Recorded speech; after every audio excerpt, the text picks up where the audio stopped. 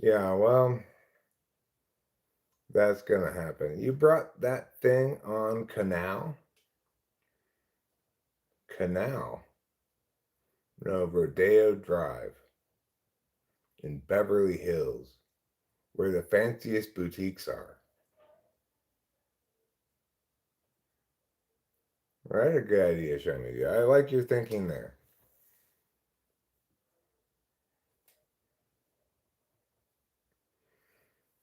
I bought it from the fanciest boutique beard store. It's so fancy, its name is just a symbol.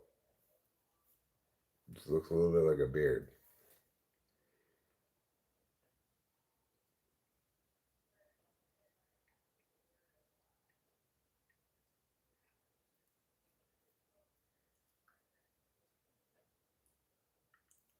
Well, Rodriguez, I was completely serious. So,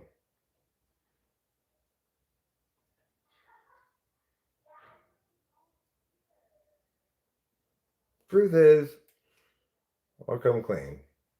I grew this beard myself.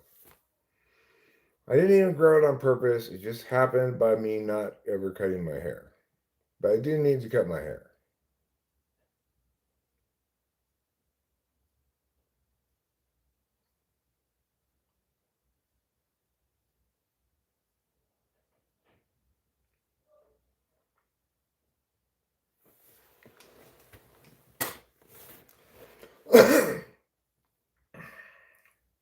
You want to see my media? No! Stop trying to show everyone your media. But.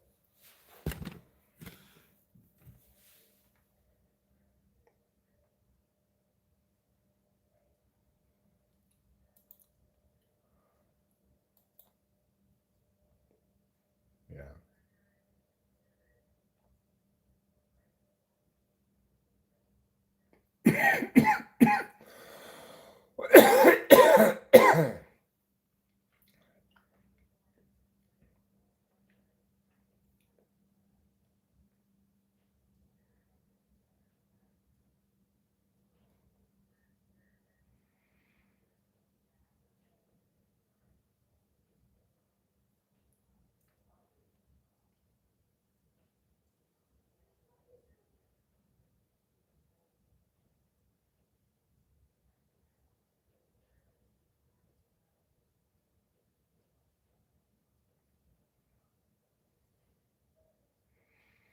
I made the mistake of looking at the news.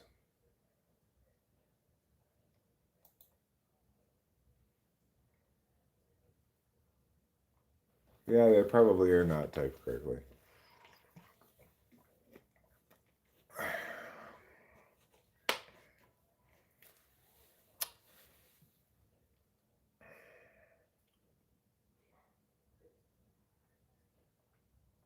That's a common type to mistype as.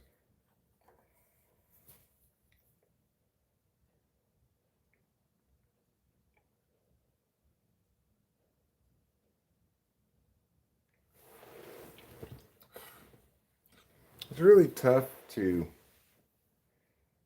have any kind of MBTI community because of that reality. It's like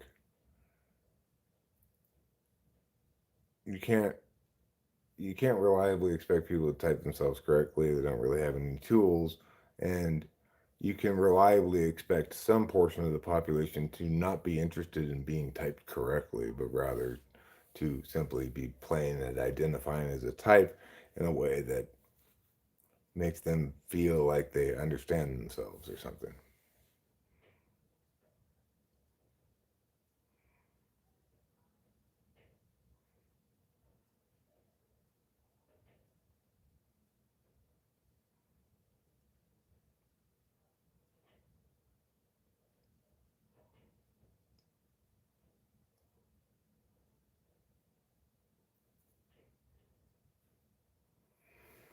Well, even if you had a backup friend to extricate you from that, you'd probably still feel guilty. So There's that. Orwell. MC 1970 MC. Orwell. Orwell was a guy who wrote some books. One of them was called 1984.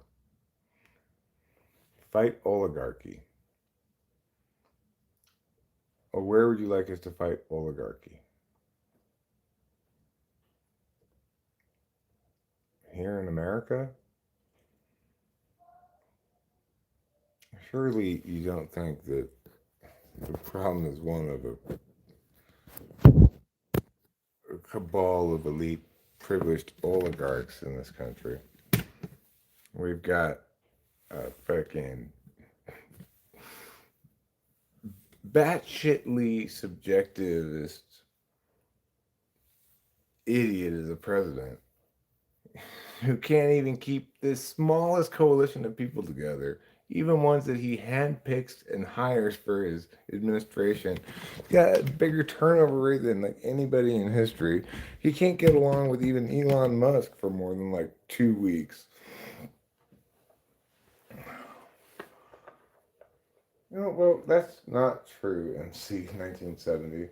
By far, the bulk of the tax burden is borne by the wealthier Americans, but it's borne by a certain kind of wealthier American, ones who earn more rather than ones who have more wealth. And of course, that's understandable because that wealth that people have has already been taxed. So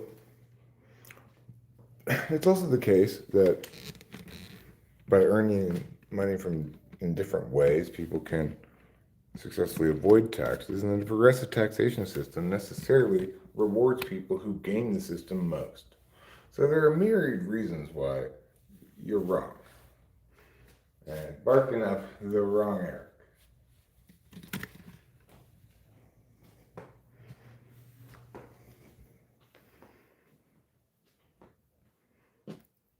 The biggest narco dealer is CIA. You believe what fascist, corrupt U.S. government is telling about Venezuela? I actually haven't looked into the whole Venezuela thing at all. I've purposely avoided looking into it because I don't want to be, outraged or what have you. But don't accuse me of being subject to spouting propaganda I've heard that's unsubstantiated. That you're just describing yourself is all. You are subject to that, not me. I am a rationalist who determines what's correct about things according to its merits, and if I don't know the merits, then I don't have a position on it.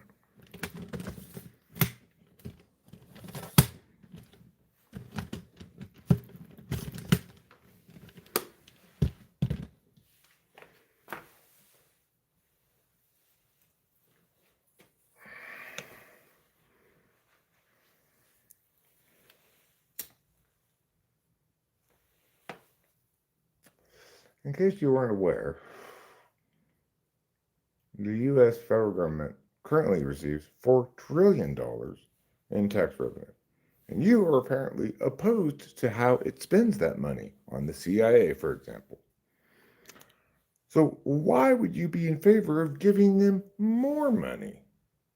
Why do you believe if you were to tax rich people and direct that money to the federal government that they'd spend it in a way you'd approve of? Why would you possibly think that?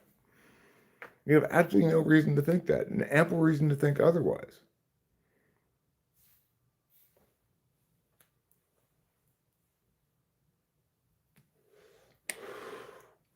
So if we're supposed to be all mad at the CIA and stuff, you want to give them more money? Take more money from regular people, rich or poor, doesn't matter, they're still regular people, okay?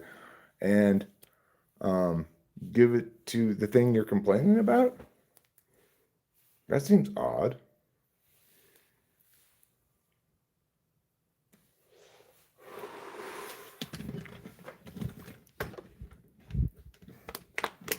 You think the government lies and all this stuff, so why are you trying to get more tax revenue for them? Isn't that just insane?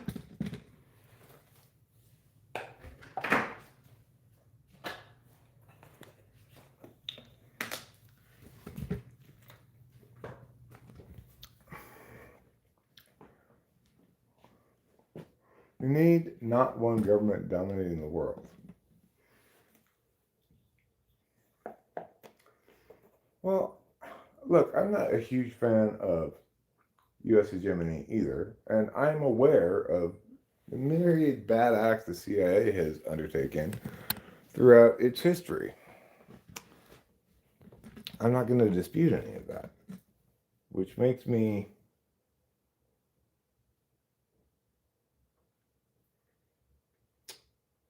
you know, it makes me sad. It makes me aware that our goals should be to uh, constrain the federal government as much as possible and to populate its various bureaus and agencies with the right kind of people. One government dominating the world is like an inevitable game. I don't think so, Floga. I really don't. I just don't think that in the era of globalism that this kind of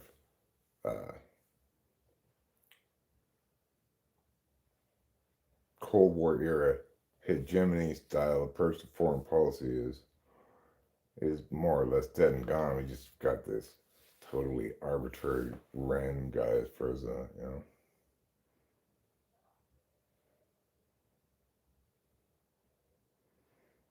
Yeah, well, I'm not saying the CIA is that we shouldn't have the CIA, right? I'm not saying that there isn't a place in uh, national security for an intelligence agency. I'd like to see it um, do a better job of actually prioritizing long-term U.S. interests rather than doing short-term shady ass shit that's not justified by any kind of legitimacy and ultimately end up doing harm. What does CIA stand for? Wrong answers only. It stands for cervical cervically enter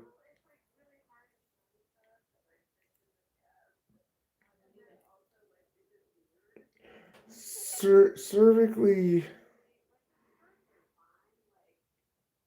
cervical igloo apparatus. Cervical igloo apparatus. That's what it stands for. It's something that you use if you're an Inuit woman who's coming up on giving birth. It's a cervical igloo apparatus. Cornelius interplanetary arugula. The funny thing about interplanetary arugula is it's like organic arugula. You really can't tell the difference between it and regular arugula. They're just kind of overly pepperly lettuce, either way.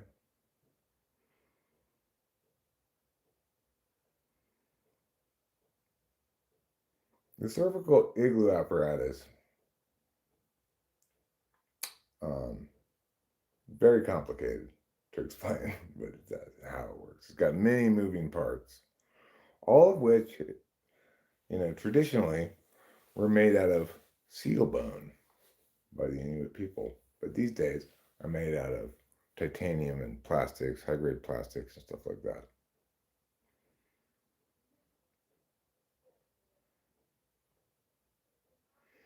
I mean, Trump is going to be out of office at the end of this term.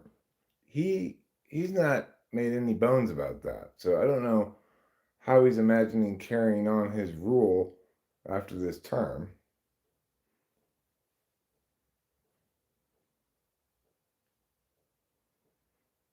I think people are forgetting what actual insanity looks like, right? Like, remember George W. Bush, okay?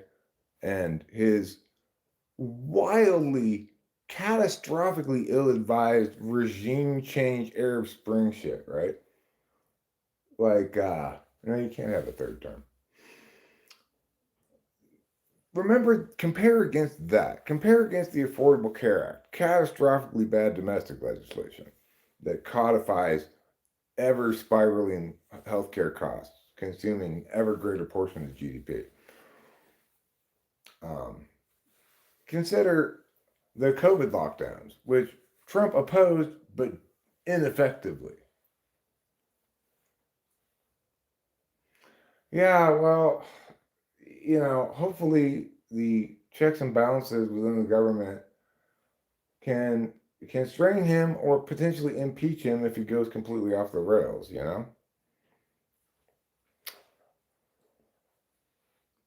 Obviously, he doesn't believe that he is constrained in his powers at all.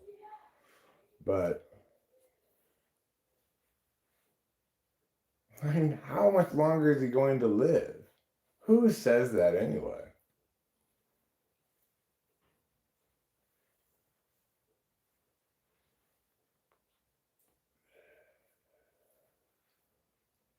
No, I wouldn't have been pressured as president to go along with the lockdown. I would have said the same things then as I said then. I would have probably demonstrated better positive messaging or something about the benefits of not giving in to fear.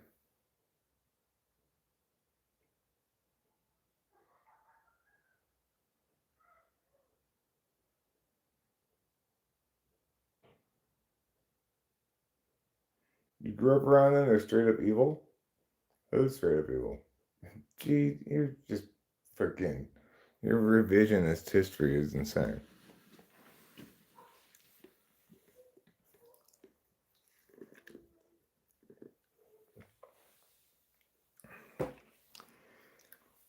Oh, the Mexican cartels? Yeah, well,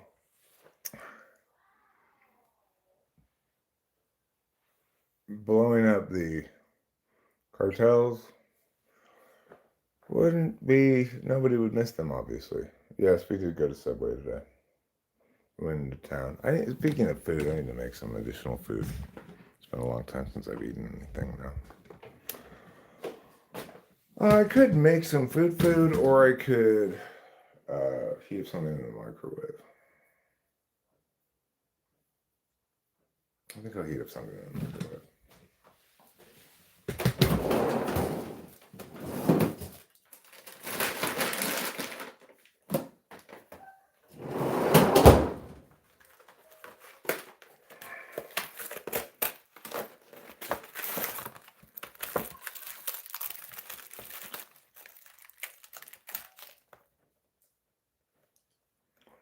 In the night when the great owls hurry, I'll eat my steak Salisbury. That's my poem. I hope you enjoyed it. It's about Salisbury steak.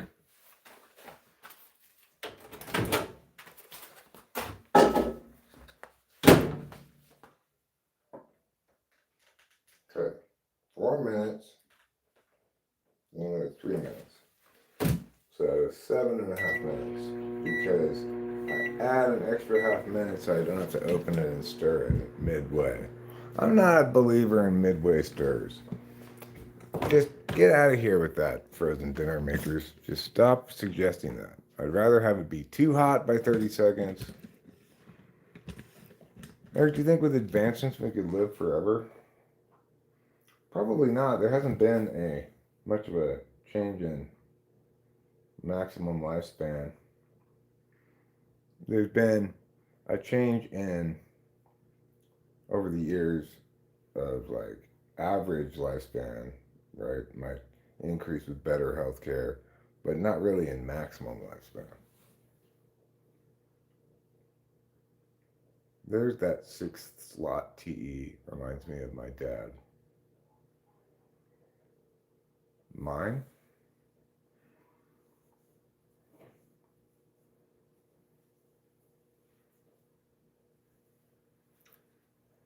You don't show up on the YouTube algorithm much. You need to be doing YouTube for a long time.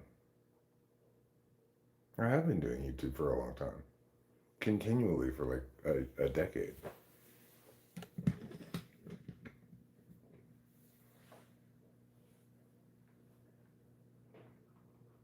Right, I don't want to mess with stuff. I just want it to do its thing.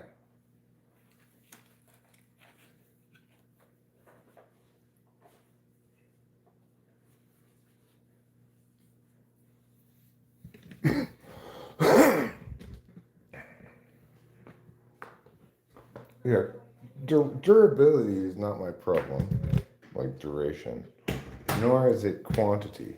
I have plenty of stuff, and I've been doing it for plenty of time. My problem is more like not prioritizing outcomes. Will you shave your beard?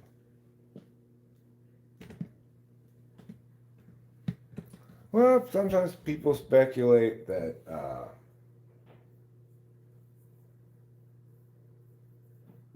maybe I'm shadow banned or something, but it's really just the live streams that don't get a lot of promotion by the algorithm, I think. When I upload long form videos, they can get pretty good amount of views, decent anyway. Shorts, certainly I can get plenty of good views with shorts. I just don't tend to do the kind of work that gets results. So, I think it's possible YouTube's extra skittish about live streams, and I've had a few of my streams age restricted. Usually I delete them on the hopes that maybe YouTube's not keeping track. But that may have something to do with the titles need grounding in reality, but we can work on those. I mean, Let's Myah is not a good title. I knew this wasn't a good title, but I was feeling a little like meow when I wrote it, so that's why I wrote it that way. I was just like, oh, who fucking cares? Just let it meow. I don't even care. I was feeling like that, But I know that's the thing. I got to be self-disciplined and not give in to those feelings, and just try to be consistent in applying good optimization practices and such. I'll continue to make the effort to change and do a better job with that stuff. Like today has been me just wasting my time live streaming and chatting with friends rather than doing anything accomplished. But that's fine. That's today. Oh, it's fine to have a yeah kind of day on the first day of Adderall.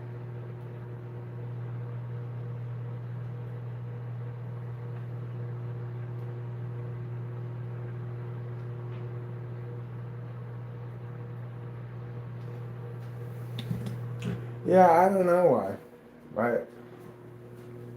I don't think really anybody understands why when things happen on YouTube, particularly for them. I don't think any creator really has a very clear understanding of why this video succeeded or why that video failed. They may be able to say, like, things like, well, this one was paced better or something like that, but it's like, let's say I try to do some testing in shorts, and I try a couple of different title structures and test against them. But I can't do technical title testing like you can with long form videos. So I'd have to be gauging different videos against each other with different titles and assuming that the title was actually the determinant factor in why that one was better than the other. And I could be wrong about that.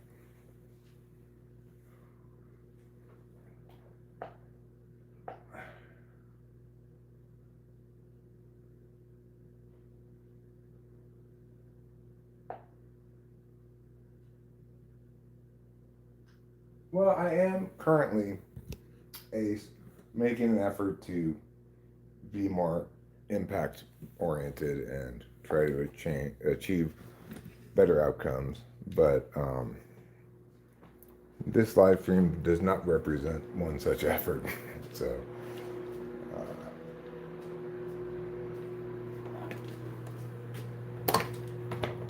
new year, I'm trying to turn over a new leaf a bit and be more conscious of that stuff. Hopefully I'll start to see some results from that. And if not, then I can at that point revisit again the question of why things aren't working, I guess. It's easy to answer the question of why things aren't working when you're not trying to make them work at all. But I need some time trying to make it work before I can determine if if trying solves the problem, right?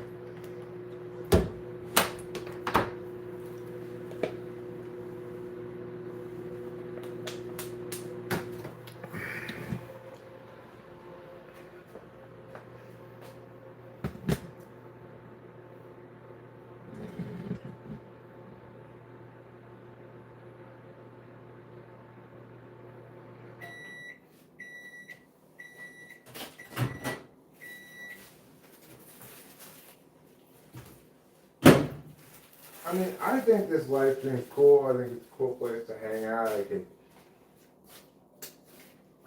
see why people might enjoy it, why it should, in some sense of the word, should grow an audience over time, since it, if nothing else, it's consistent. It's rare that I go more than a couple of days without streaming.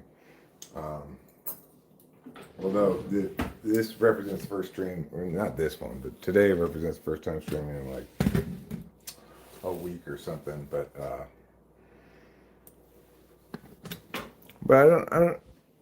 I don't know how many people want to consume this like kind of content, namely a live stream comprising just talking about random things. If there were a large population of people who wanted to consume that, I think I do that reasonably well.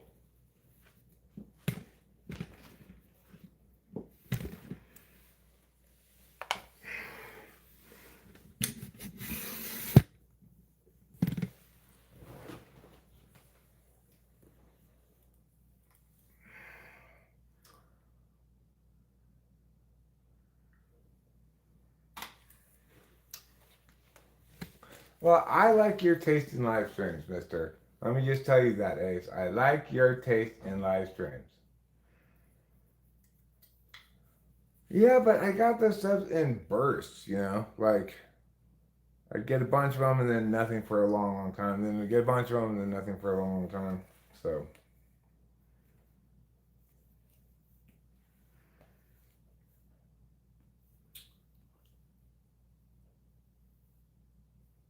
Nikocado avocado. This just in burst subs don't count. Fair enough. Then I only have 5 subs then.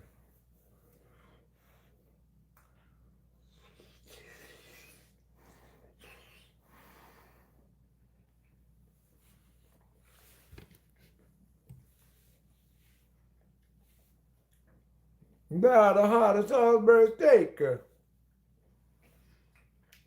Mmm. Hot and satisfying. Like a warm blanket on a cold Christmas Eve.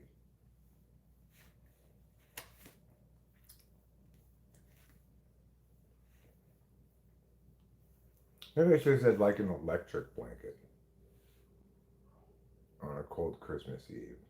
You're a burst sub?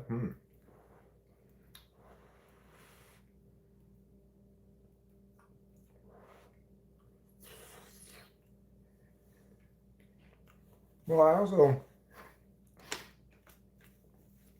tend to argue with people a lot when they come here. I don't have the best FE. If they say something I don't agree with, I just tell them that they're wrong. And that's probably not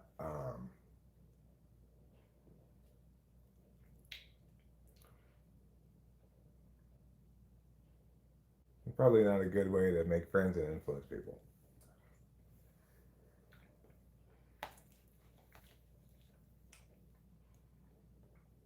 They're like, no, no, no. The kind of music you like is terrible. I don't know what the fuck's wrong with me.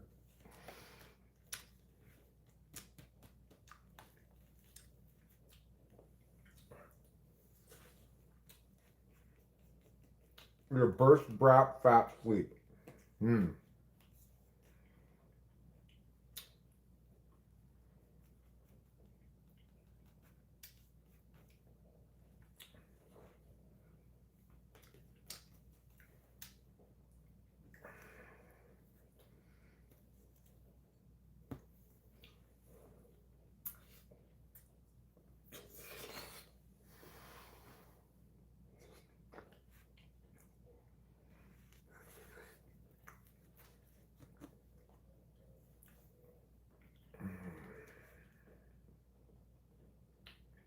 I was just rolling comment and random comment.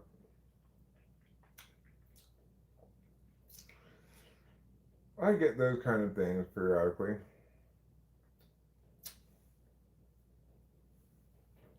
You know, and they're just telling me it's time to cut my hair. They're not wrong, they're just not saying it that way. But that's the inevitable consequence of me not attending to grooming.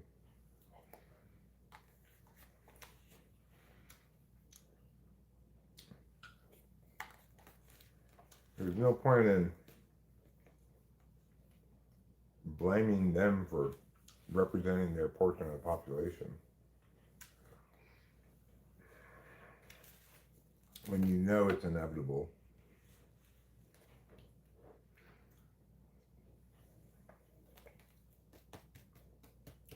I think I'm less likely to get that kind of stuff since I got these temporary dentures put in.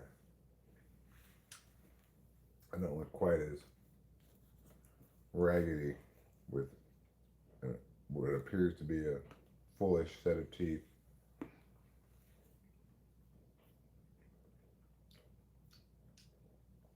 What was my favorite Good Humor ice cream bar?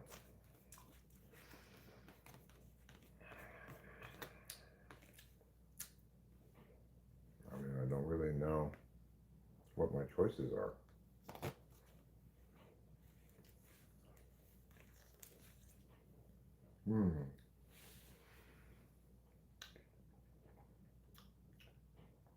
I think it was the one with the Salisbury steak flavor.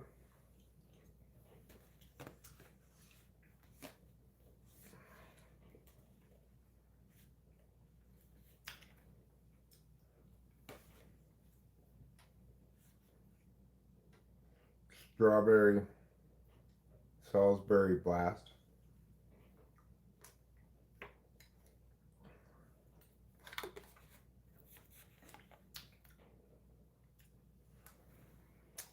Man, Mr. Salisbury sure did invent a good steak. Yeah.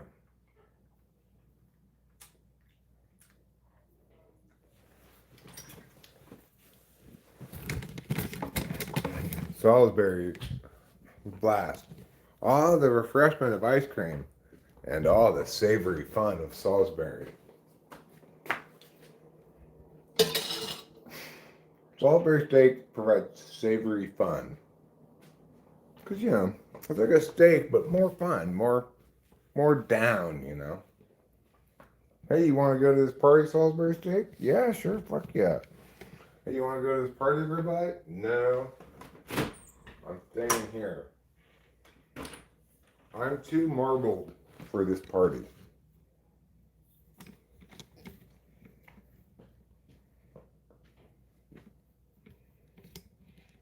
Well, if I got, by either criterion, I'm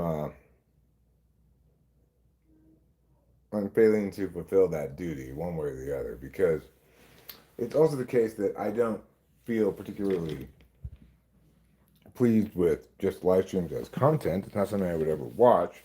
It's also the case that even content I'm happy with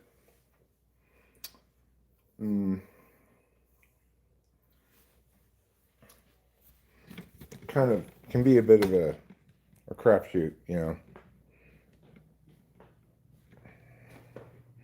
as to how it comes out. You know, the fact that I'm happy with it doesn't mean I've learned anything I can necessarily apply in the future is what I'm trying to get at here. It got super cold last night. When it came out, the puddles of water were all frozen. And we went outside pretty late this morning, too.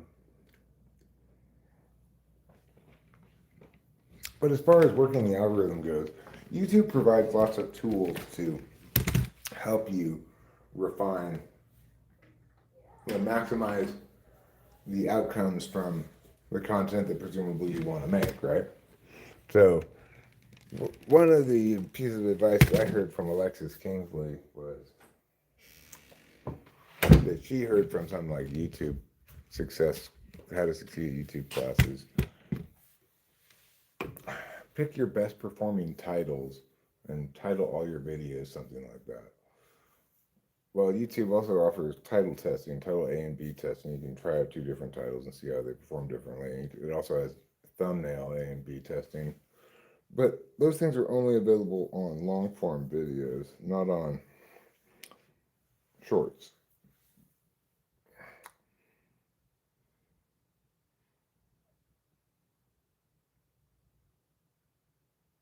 Like I've noticed this guy I watch named Isaac Punts. He has a lot of videos that are titled things like, "This will start an investigation." And then he'll complain about the officiating in some game. Obviously, he's not actually going to start an investigation. It was just a bad call. But that's the title that works best for those kind of videos when he makes them. And then he'll have another kind of videos like announcers silent in disbelief. And that'd be like about a punter performing really well in the game or something. Or someone's getting fired if like a coach fucked up.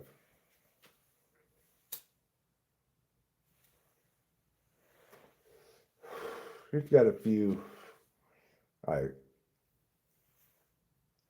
templates that he uses title wise.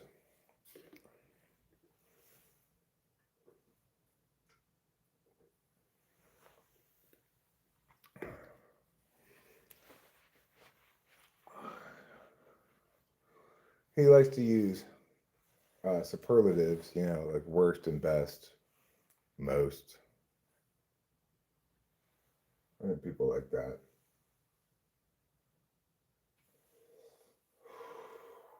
I wonder what content from this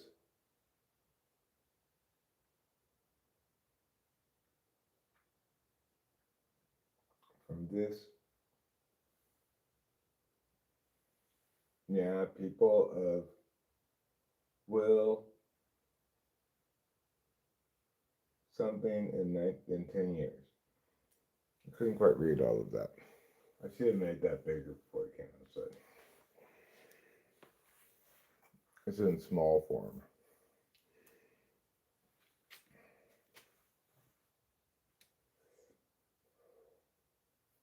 The most heartbreaking play you'll watch. Right, that's a good title. Yeah.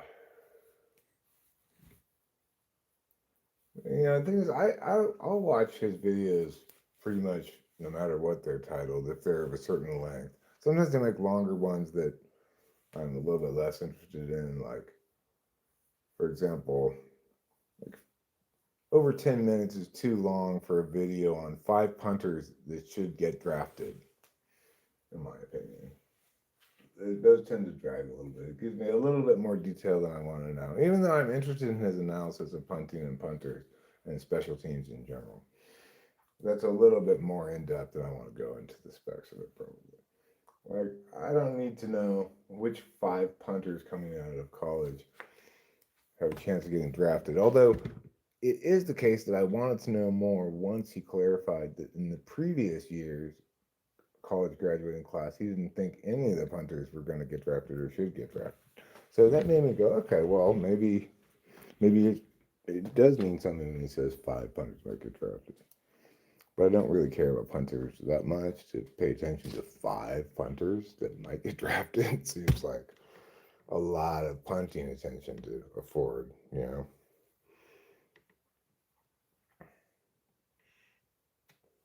I'm not even that into the NFL. And it's like I probably had never heard of any of these punters before we talked about them, because unless they're USC's punter or something.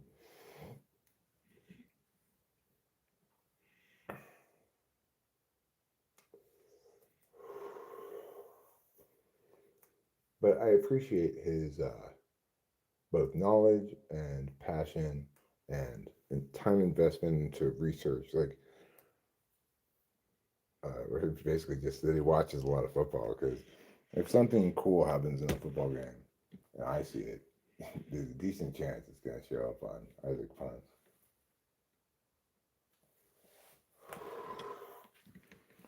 I don't know, maybe he doesn't watch them all. Maybe he finds the highlights afterwards, but it sounds like when he's talking about it that he did watch the whole game, you know.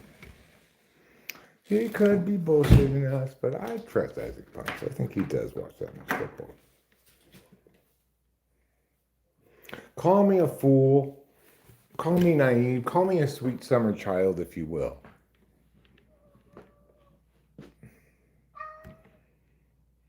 It's just after 2 a.m. here. It's correct.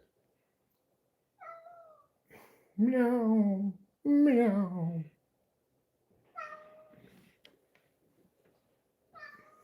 Okay. Look, I'll walk you over to your food, and then the people will watch you eat your food while I go to the bathroom. How about that? Is that a deal we can make, Trouble? Here's your food. Go ahead. Go ahead, Mr. Meows so much. There. Now eat your food. No, don't look at me predatorily. Eat your food. You meowed to get me in here. Now you're gonna have to at least choke down some token foods to sell the fact that you were hungry. Go on. Eat some token foods. You don't even want to eat. You just want me to stand here. But I've got to go to the bathroom. So you eat, and I'll be back in a second.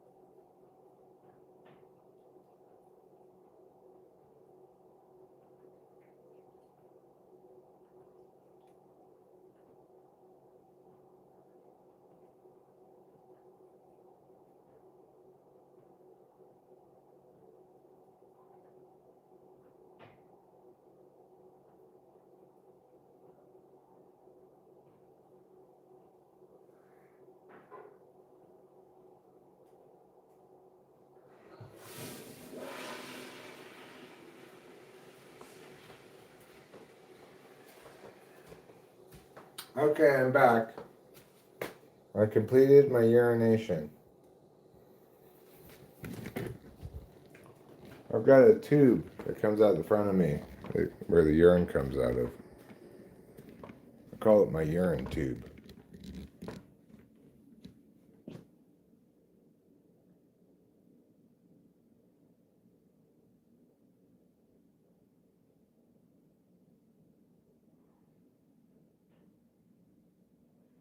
How I made $19,000 in 15 minutes with AI.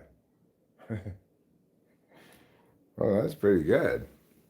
I'd like to make $19,000 in 15 minutes. I'd like to make $19,000 every 15 minutes.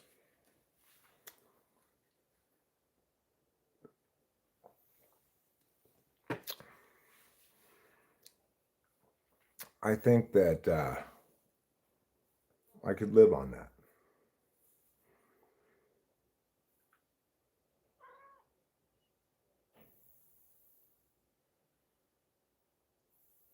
Hi, meow.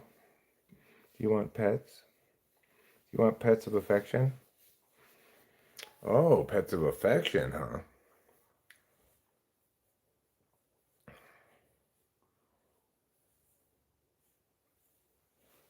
It's time for me to do some probing. I'm going to ask some deeply personal probing questions. Okay? I want you to answer completely honestly. Are you happy with the color of your butthole? If not, I may have a solution for you. Introducing Eric's new patented Eric's brand butthole dye. Shouldn't you be able to have your butthole be whatever color you want it to be? Well, now you can. Thanks to Eric's cruelty-free, multicolored butthole dyes. They're cruelty-free because we have dyed no animal buttholes in testing this product. So it's pretty much a crapshoot as to whether it's safe. I'm banking on yes.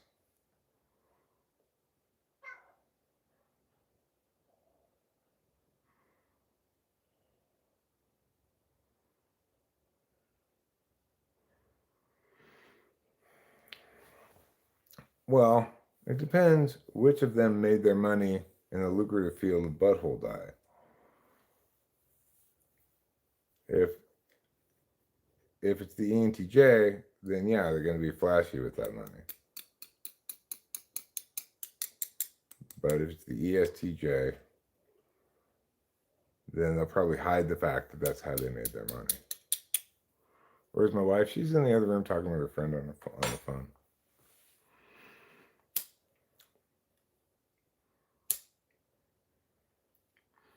When she takes Adderall, she likes to have long phone conversations.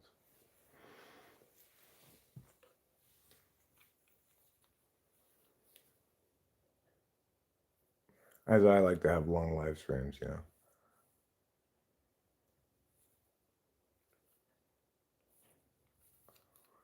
Well, I don't know if I would say I expressly like it in the sense like, hey, I'm looking forward to live streaming for 8 hours, but it ends up happening, or longer even, on the first day of Adderall. I just feel like hanging out and chatting with people, I guess.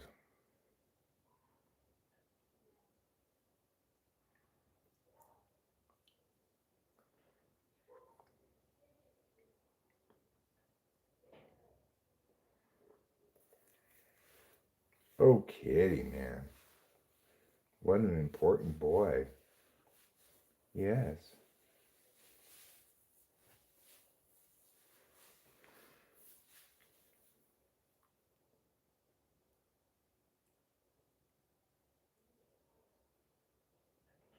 That seems like a fairly sensible generalization, Winston's mom. About ESTPs versus ESTJs.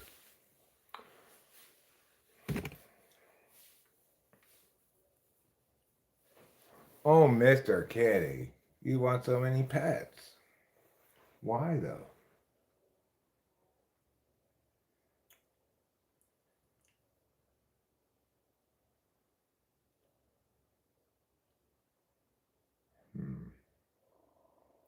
I don't know what I'm going to do right now. I guess for the time being, I'll just continue streaming, but I could at least try to get some chores done or something while I'm doing that. I could do some vacuuming. I need to sleep soon, but I was all wired up. You know, but I still am. I need to sleep at some point too. It'll help a lot if I successfully get some sleep. But I am going to get some sleep, so I should probably take some things to help with that. I wish I were that show media. I do indeed. Oh, Mr. Kitty, what are you doing? Getting on my lap. Who appointed you King Lap Kitty?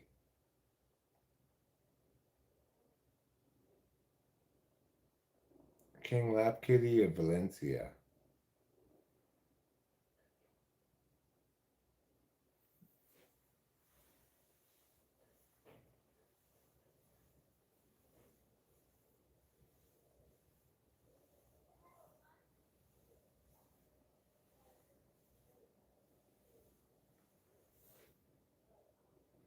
I could use $3 or $4 billion. That would help. That would last a while, I think.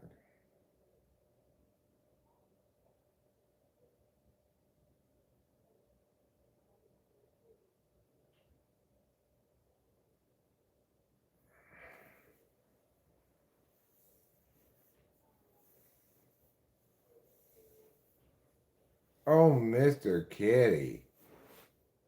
You want to be a big baby.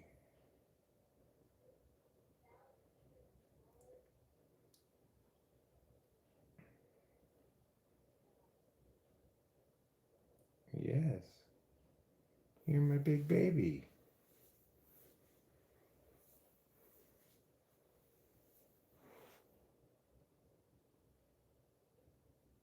If you came directly out of a woman's womb, you'd be a very heavy baby. I like the Norm Macdonald Professor of Logic joke. I don't quite remember it. I have heard it before. I don't quite remember what the trick of it is. I like the Norm Macdonald moth joke. Well, I'll have to listen to the Logic Professor joke again.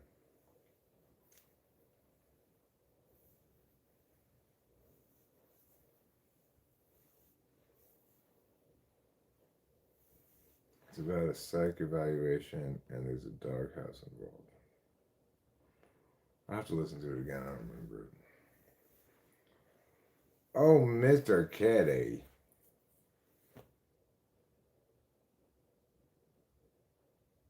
You're the king of the lap. Yes, you are.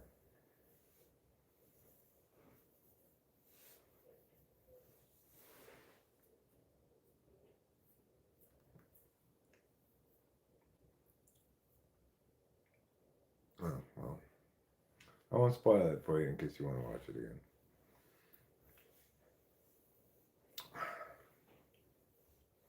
I liked the joke I heard Harrison Ford tell,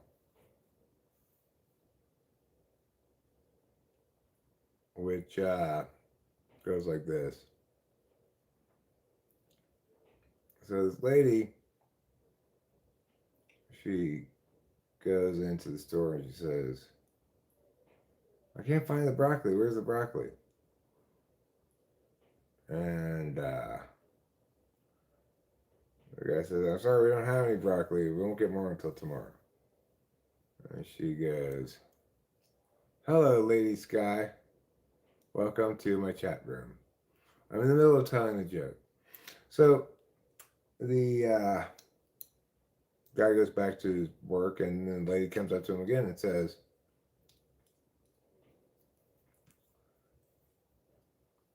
where's the broccoli? He says, I just told you there's no broccoli. We won't have it until tomorrow. So she goes away. Another minute passes. She comes right back. Says to him, "Where's the broccoli?" And he says, "Lady, can you spell the dog and the word dogma?" She says, D-O-G. "Can you spell the word cat and the word catatonic?" She says, C-A-T. "Can you spell the word fuck and broccoli?" She says, "There's no fucking broccoli." "That's what I'm trying to tell you, lady. There's no fucking broccoli." Ba-dum-bum-bum-bum-bum. That's a joke I heard Harrison Ford tell on YouTube.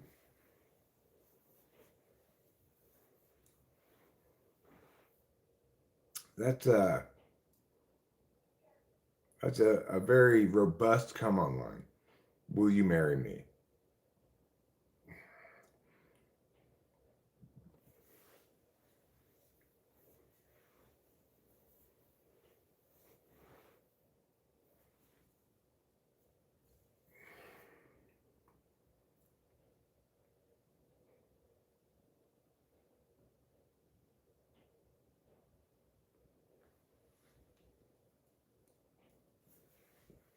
Yeah, I thought it was a pretty good joke too.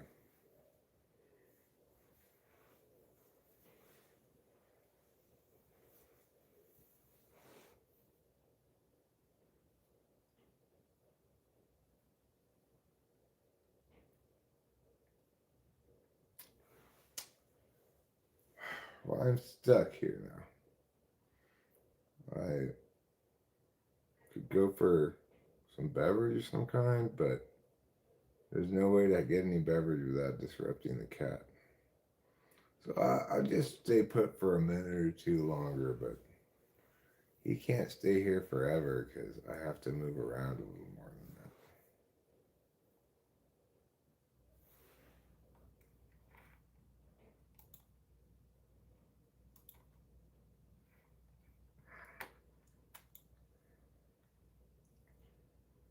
that. Oh, you get to finally move, huh? Lucky you.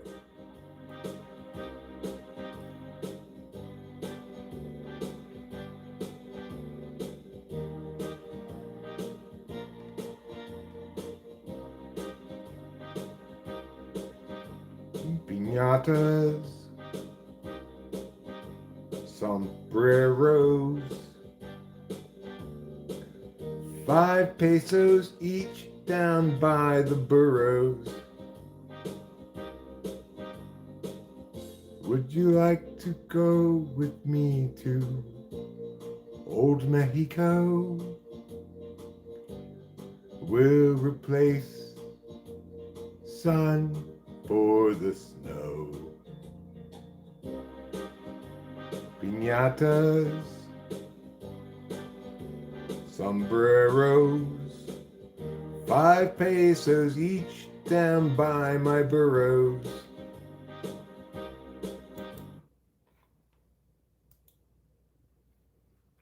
That's a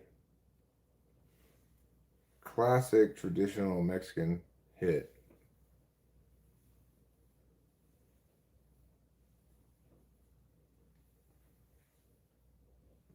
It's called Piñatos Sombreros, 5 pesos a piece.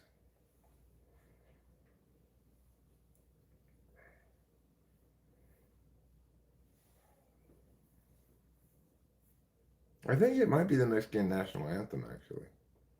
I haven't double checked, but it probably is, I'm assuming.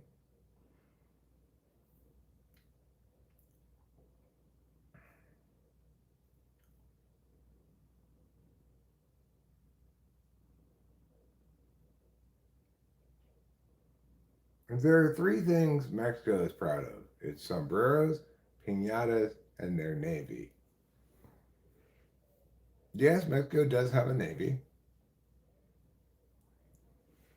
You don't hear a lot about the navy, doesn't mean they don't have one. They should have one. They got ocean on both sides. Does any other nation put their hand over their heart? I don't know.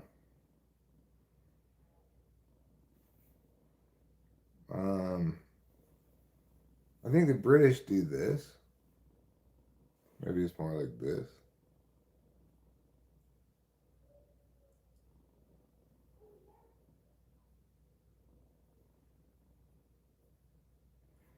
So anyway, the proud Navy of Mexico, it doesn't mess around with metal boats, okay? Or engines. It's got sailing boats, the way navies were supposed to have. You know, it's like nobody intended navies boats to be made out of metal. That doesn't even make sense. Metal sinks. That's why Mexico has the good sense to have a sailing boat made out of wood. And that's why it didn't cause much damage when they crashed it into the bridge in New York. The Brooklyn Bridge, yeah, that one. You know, they might have some metal boats too. I don't know.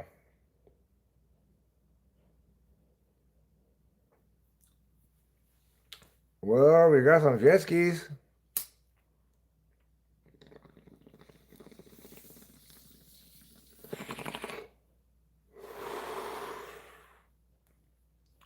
If you ask average Mexican child what he wants to do when he grows up, he's good chance he's gonna say, "I want to be in the Navy."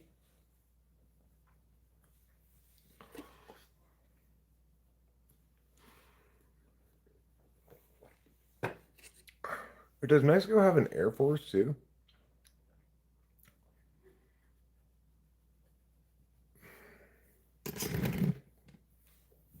More importantly, do they have a space force?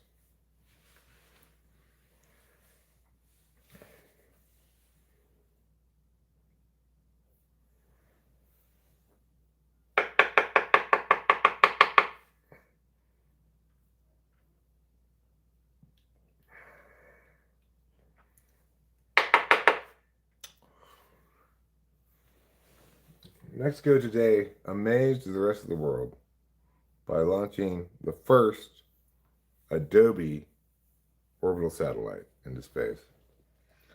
And amazing everybody with the fact that the Adobe was super heat resistant, cold resistant, and everything. Actually works better than titanium.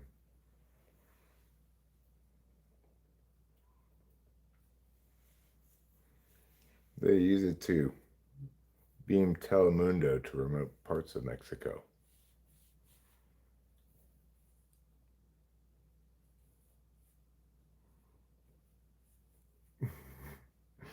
No tengo un Air Force, pero tenemos los jet skis. Jet skis.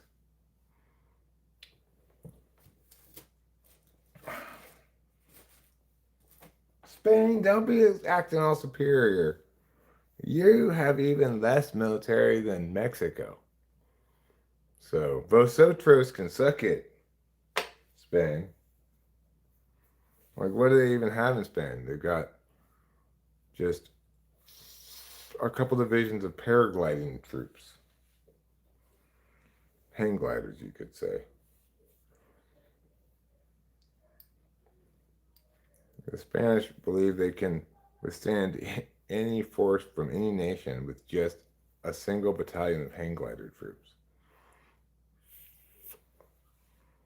They've got a defense plan that says if somebody shoots a nuclear missile at them, they're going to have a hang glider troop hang glide in, grab onto the missile, and redirect it so that it hits Portugal instead.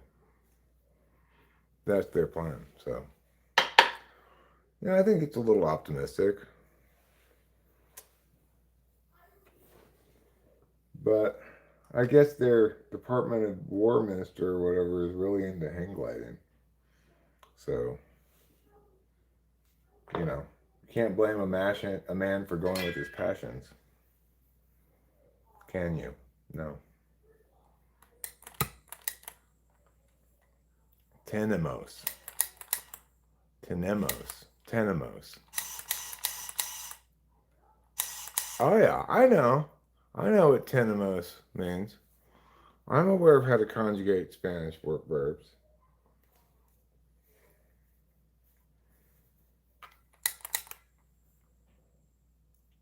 If I were a robot, it'd be named Conjugaticon.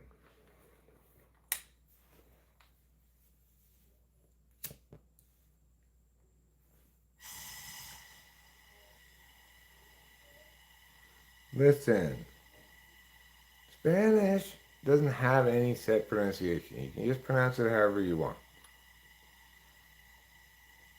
It's malleable, like the Adobe of the Mexican people.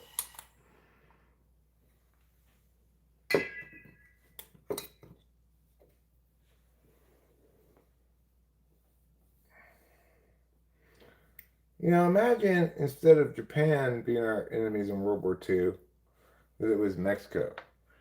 We would have no success firebombing Mexican cities because why? Because Adobe is not flammable. If they'd wanted to, the Mexicans could have won World War II by themselves and beat all of the Allied and Axis powers thanks to buff, the buffing technology of Adobe. It makes whatever weapon you're using more powerful if you make that weapon out of Adobe.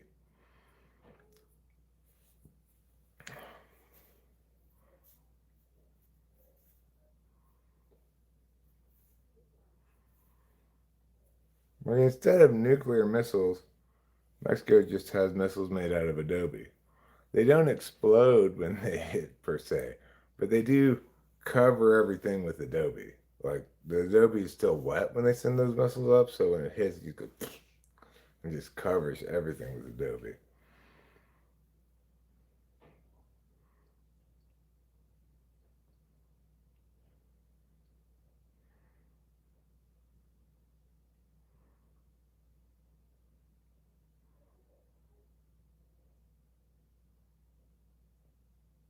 She said no, no, forgot the O and decided to become a nun. What in the world is that?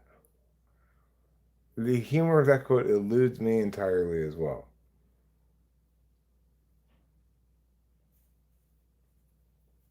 Conjugality,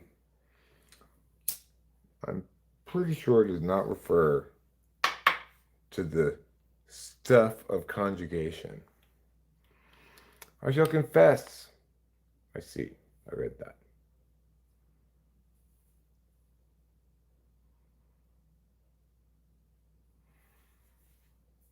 I mean, the reason you should have included more greats is because that many generations back was right during a period of time when there was a huge fad where all over the world people were being killed with Adobe spears. So that's not really indicative that your grandmother had anything to do with Mexico.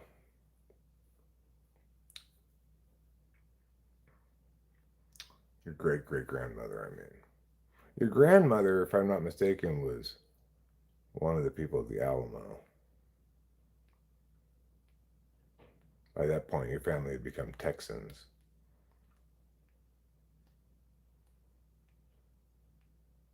Adobada. Adobada R. Adobada R. I don't know what the. Oh, the R like is in Reuben R. You had the same R. I see. This was in your paternal line.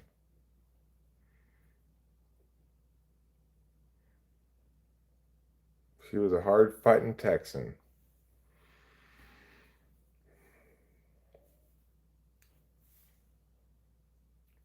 She could spit tobacco through one wall of a church and out through the other side. That's how powerful her spitting mouth was.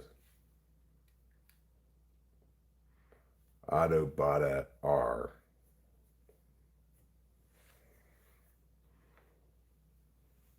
The R stood for rootin' tootin' because she had that much Old West spirit in her.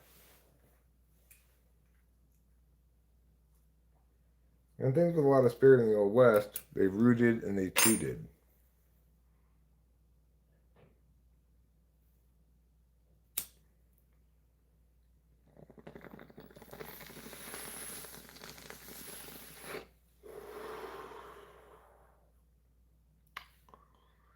Good. Texas is actually quite a bit bigger than California in terms of land area. You wouldn't really think that. You'd think, oh, it's probably about the same. But no, Texas is bigger.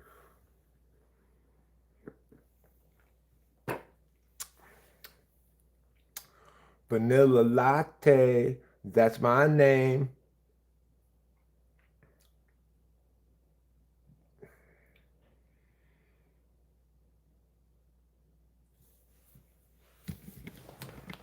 Vanilla latte sounds like the name of somebody on the RuPaul's Drag Race.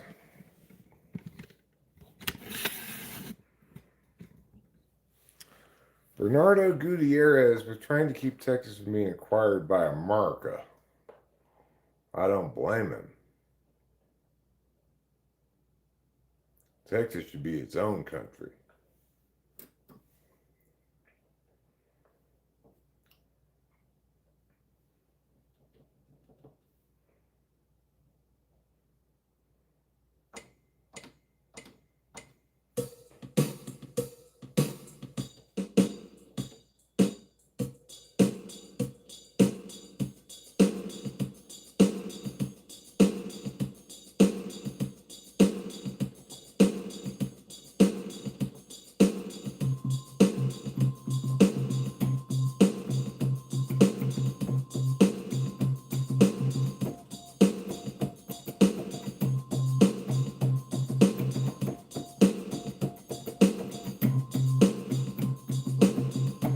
Two, three, four, five, six.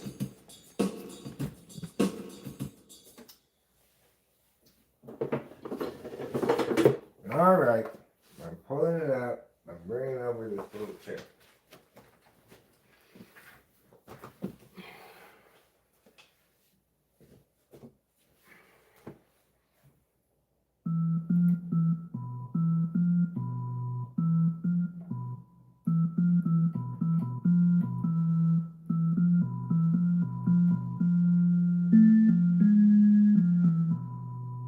That sounds like a very spooky song.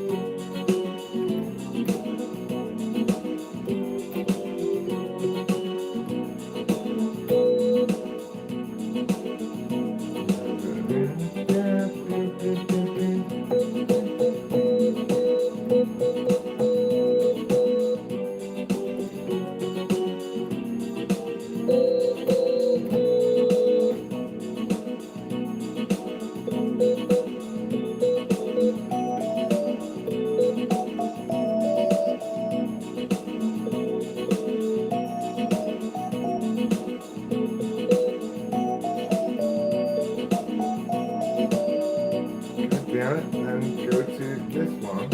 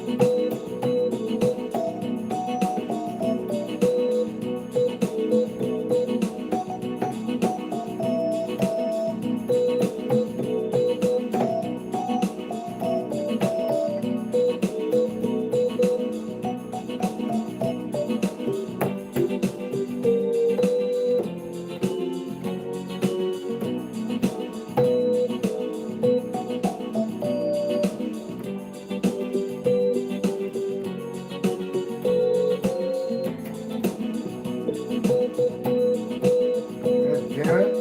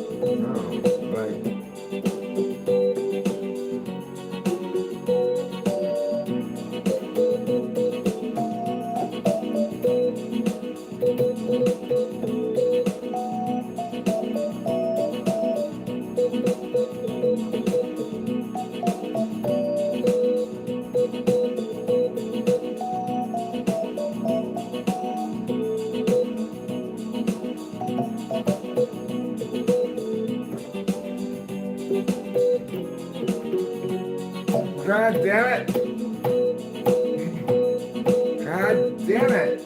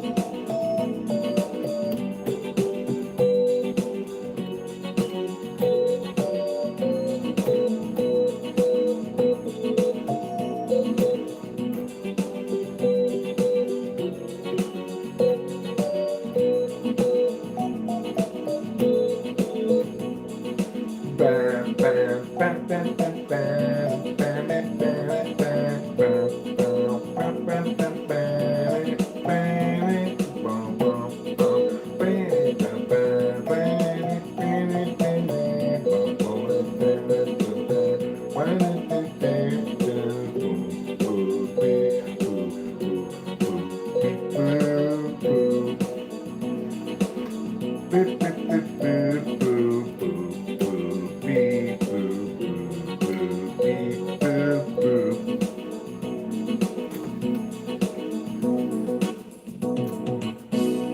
Oh, that was hard to try to get down, but I kind of got it down eventually.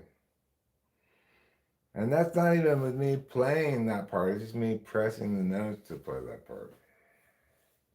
That's how far I am from being good at the piano.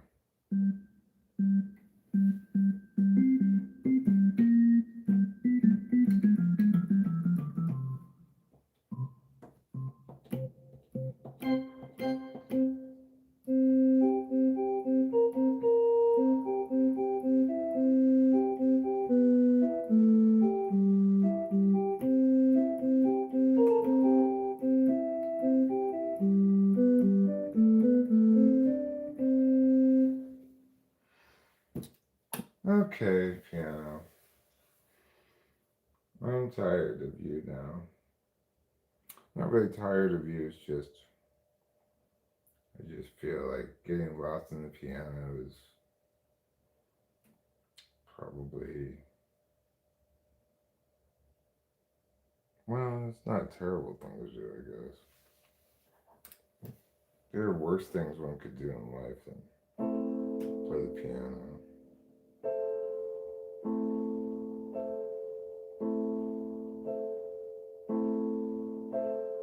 There are worse things in life than playing the piano. That much I know for sure. There are worse things in life than playing the piano, and if you don't concur, then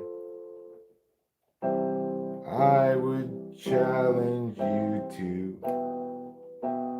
find an example for yourself of something that's worse than playing the piano, like perhaps the Holocaust or purse snatching.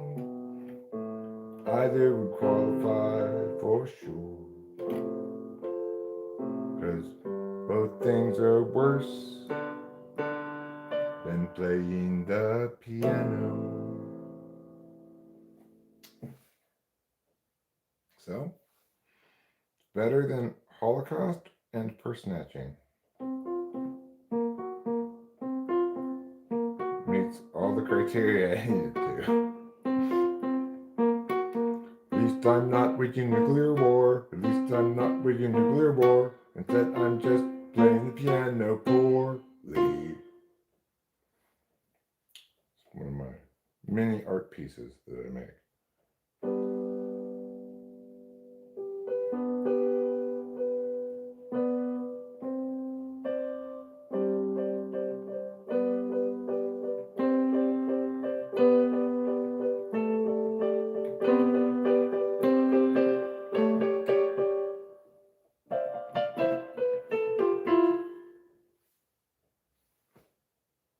Voila!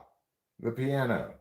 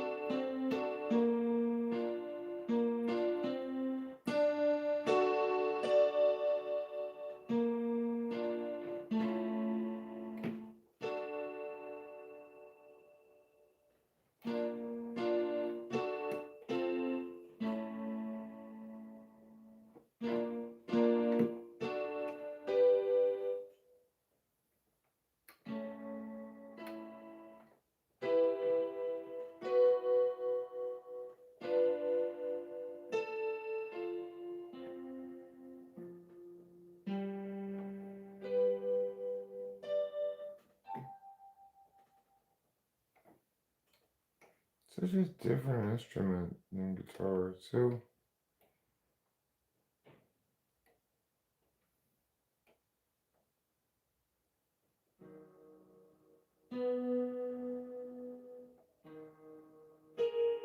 because both your hands have to do rhythms separately from each other.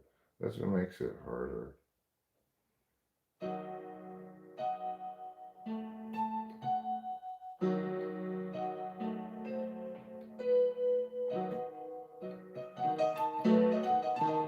Like, I wish I could play like bloop, bloop, bloop, bloop, bloop on both hands like that, you know? Like,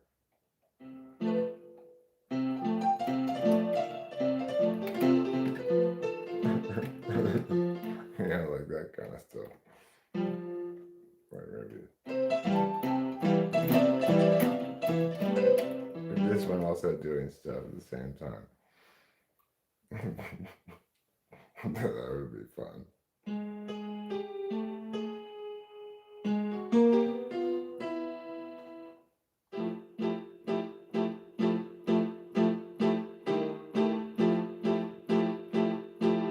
That's a very jazzy chord right there. Oh yeah, it's a very jazzy chord right there.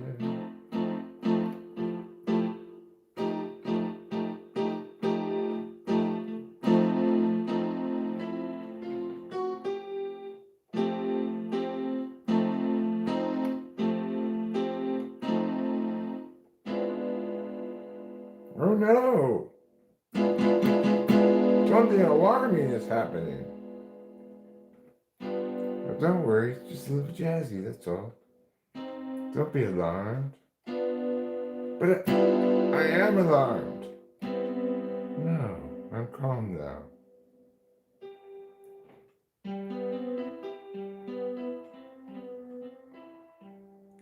This chord is very soothing, but that one less so.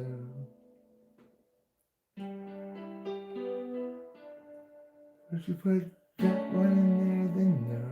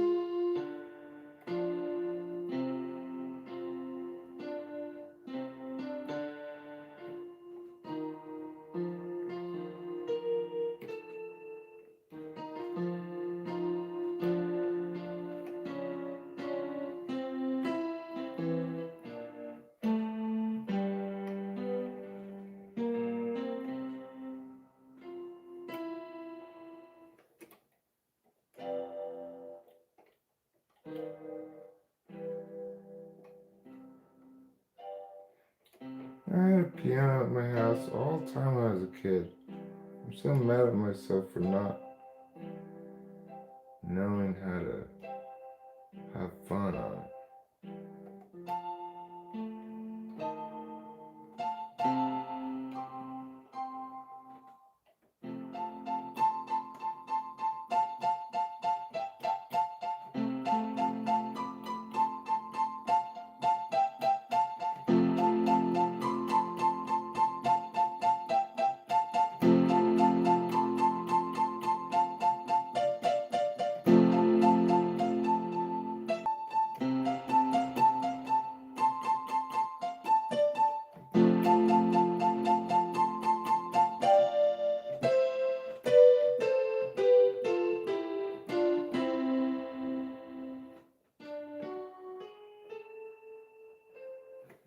This is like, what are you even doing? What are you even doing? You're not even doing anything. Just fucking around. Just listening to sounds. Just listening to sounds. Not even playing the piano. Just trying to get a holistic feel of how different things go together. Oh.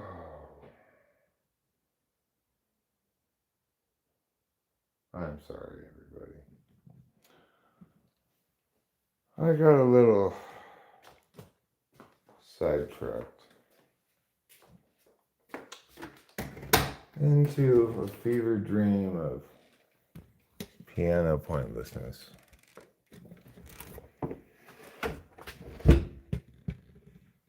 That I like to call meditations on jazz.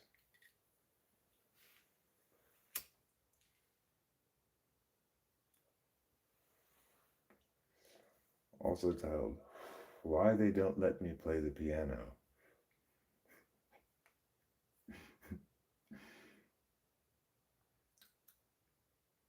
Yeah, and then I could play piano anymore. Oh.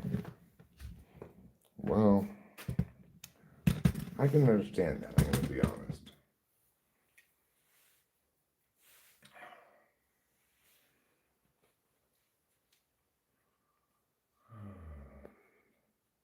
It's one of those things, like, you gotta start it when you're a little kid or something. Or at least relatively young. I didn't start the guitar that young, but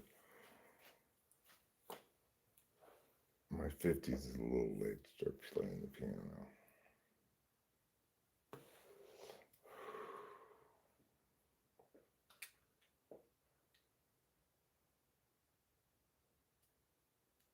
I like that sound of that honky tonk setting.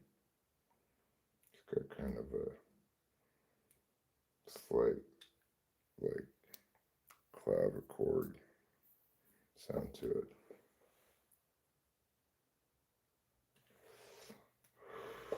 It's like a piano with a little bit of clav next to it.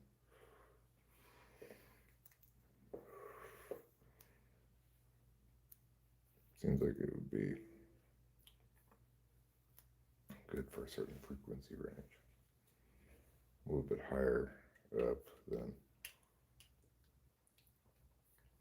maybe more like upper mids than regular piano.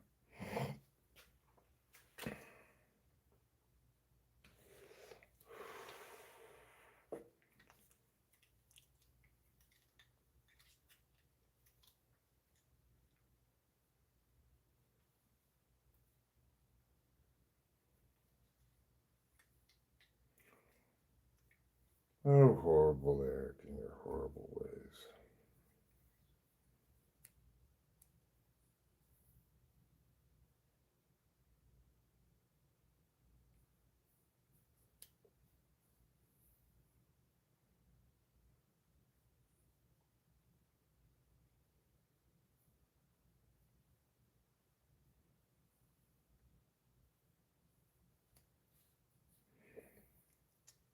I swear I couldn't apply myself if I were an applique being applied by an applicant at an appliance school.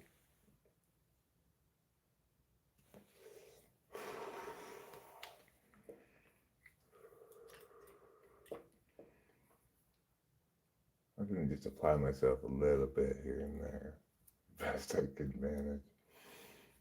But maybe it'll improve. I want to make an effort. Today notwithstanding. Okay. I just leave today. Okay, listen. My Bretzky imitation. Listen. Okay, so here's the rub. Maybe I did lose $100,000 on this Vegas trip. But I've got $4,000 right here.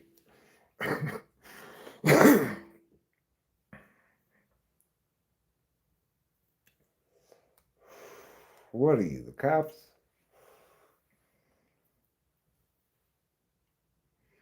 So, I enjoy Britsky's videos. He gambles a lot every day. Every single day he gambles. And then often he live streams his online gambling later in the nighttime. I don't watch his live streams though. I've clicked on them a couple times, but they're not fun to watch.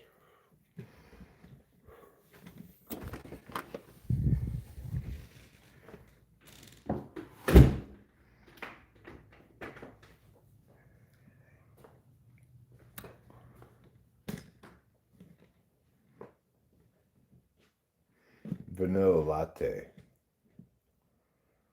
That's my RuPaul's The Drag Race name.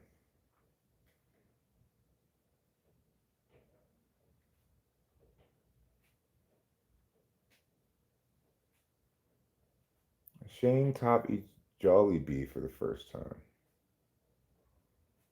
Sounds like Charlie Chaplin.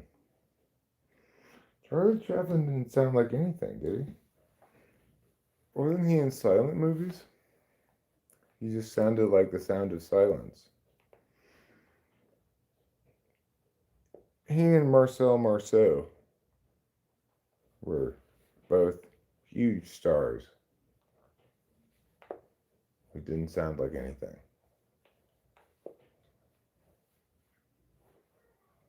You know, you'd think in the silent film era that mute actors would have had an advantage, being more expressive with their faces and such. Has anyone's drag name been a riff on RuPaul? It would be like, Sue Mall, I guess.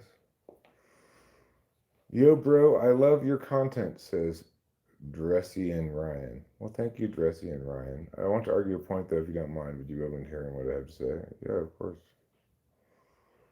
I will hear what you have to say. If you want to argue some point about something, sure. To Paul or something like that.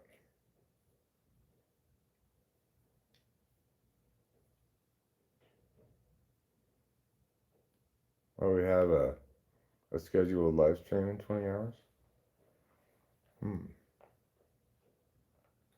Dre Sean.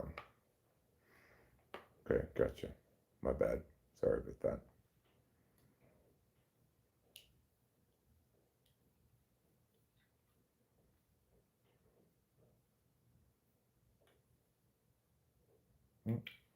My computer went asleep.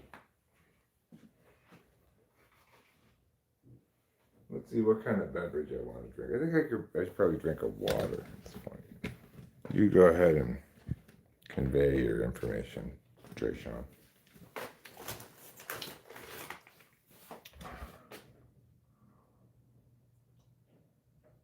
I could have a little snack of some kind, in theory, if I were feeling snacktacular.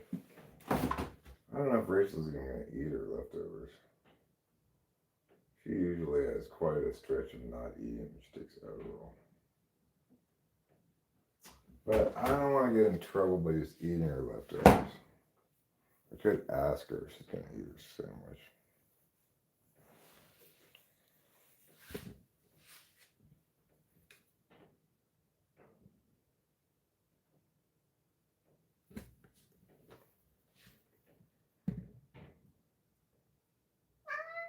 How did I pronounce it? Dressian? I guess I kind of saw it looking like Dresden, in some sense, I guess. Being constructed like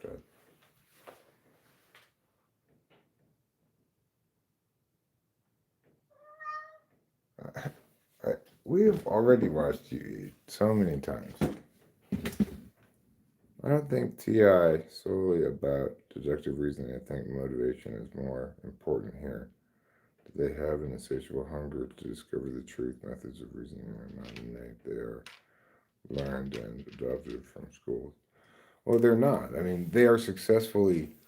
Some TI friends are learned expressly in school, like conditional logic and stuff like that. But what you'll find is that even testing small children, you see the range of TI capabilities even before they've been taught anything of the sort.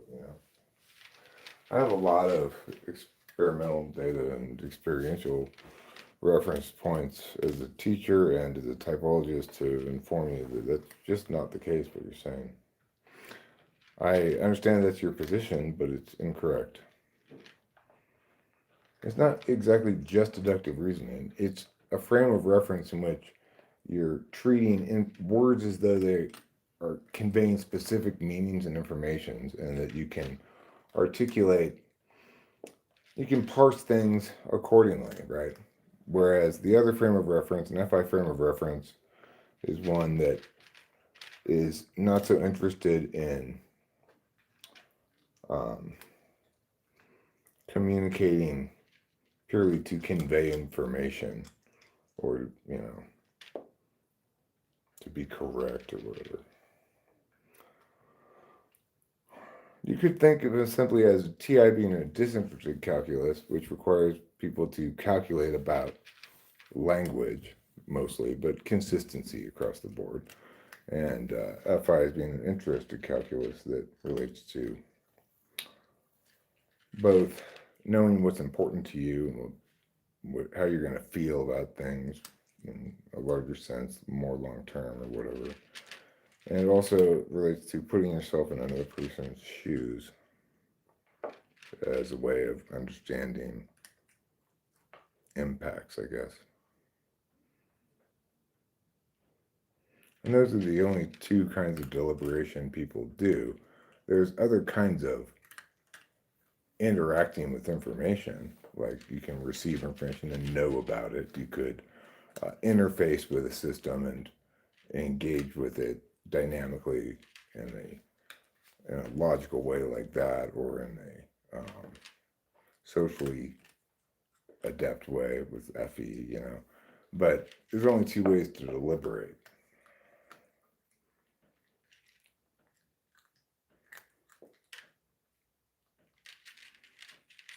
And that's the beautiful thing that cognitive functions affords us, is it gives us an actual concrete, meaningful distinction that you can draw, you can check experimentally, you can validate or falsify, etc.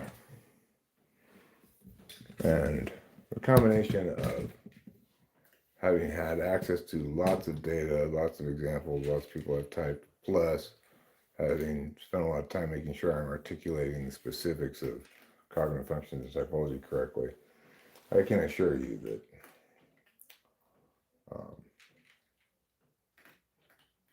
you're misguided in saying that people successfully are taught things they are intentionally incapable of learning. That is incorrect. I've taught plenty of polar people who cannot be taught to freestyle impromptu talk like I'm doing right now, no matter how hard you try. I've taught plenty of TI polar people who cannot be taught to think in terms of deductive reasoning. You might be able to have them learn some sort of TE algorithmic approach that they can memorize and execute potentially for some kinds of things, but no, you can't teach it to them. Other polars are link less to academia and express testing like that than NE and TI do. But the same thing is true with introverted intuition, right? You cannot get through to an ESFJ or an ESTJ when your point is your many points are irrelevant and this point is relevant. You cannot convey that adequately. That this is determinate because of relevance is something that you will bang your head against the wall trying to convey that to them over and over again. It doesn't matter how many times. So, yeah, we don't have, not everything is as expressly testable because not everything is dealing with objective data. Like extrovert intuition is producing objective data on the external metaphysical field or the communicative field, Introvert thinking is dealing with those kind of word objects primarily.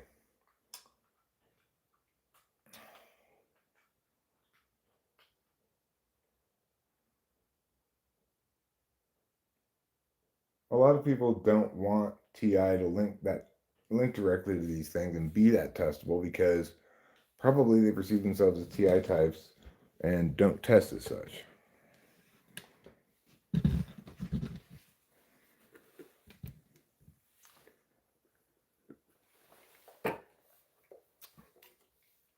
But listen.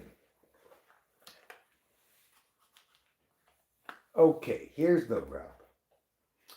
The thing is, if you don't want to the problem is if you're not intentionally configured to prioritize dealing with cognitive functions and typology as a way of correctly mapping uh, consciousness expressed as personality. If you don't understand it as primarily something to be done with precision and rigor, um, but rather as something that you feel like you understand yourself via, like, I'm creative, I'm logical, I'm creative, I'm emotionally intelligent too, and you think you find a type that best matches with how you subjectively want to view yourself, then there's no common ground ever going to be reached because we're trying to do different things with this set of ideas.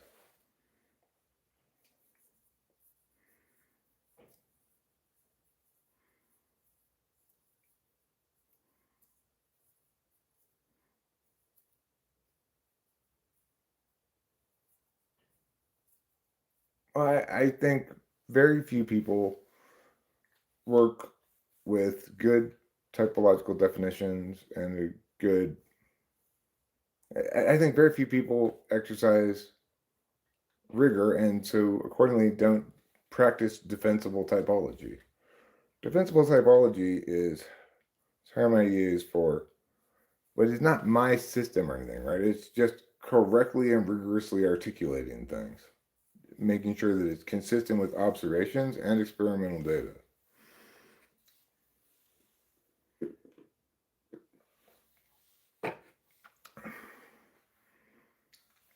Making sure that it's logically consistent internally, that it's done correctly, like the case making is solid because this was my career for a long time.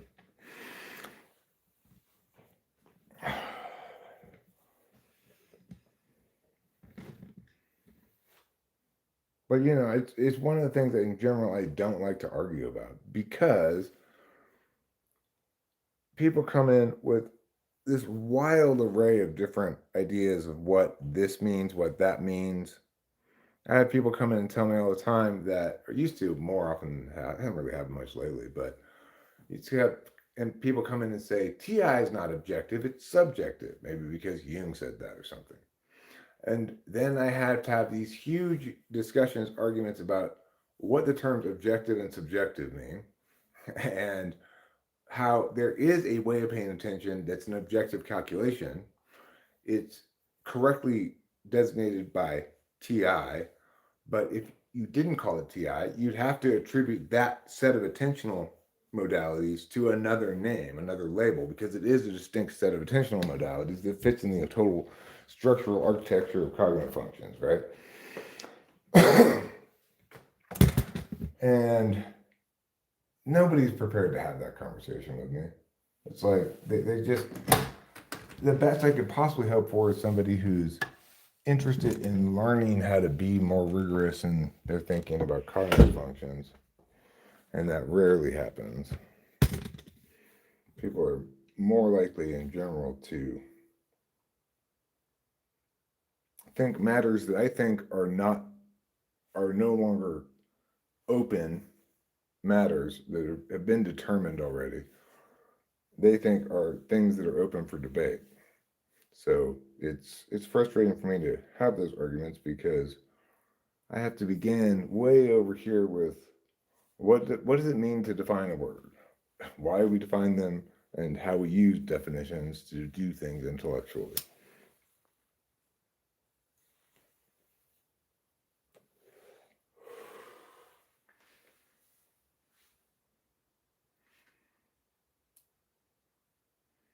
Whereas if I'm, say, arguing about evolution, well, we might not agree about it, but we probably have the same definition of the meaning. We mean the same thing when we say mutation. We mean the same thing when we say hybridization. We refer to the same thing when we refer to the fossil record. So it's like at least I can have those arguments and know that we're not that the other person is not using words to mean totally different things than me.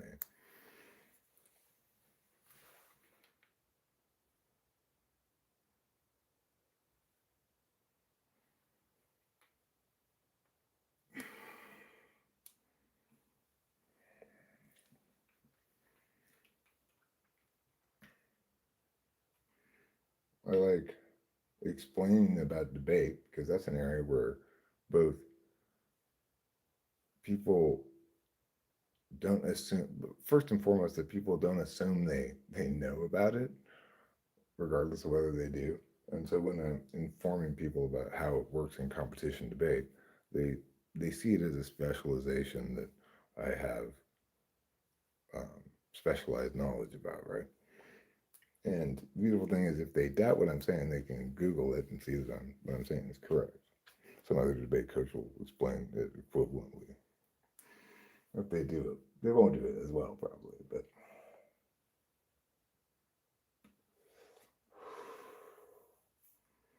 I've had a lot of practice explaining debate concepts. And it's an area where people don't think that they already know about it and don't give me pushback and say, like, you don't know that. You just think you're right. You're just making that up or some shit like that, you know?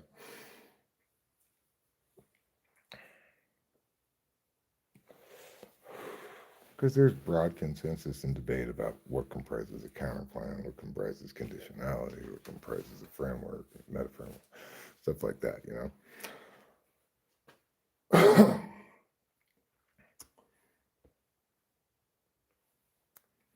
So I don't get a lot of pushback. Accordingly, though, there's also not a lot of interest in it, but from a couple of people here and there.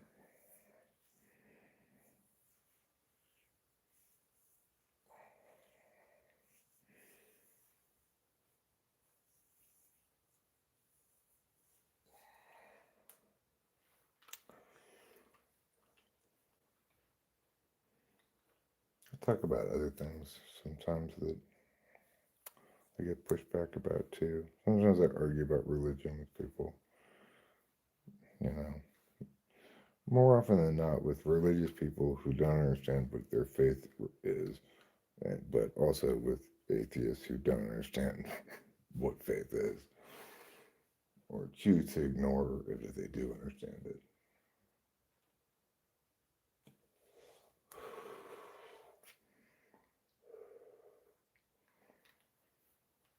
In those instances, sometimes I feel like I make some progress, actually. Religious people can be oddly married to the notion that there's good objective reason to believe what they believe, even though that's contradictory to the idea of faith.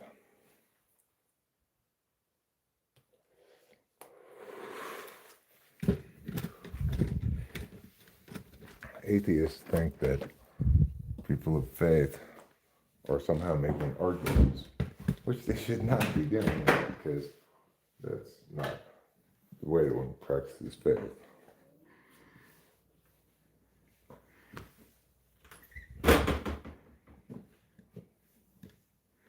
I argue about politics sometimes with people, usually with weird statists who want to increase taxes without even knowing what they want to spend it on.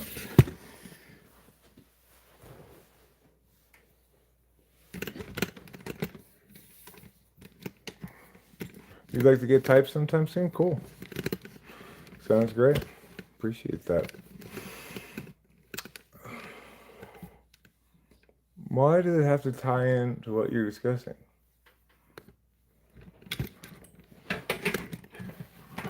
Well, it doesn't. You can talk about whatever you want.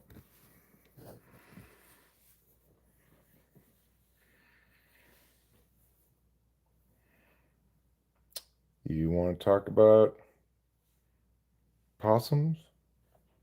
Go ahead and talk about possums. I think they're gross. Other people think they're cute for some reason. They're not cute. They're gross.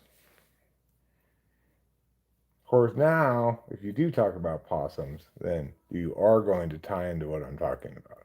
Because now I'm talking about possums. So I'm sorry if I stole the possum topic from you, Ruben. I didn't mean to steal your possum thunder.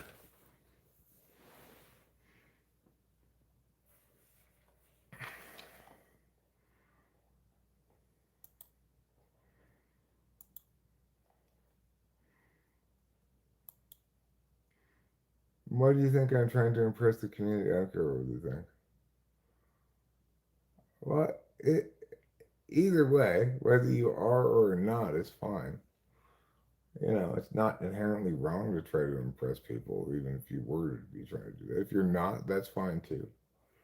Also, caring about what people think and not caring about what people think are both fine.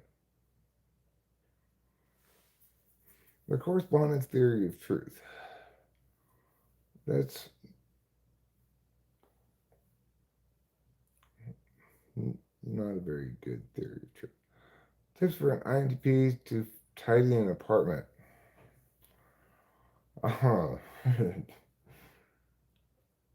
Step 1, acquire amphetamines. Step 2, take amphetamines. Step 3, wait for the urge to tidy to strike you.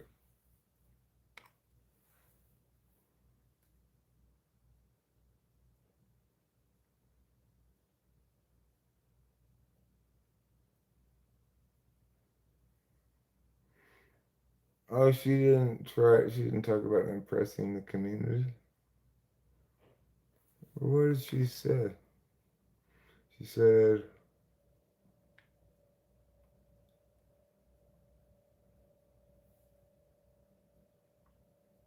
I mean, we have no way of knowing for sure anything about Drayshawn's type because it's it's a little bit premature to be drawing conclusions from a few exchanges in chat, I think. You may end up being correct once in a while, but I've found that I can be wildly misled by a person's chat when I actually talk to them in person, and I find that they're very much different than what I thought they might be or something. So the way I do is to have a coffee, then put on a 30-minute music album and just do things for that period, then smoke a cigarette and do the same. Yeah, I try to make a list personally as an ENTP and try to make myself do anything that's on the list, but not try to put anything on the list that I think I might not get done. I've got this list right now that doesn't have any entry for the 9th, let alone the 10th, which is right now.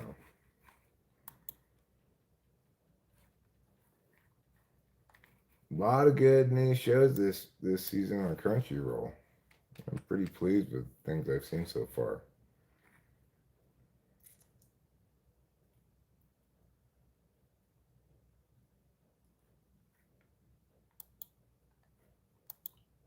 Let's see what the old release calendar has to show me. Oh, I started watching, will continue watching at some point, this vampire one called Dark Moon, the Blood Altar season. I just barely started it for a few minutes and then stopped because I felt like doing something else or whatever. But Fire Force Season 3 is out. It seems like it'll be good. I probably won't watch that much more of Champignon Witch because it's just too much of a romance. But it's got its appeal regardless. Roll over and die will fight for an ordinary life with my love and cursed sword. I really liked episode 1 of that. That was really good. Um, Holy Grail of Eris season 1. Oh yeah, that was really good too. By this super goody two-shoes girl who gets possessed by this dead ghost of a really like assertive woman who takes over her body sometimes. Um, well, I haven't seen this one. Playing death games to put food on the table. That sounds good.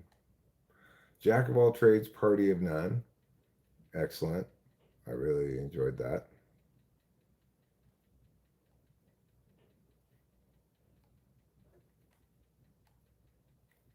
Mm, the Casebook of Arnie season 1. I have not watched that. It's a detective one, which isn't really exactly my genre, but sometimes they're good. There was a cute girl in the heroes party, so I tried confessing to her season 1. That was excellent. I enjoyed it. Oh, I really enjoyed Isekai Office Worker. The Other World's books depend on the bean counter season 1. That was excellent. I haven't watched yet The Demon King's Daughter is Too Kind. I think it's one of those cutesy ones that I'm just not gonna really like. The ones that have like really cute little kids on it, I can't watch that. It's just too girly.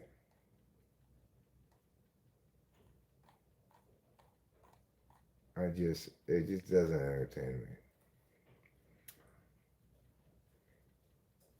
I don't know if you saw, but someone said that they were looking to set up a typing session.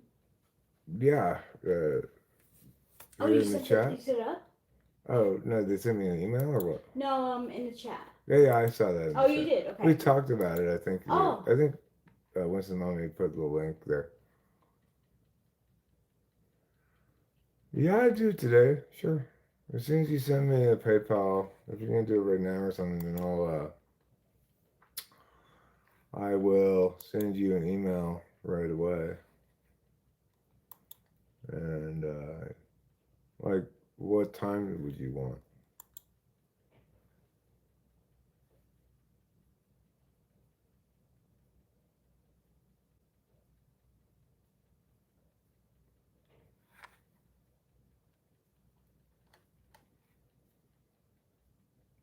Yeah, I responded. I said, yeah, I could do it today. What time would you want?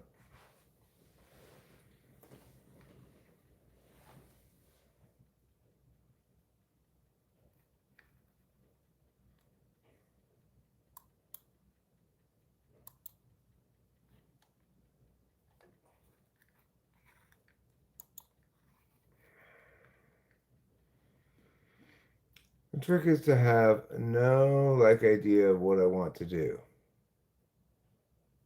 If you have no idea what you want to do, then you're more likely to claim. Is that what you're saying? And hope to be pleasantly surprised by what manifests. And you just hope that it manifests as tidying up your apartment.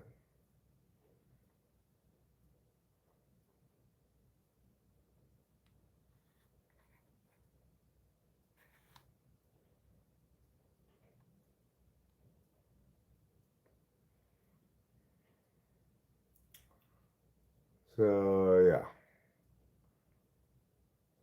Yeah, well that's the problem, isn't it, Scott? That is the problem. This idea that if I don't make myself do something, that at some point I'll just get around to doing it. I don't think that's true. I think that I'm never going to get around to doing it if I don't make myself do it.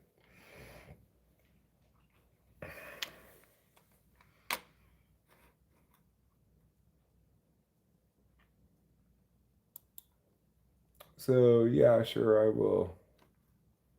I could do typing today. Tell me what time and stuff. I'm probably gonna wrap up this stream relatively soon. Although Rachel just got here, so maybe not. I don't know. She's been talking on the phone for quite a while, so maybe she's kind of talked at it anyway. Maybe for a little That while. link doesn't seem to work.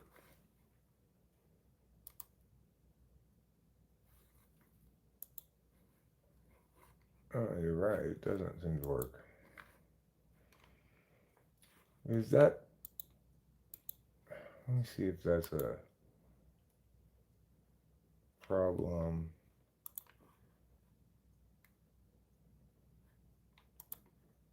Circle talked about 3 different kinds of. Let's see. Well, this one works.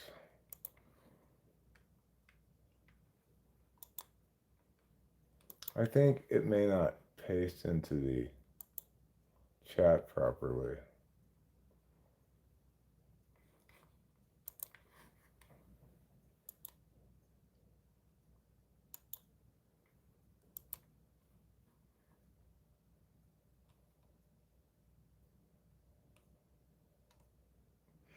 Yeah, it's not copying and pasting properly. It's putting in a YouTube redirect.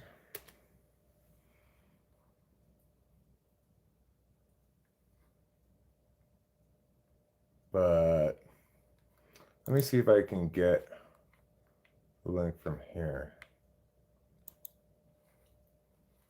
Copy link. Let's try it now.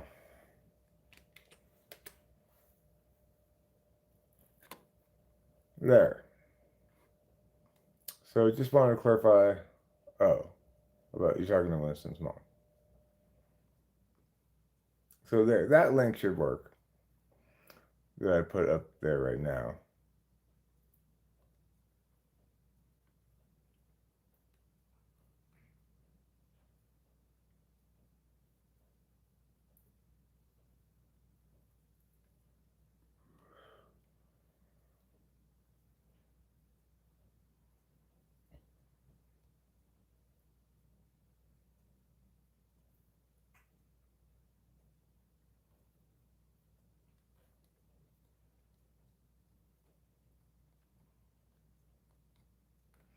I mean, I didn't even see the link. So. Okay, I'm gonna pull some bowls. So if you want to do that today, tell me what time you want to do it at, and I'll put it on the schedule or whatever.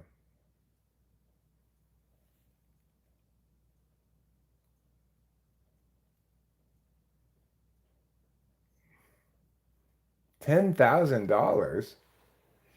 No, that's not correct, Show Media. It's not $10,000. If it were, I wouldn't have to book many typing sessions. I could just book like 5 or 6 a year would be fine.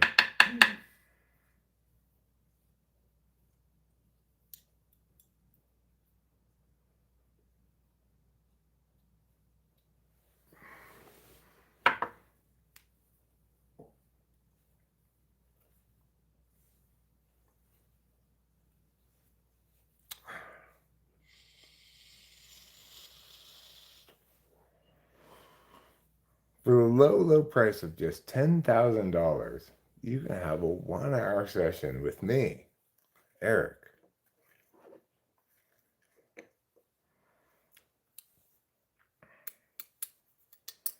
It's worth it. It's worth every penny. You know, people tend to value things as much as they pay for them. So if you get them to pay $10,000, they value it a lot.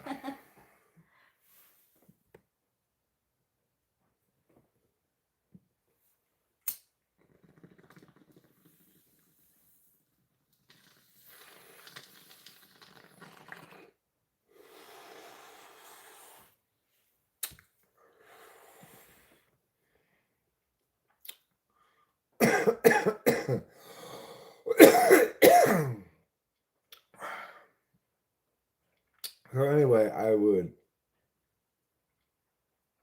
expect a sunset here on this stream relatively soon. So if you do want to, if you do have a time in mind that you want to do today, let me know so I can block it off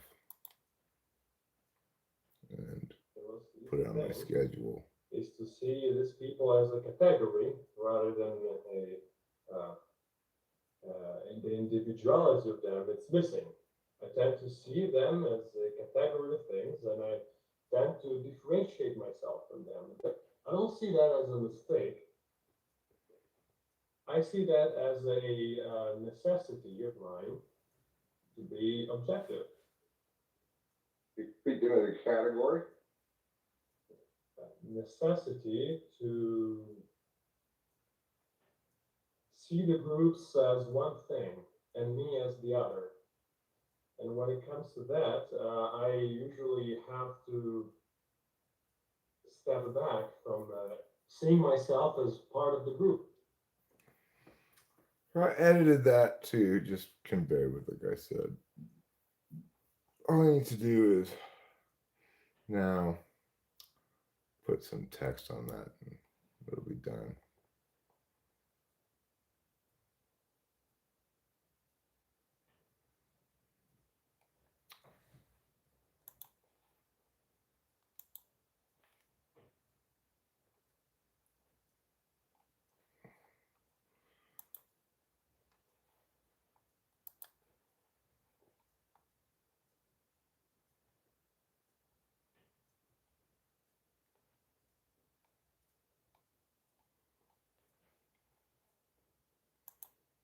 All right. Well, if if you do want to book this, I'd appreciate if you tell me what time you wanted. But if otherwise, I'll check periodically to see if anything comes in, and if I see it has, I'll try to get on it right away.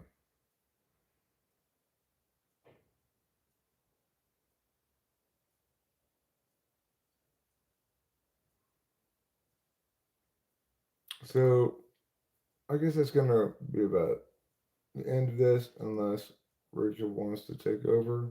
I'll talk for a bit. Sure. I'm gonna go to bed. Okay. I need to go to bed at some point too.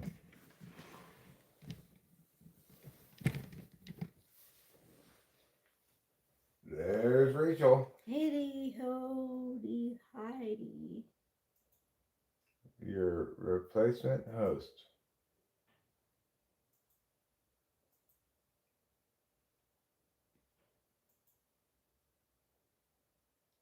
Yeah, QT time with Rachel. Hey, show media, how's it going?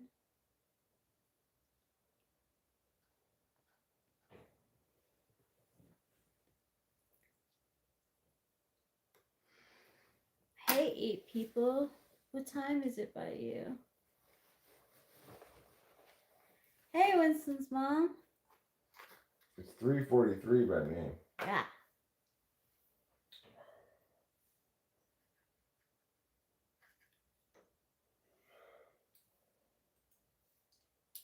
Thanks, show media.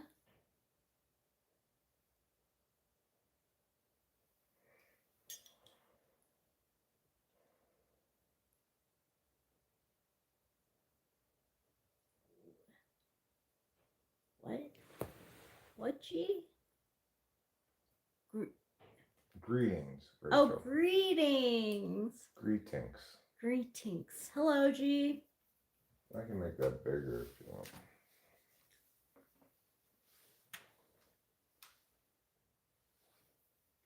I was talking to Kimi.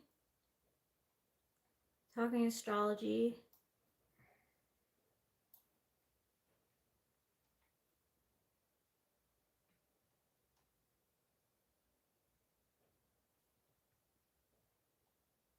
Talking Sagittarius.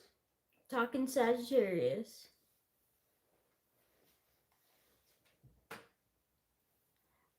I also mentioned, like, with my hair, I'm going to try and like, because it has a natural wave to it, so I'm going to try and work with it.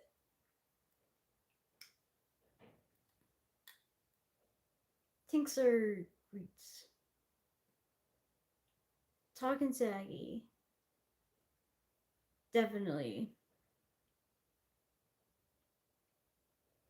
You know, like Adderall, I'm able to talk more. Yeah, you like to have long phone conversations. Yeah. I like to have long live streams. We both end up talking a lot. At least on day one. Yeah. At least on day one. Yeah, Cappy and Saggy.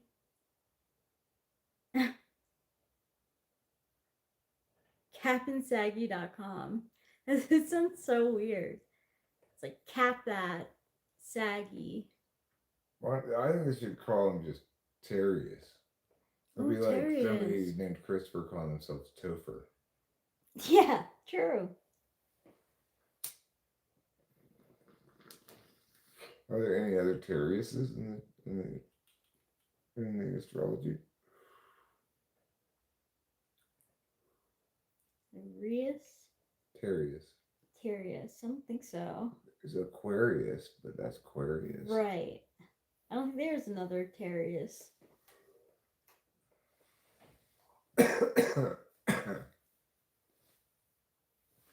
So maybe you could just call yourself a Terry as well. Just Terry? A Terry. Say, I'm a Terry.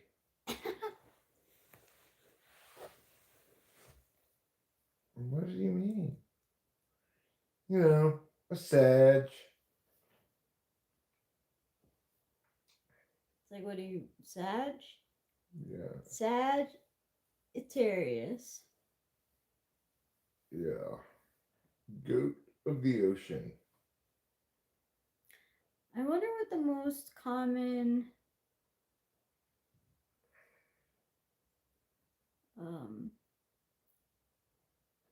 because like I remember when I was growing up and a lot of I was looking at a lot of celebrities like birthdays, a lot of them were Sagittarius, like Britney Spears, Christina Aguilera, Katie Holmes. There were like a few other. Broccoli Joe. Broccoli Joe.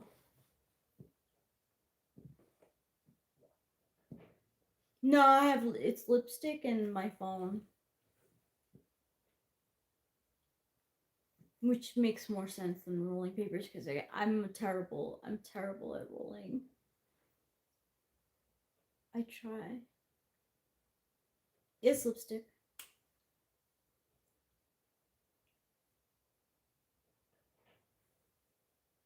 But I don't know what so like I wonder what's a common performer, like a younger performer, entertainer, like what's the most common sign? Yeah, because like I was saying, like when I was in high school, there was like Libra and Sagittarius.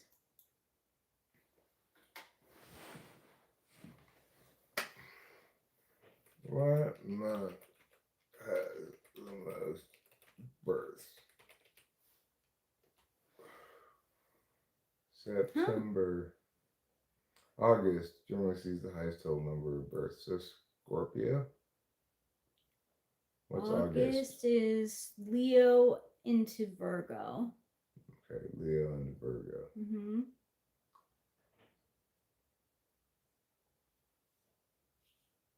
Conceptions peak in the December holiday season 9 months prior. Oh.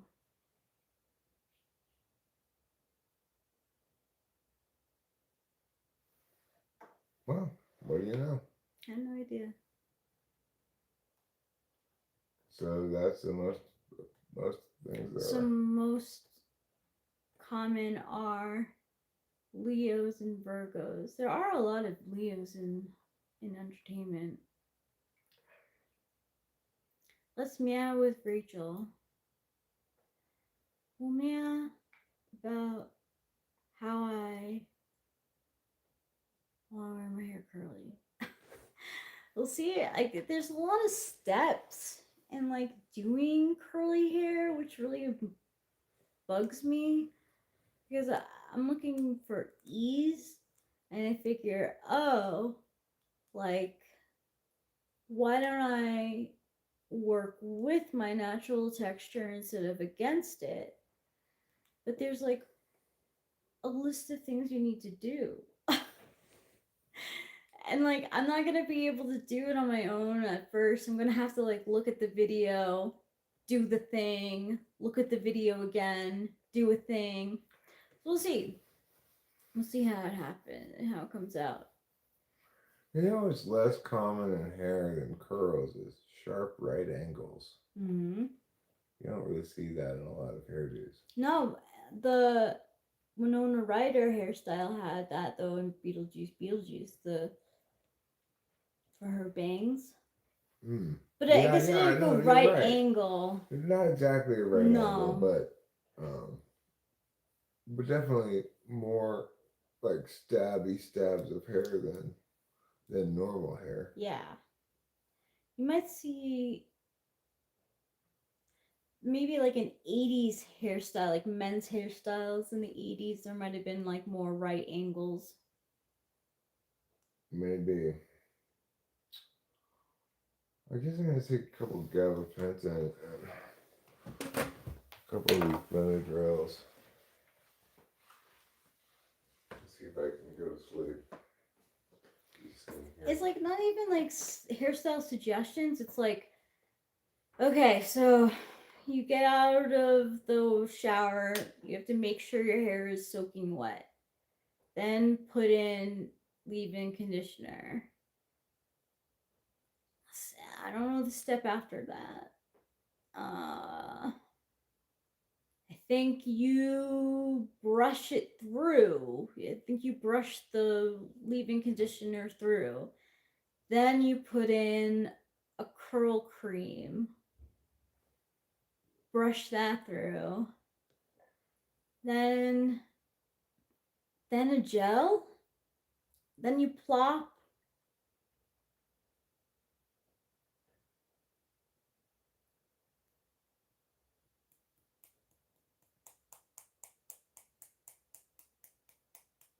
Yeah, I'm trying. So like Ben Affleck's a Leo, J Lo's a Leo.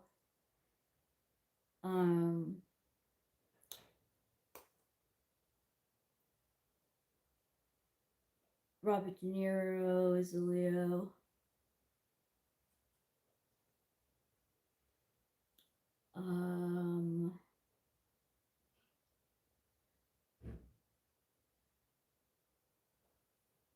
Robert Redford was a Leo.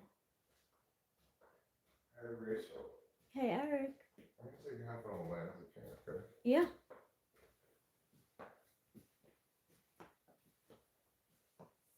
I haven't taken one of those in a long time. No.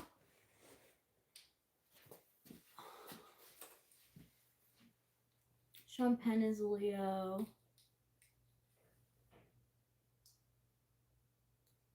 The beige epidemic. Capricorn. The beige epidemic. What does that mean? I don't know what that means. Like sad beige moms? Are Capricorns into beige? Is that what it's saying?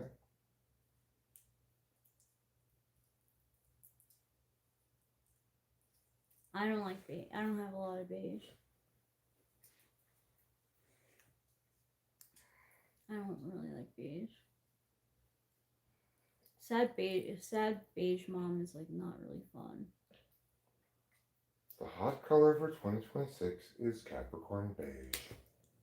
I mean, like basically it is. I mean, it's white. White? It's white. The color is like snow in the park or something, but it's just white. That's the color of 2026. Well, white's a fine color. You know, it does get dirty easily. It does. Very easily. That's why I don't have any tops that are white. The beige epidemic. They say that the Capricorns started the beige epidemic. I think we have some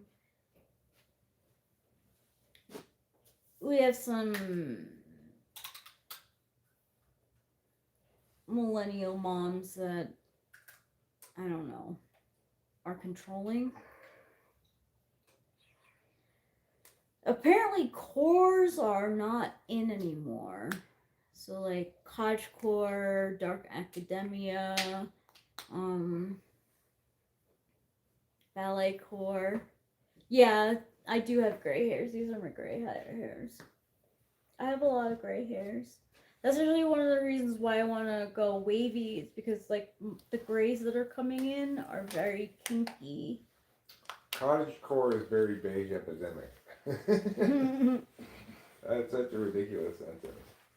I like it.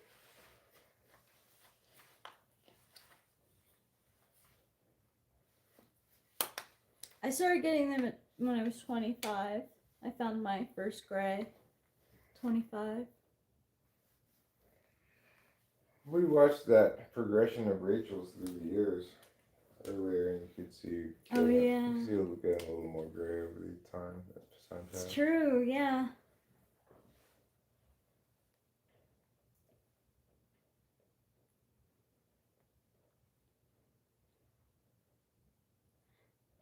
Um. I was just like, oh. Like, I remember seeing I was in the car and I saw the gray hair and it was like right over here. And I was like, oh, I have a gray hair. And like the person I was with at the time was like, it's because you stress too much. And like I think I even said, I was like, I stress because of you.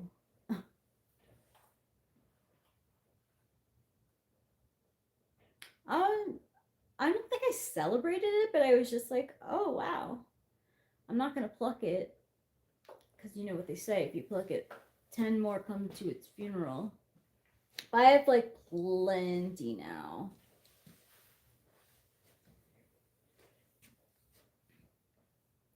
I have them at my temples. So like even when I go like this, I kind of have like the Munster mom, the mom from the Munster. You know, she has like the 2 white streaks on the side. That's kind of what I have. It doesn't look that much like her hair, though. That's true. She had quite dramatic. Oh, maybe hers was laid on top. Mine, you could only see really when I wear my hair up or if I flip it to the side. I don't even remember when I started getting gray hair. Oh yeah? I don't remember at all. I don't think I paid much attention to it.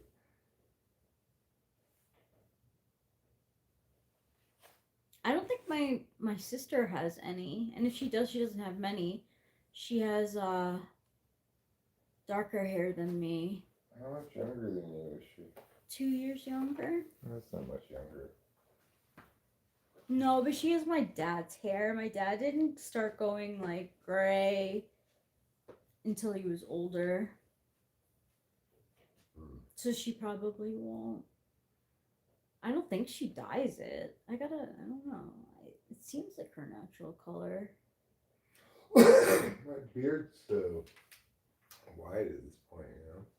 It's true. And that even your beard over time has changed. Has whitened with snow. Has whitened with snow.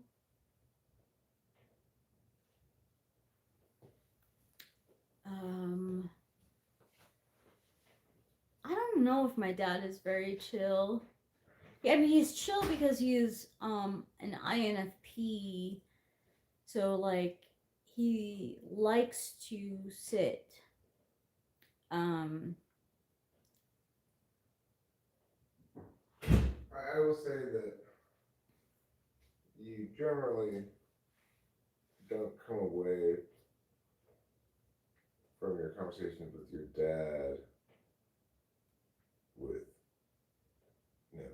troubled or That's bothered true. as often as you do with your mom. But I think that's,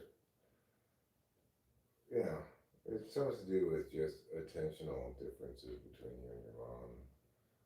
Like we were saying before, don't talk to your mom about a problem unless you're gonna let her help solve it in some way, right? It's just her attentional priority. Your dad is, his attentional priority is FISI. Yeah, yeah. Feeling good and remembering the good times. Yeah, he's chill. I think he would say he's chill. He's pretty. He's in a 6 Enneagram, so he does have anxiety. Um, but he's not critical. My mom could be critical. Yeah.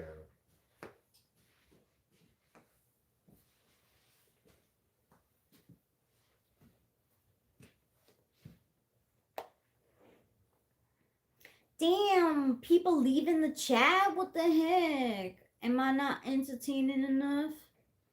Well, it's 4 in the morning. Yeah, it is 4 in the morning. On the East Coast, it's 7 in the morning on Saturday morning. So. Oh, so people are staying in bed. I think most people do is 4 to 7 in the morning on Saturday morning. Yeah, sleep in on the weekends.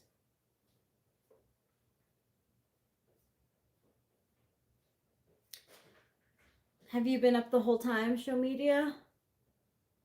Or did you sleep? Did you sleep before? Have you been in the chat the whole time? I know. Of course, I take things personally.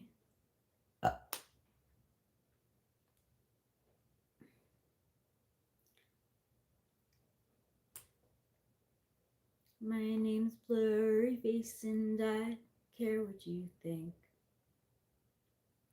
My name's Blurry Face and I care what you think. Oh, cool. Wish I could turn back time to the good old days. Yeah, I see like the number change and I'm like, oh my god, it's me. I'm so not entertaining. I'm not as chatty as Eric is. Naturally. Because my NE is ignoring, so I only like really talk about the same subjects, which are all pretty personal to me.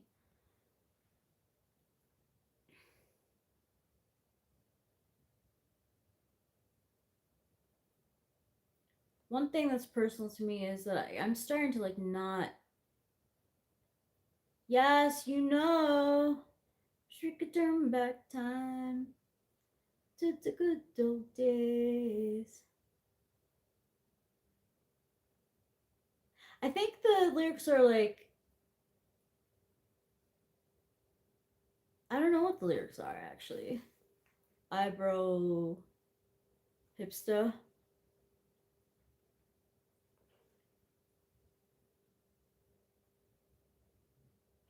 I thought it was like when our mom would sing to us. When I was stressed out. I fucking messed that up.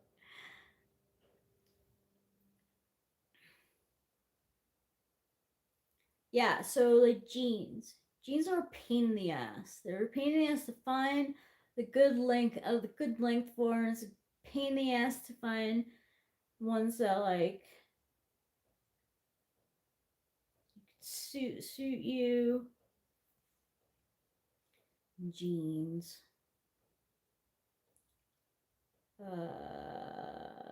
Stressed. Right? Stressed out.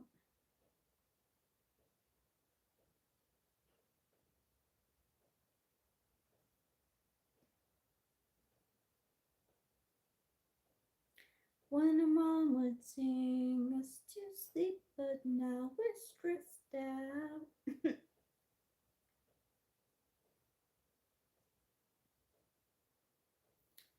I've never been less stressed than this time of my life now. I have no desire to turn back time. I've realized how I I feel weaker as I've gotten older. Like, not physically weaker, but sure physically weaker, but also like mentally weaker. Yeah, Putty Cat, you're right. If I could turn back time, if I could find a way. But see, I was singing stressed out because I was saying that my name's Blurry Face and I care what you think. Mm. Not because I want to turn back time, really. Right. That's a good reason. Yeah. My name's Blurry Face and I care what you think. Like, I want to like say that like to Dr. Ingram every time he's surprised that I care what people think. Yeah, well, you know, just because he's a psychiatrist doesn't mean he doesn't project his frame of reference. True. Like just about everybody else in the world. Yeah, that's true. I mean, pretty much everybody, including me, even though I'm way more aware of how that plays out from a cognitive perspective than pretty much anybody. I still do it myself, you know. I still expect people to use TI and parsing things when they're not. Although increasingly I try to explain what's happening, but it doesn't. And I'm still using TI, you know. I'm just explaining what's happening rather than explaining why they're wrong. Well, that's less harsh. Yeah, it's better FE, I guess. I don't think we should really watch the Indiana Oregon game again. Not that it was worth watching at all. Really? No, it was a complete ass whooping in cataclysmic proportions.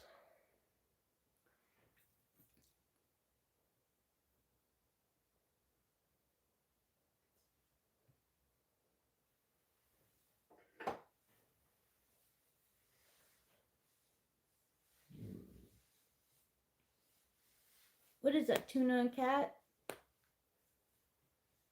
Canned food? Spam? Spam cat? Spam cat.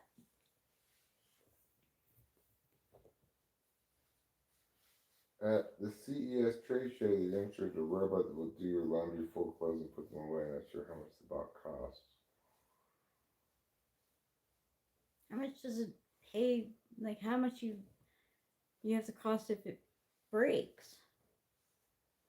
Yeah.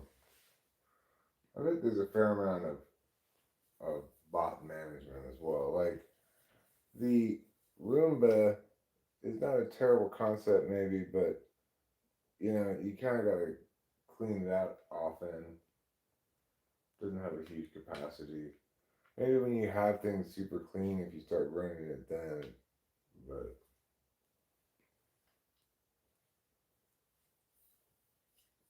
those bots have existed for a long time, Pretty Cat. Bots in car industry have been replacing jobs for a long time.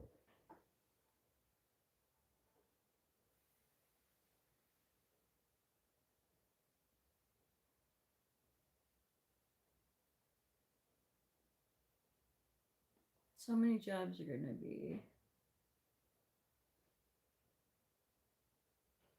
what? Yeah, it's a uncertain times we live in. No, it wasn't. Wish I could turn back time to the good old days. My mom would sing us to sleep, we never stressed out. Yeah. Well, I don't really do that.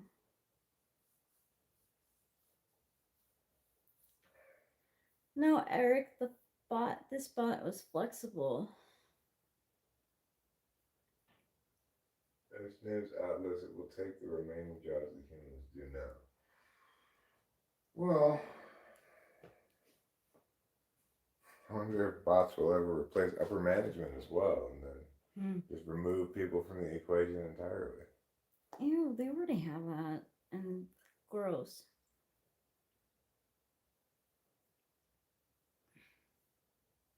Yeah, they do already have it. They've had that for a long time too. It's just that old-fashioned bots were just blow-up dolls.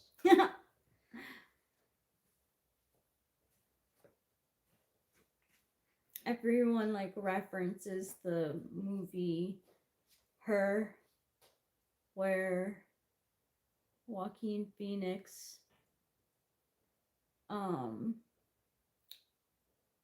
falls in love with an AI. It's happened. I don't know. Yeah, it's like, I'm sorry, Joaquin Phoenix, but no.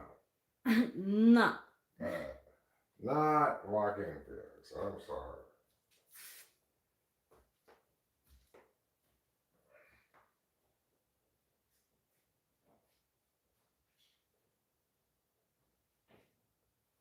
I'm gonna go pee and I'm gonna go to bed.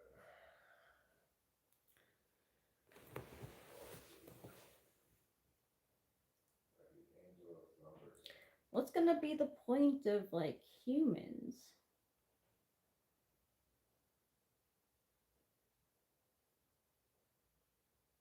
There's definitely problems having eliminating the human experience. It's gonna be a lot of errors.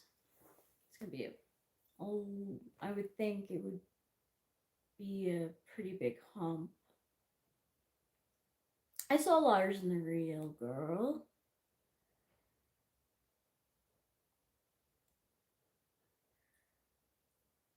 We are headed for universal basic income.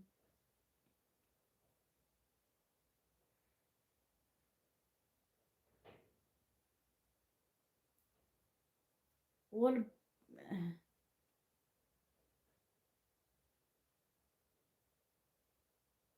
save it. Keep it to yourself.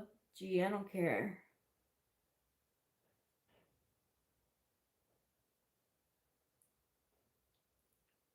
That's like in no time.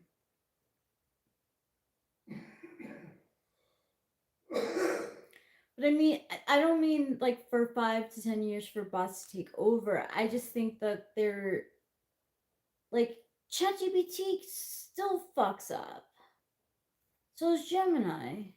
I don't know. Whatever. It's gonna make mistakes. You just can't take all the answers like as Bible. Yes, I did see Lars and the Real Girl like years ago, and I really felt for the Lars character.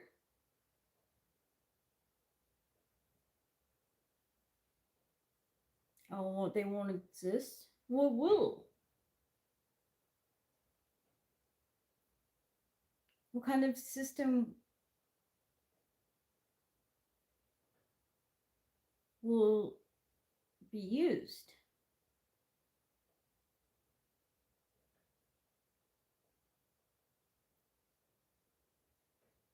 Because it's so convenient, like ChatGPT and Gemini are on your phone. Are our phones going to be like obsolete?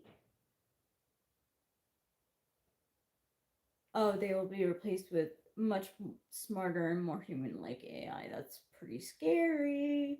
That's fucking scary.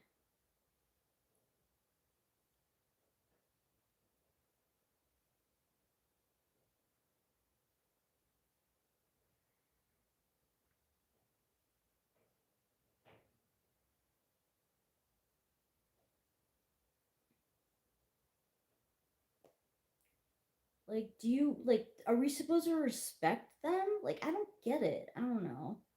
Cause like when I get frustrated with ChatGPT or Gemini, I'm like straight up like, no, that's wrong. It's like important to have critical thinking.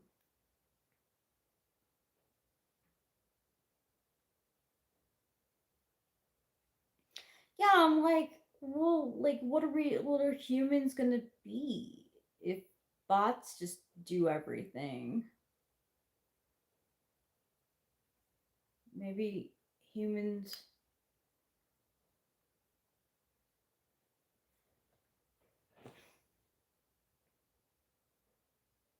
Humans will forget how to interact with humans and they'll act like they do with bots with humans.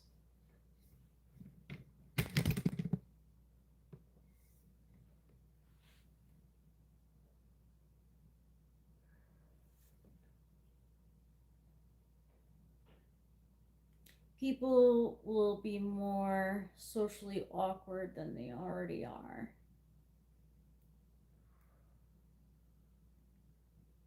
Even Elon Musk said most humans won't work in 10 years. I hope he includes most of those humans with his children.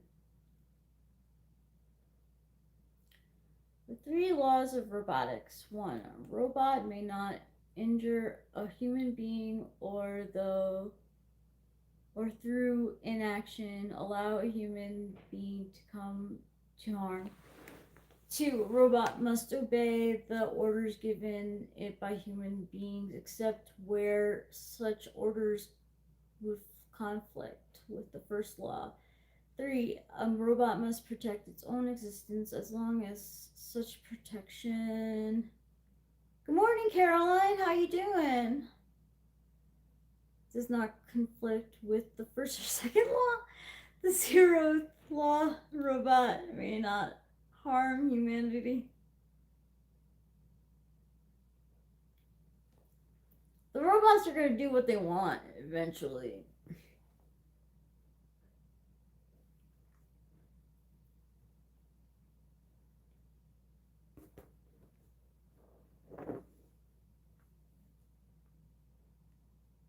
I don't want them to harm. I hope they don't harm people.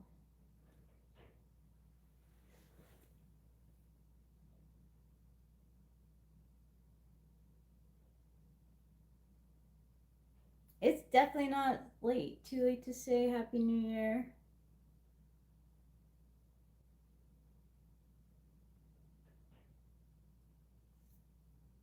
It's only what, the 11th? The 10th? 10th? Yeah, it's only the 10th of January. Wasn't that long ago.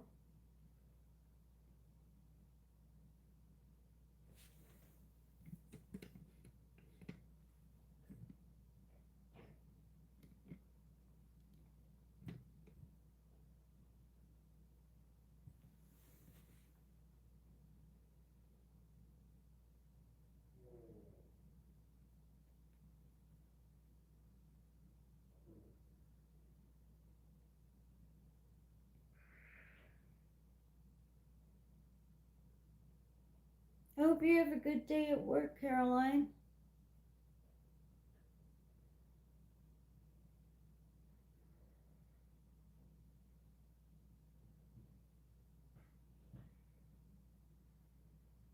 Who's Baba Vanga?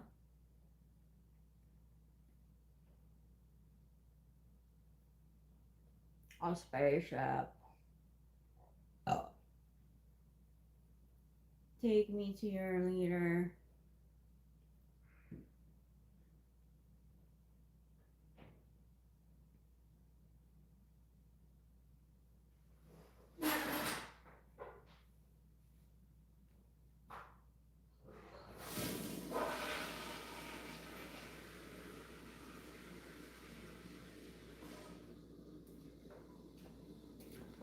I have to ask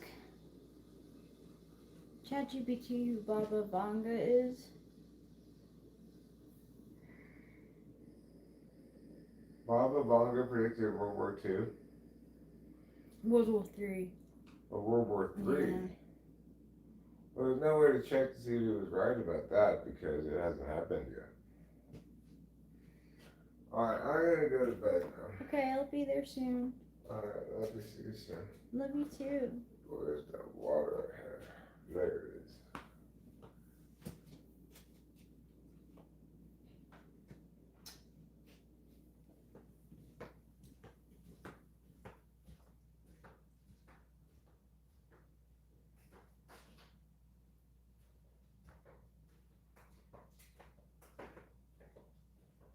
Has anyone seen Heated Rivalry?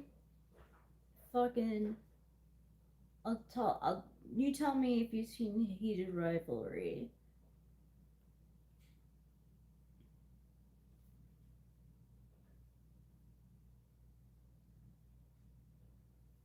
My brain only has enough room for whether you guys have seen Heated Rivalry or not, or heard anything about it.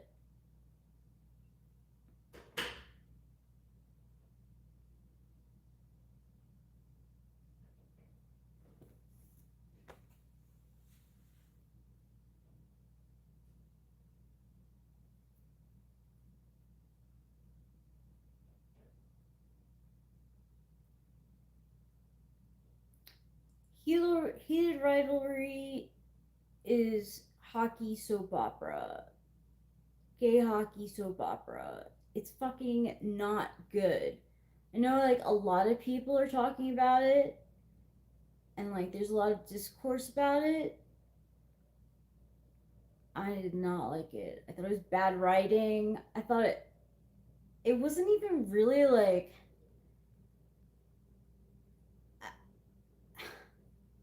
there wasn't even that much hockey. Yeah, gay hockey soap opera is Heated Rivalry.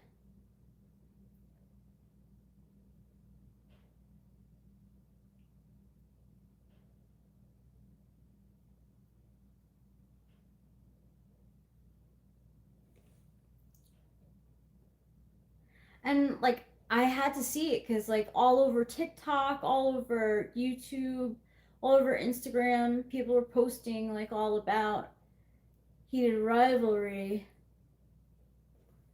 I don't know what the point of gay hockey is. Like in my opinion, the reason for the because it started as a book first. The reason for the book was to like open people's eyes to the fact that there are like gay romantic relationships within um professional sports, and that a lot of people don't come out because of the pressure of being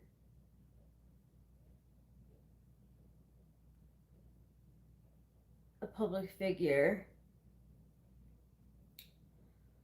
But it was not good. I didn't like it.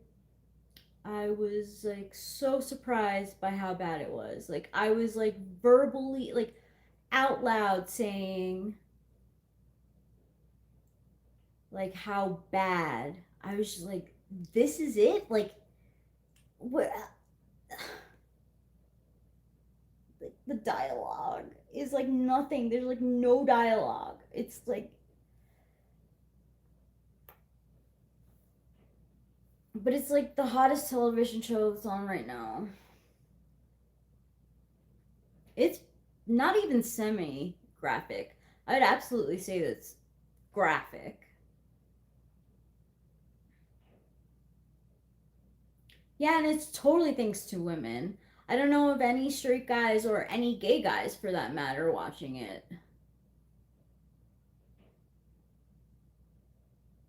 Like within the recent like couple of months, like since the TV show, there absolutely are like people in the NFL and NBA that announced that they were gay. Like a lot of them announced like their sexuality after their career.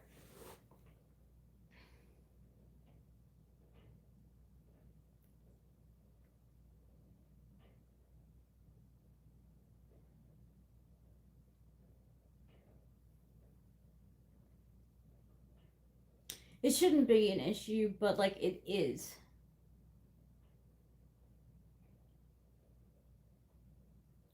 Oh my god, it's so fucking lame. Just the description of it.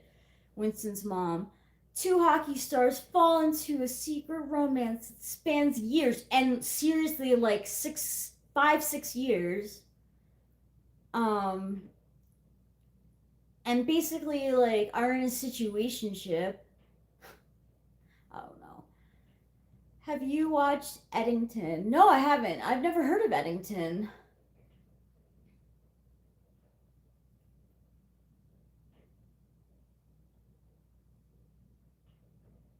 No, I mean, uh,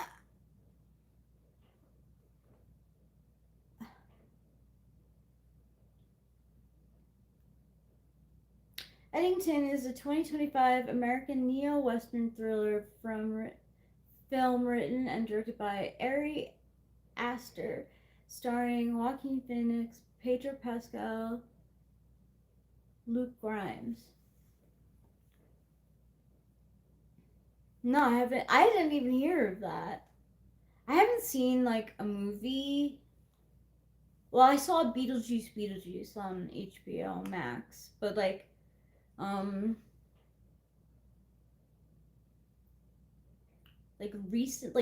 recent. Bill Clinton could eat a dick, which he really should, because he's made plenty of poor human beings eat his dick. So fuck that dude. Fuck Bill Clinton.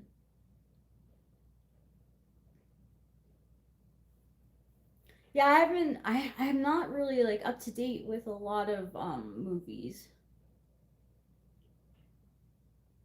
What has Ari Aster also made, like, that I might know? I used to be like all up in that stuff, like know all the at like Oscar nominations, know like all the stars who starred in them. Like, it's just not the same. It was an experience. I don't know how to describe it. Show media. Winston Smith says, "What is the message behind the Eddington theme?" Several critics have noted that Eddington uses the Western genre to explore contemporary American political divisions, conspiracy theories, and pandemic era paranoia. Oh, Midsummer. That made me so upset. The movie was so upsetting. I never saw Hereditary, but I have seen Midsummer. Midsummer. Fucked up.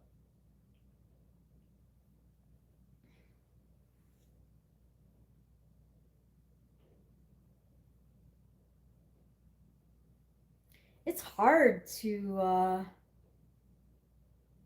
do well at the box office now. People don't go to the movie theaters anymore.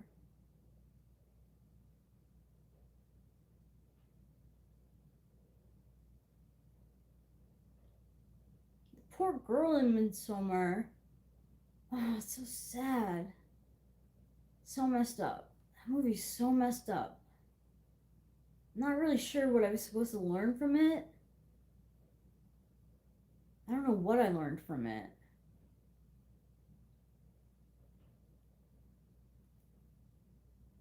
It definitely wasn't what I expected, though, that's for sure.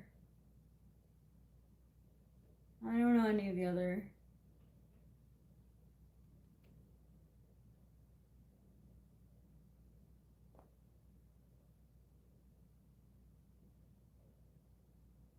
Ugh, gross. Ugh, gross.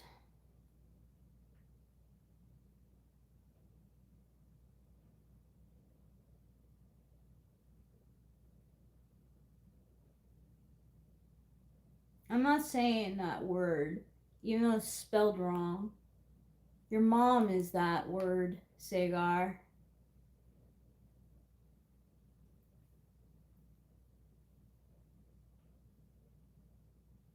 My name is Rachel.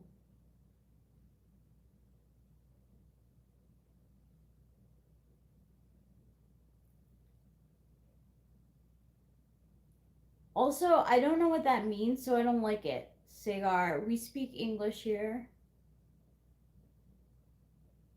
Oh, really? Midsummer? 3 out of 5 stars? Hmm.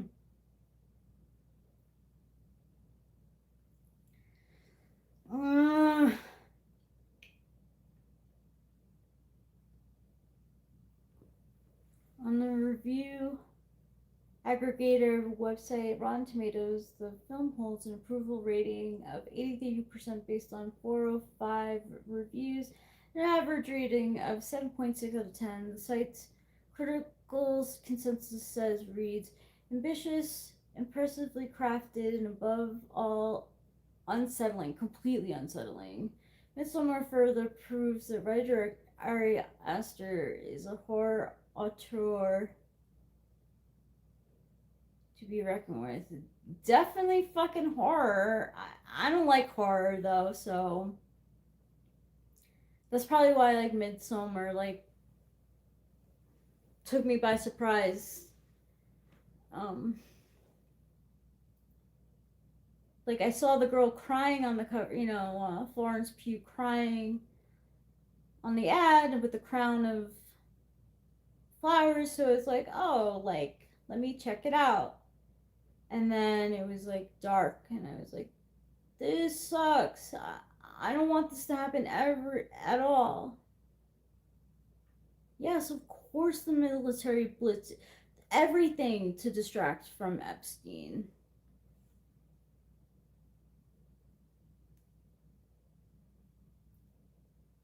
Sagar? I don't know.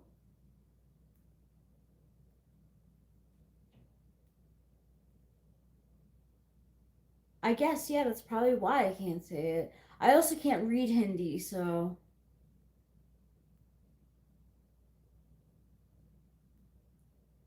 They definitely weren't AI generated. He was there a lot. He was a bad person. So was Hillary. Anyone who was there was a bad person.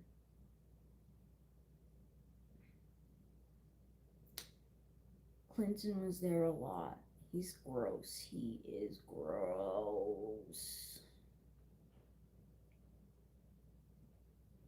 So is Trump, and so is Epstein. Gross.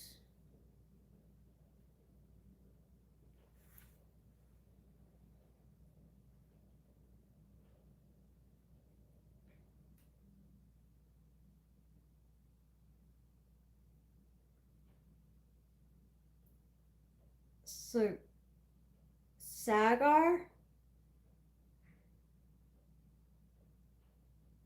I'm sorry, I can't say it right. Sagar?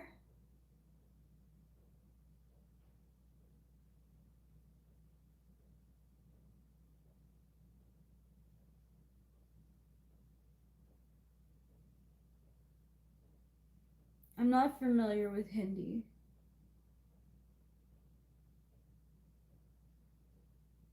Why?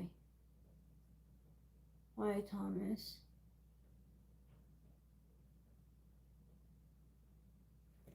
There you go.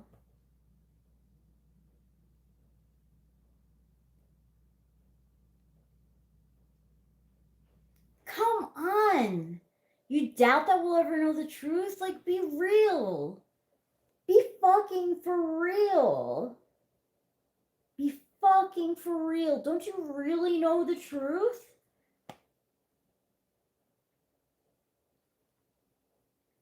Well, like, why do you want me to choose from 1 to 10? I don't get it. Like, what's.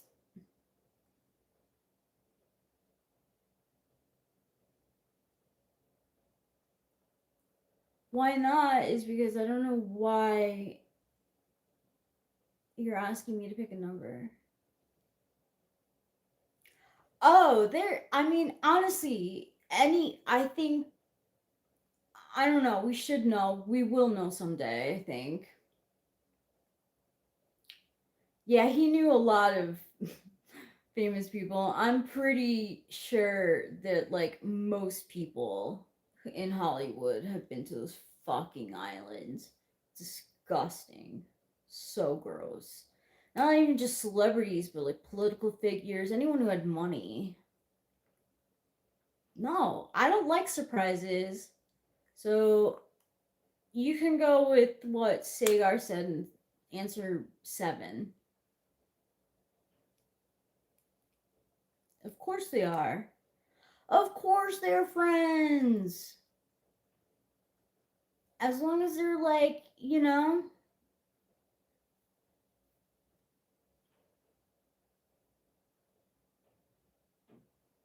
so gross. It was gross and gross and immoral, disgusting. I'm glad I don't know those people.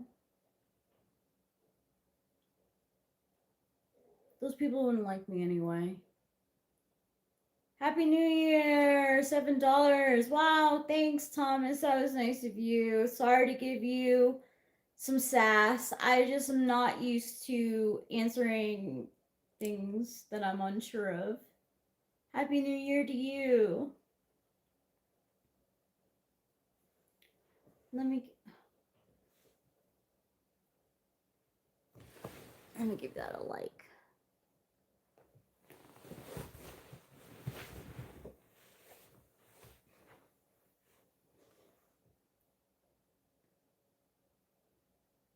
What?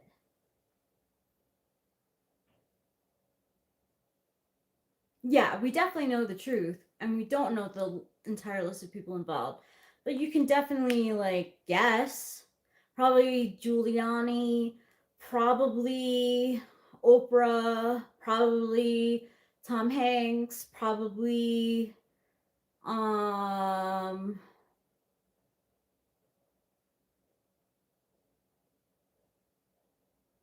I don't know.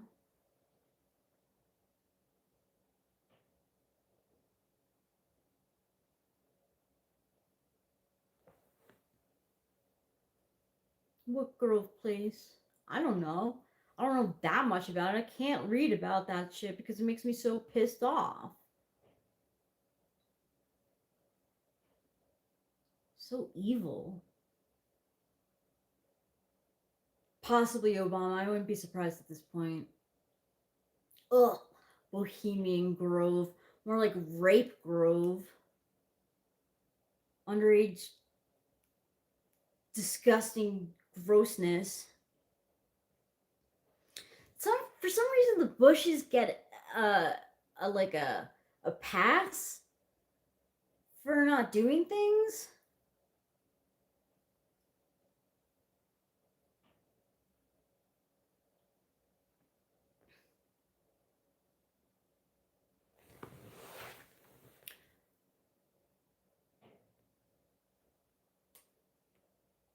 Jesus, G. Let me know what you really think of her. Damn, like your like thoughts about women's G is so like fucking outdated. You could use a woman's touch. Maybe Biden's son.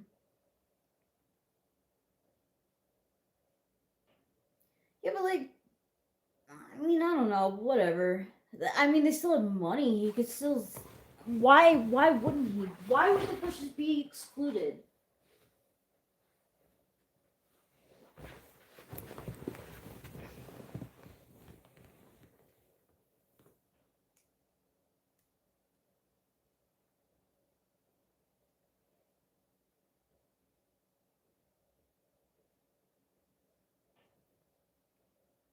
Bush Senior got rather naughty in his old age. He began pinching nurses' rear ends. Ugh. Barbara knew he was very old by then and being naughty. So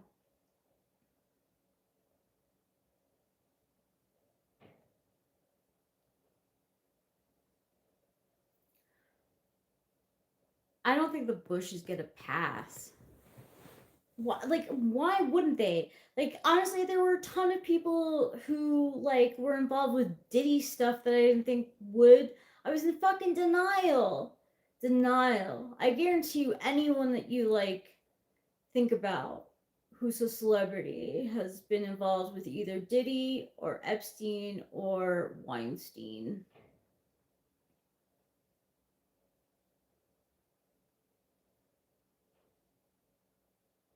Gross. I hope I get blacklisted. Sure, I think Biden definitely is creepy. He is creepy. He's handsy Joe. He used to be handsy. Gross. Fucking gross.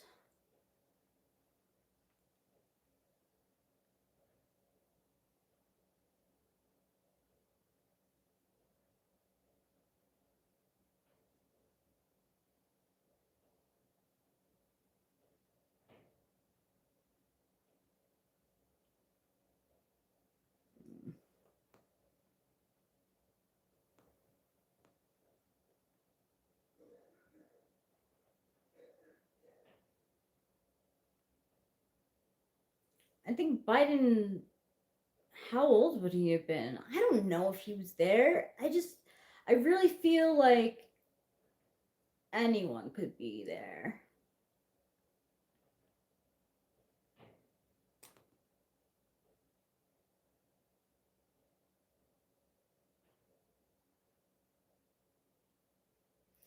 Maybe it was harmless, but it also is fucking sexual harassment. I don't want a fucking old man touching my ass. I don't care what age. Who the hell are you? Biden could have been there. Fucking Trump talks about Sleepy Joe when he's the same age as him. You're so dumb, Trump. Fucking so dumb. And you like to think that you're smart, Mr. fucking ass white Trump. Get me in a fucking boxing ring with that fat ogre, and I would definitely kick his ass.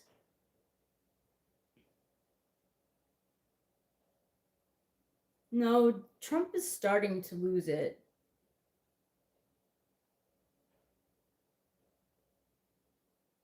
And he just called him Sleepy Joe. He didn't call him Dementia Joe because he probably knows that he's fucking losing his mind too. He's not just a jackass, he's a fucking evil person.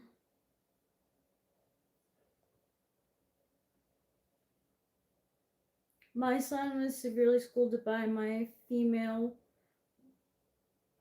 once because he playfully slapped her on her behind. I have no idea where he learned that. And he, as 6, and she was his Boy Scout troop leader. Oh, wow. That's an awkward situation.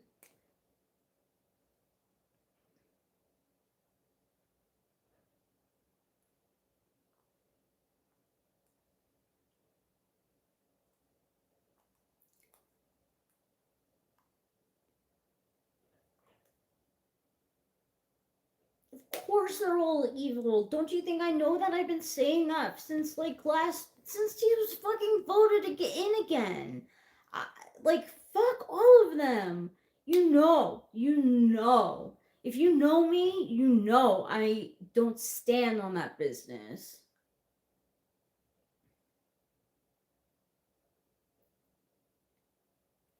That's like a really tough situation to be in because he's so young, but he definitely shouldn't be like slapping anyone's butt. Kids, I guess, are impressionable, you know, but they can unlearn that sort of thing.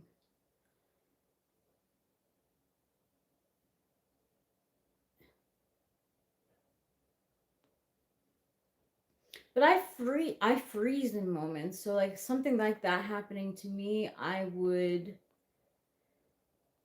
be like, I'd probably be so stunned I wouldn't know what to do. I'm very much a freezer.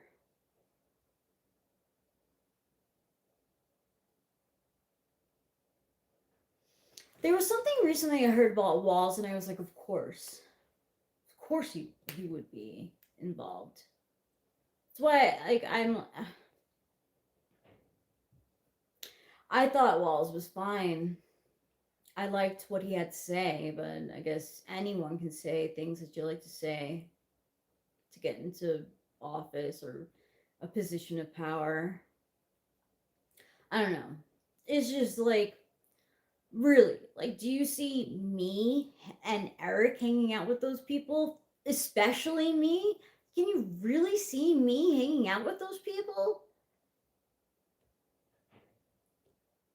I talk about like lesser evil people that bother me. Like, forget about the real ones.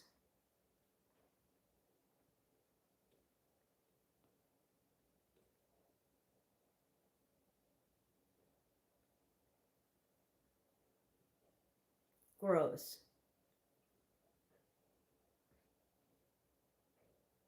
I don't I don't know India.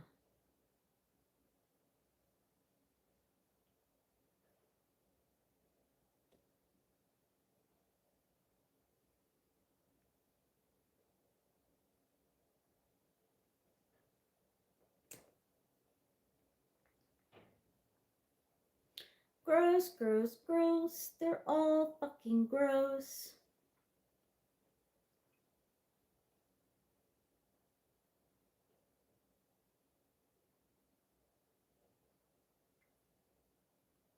We should all sit in a room and watch Heated Rivalry.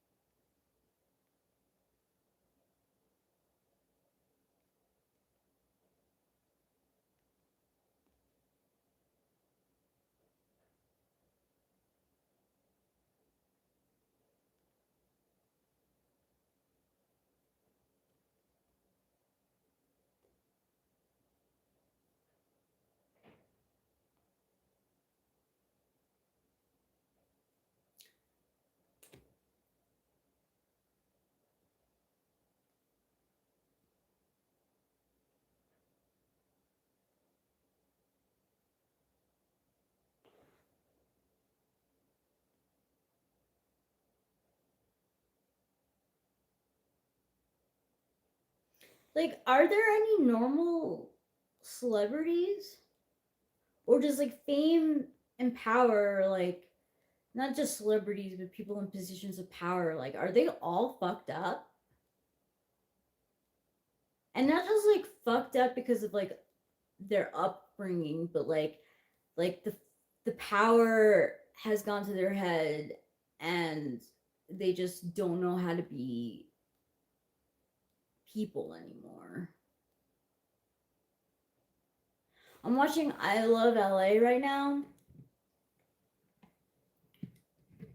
and it definitely like paints a picture about how it's really hard to like go against the grain in the entertainment business because it's very fake. It's all about appearances.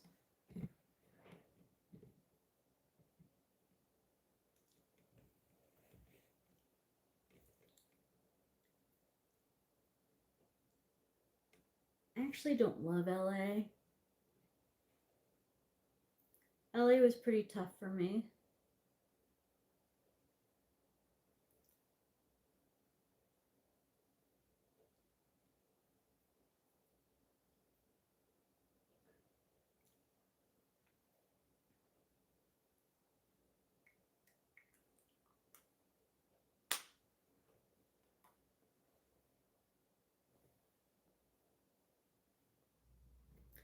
And I Love LA is so much like Girls. It's really hard not to make comparisons. It's not a bad show, it's good, but have a good day, Caroline.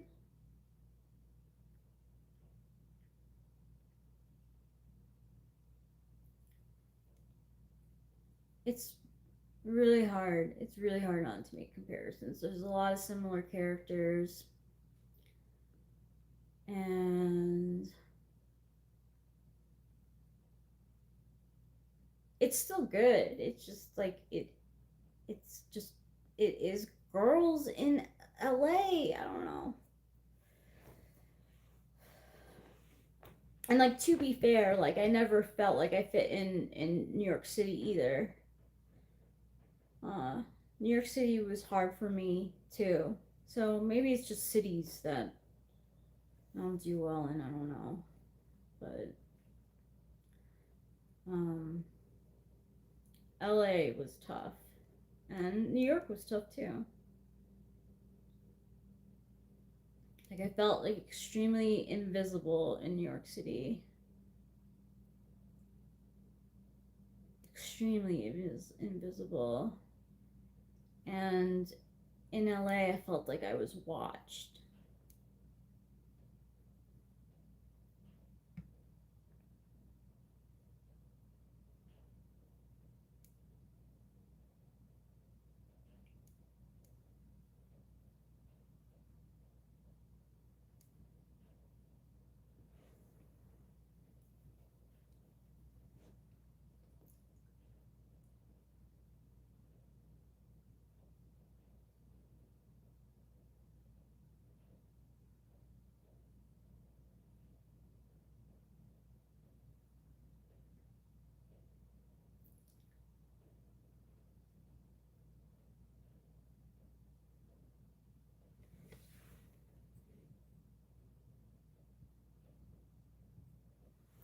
Hey Rachel, do you like ham and cheese sandwiches?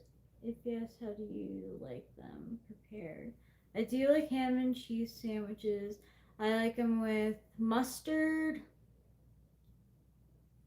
toasted on like anything kind of bread, except for like wheat bread is my least favorite.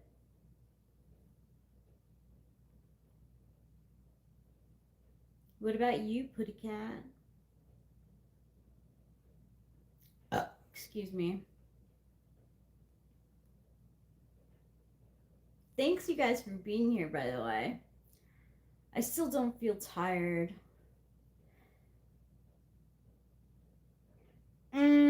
I actually like regular mustard.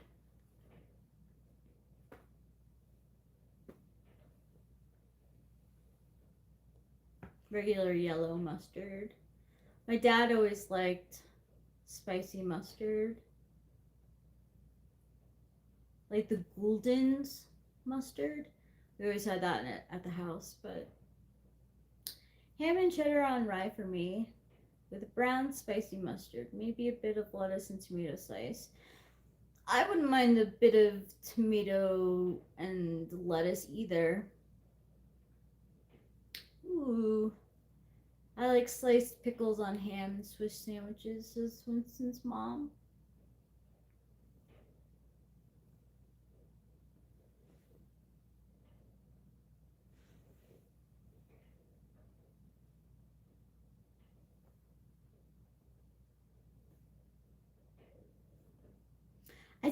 I like pickles, but I tend to not like them on sandwiches. I'm, I guess it's the texture.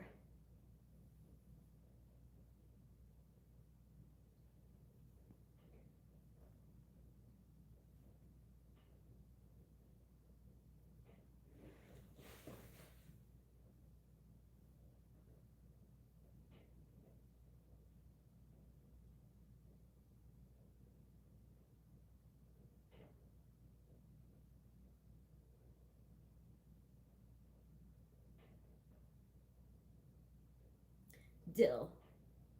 I like dill pickles. Bread and butter are fine, but I like dill better.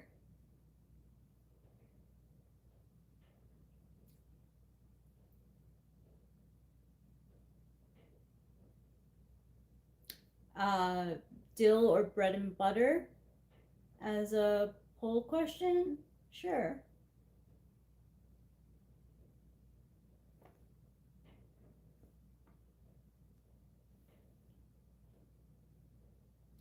Oh, Cuban roast pork sandwiches. Those are known for the pickles.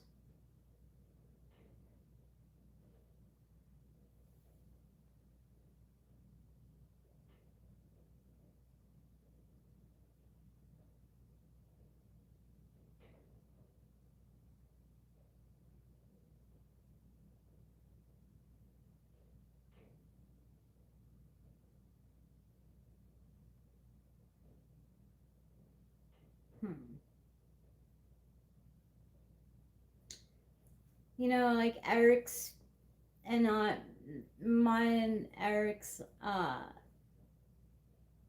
favorite new artist, Johnny, posted about how he walked away from the money of being a musical artist,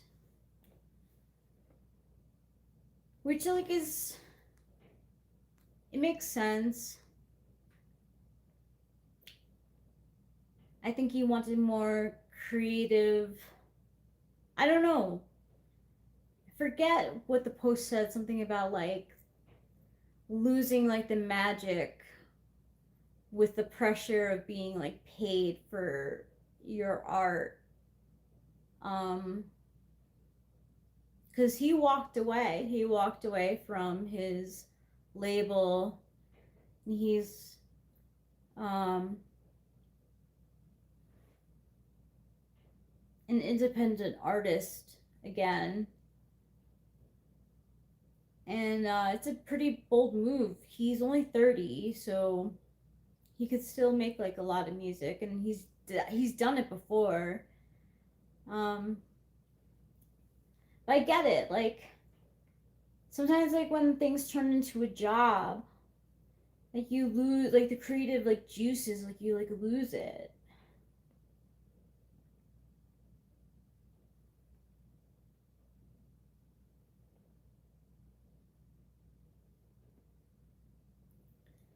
So I feel like it's like why he like walked away. He hasn't really made any music since he's walked away. Um, you know, he's an INFJ, so like I really don't know like what he has like planned. But what I do know is that when INFJs get like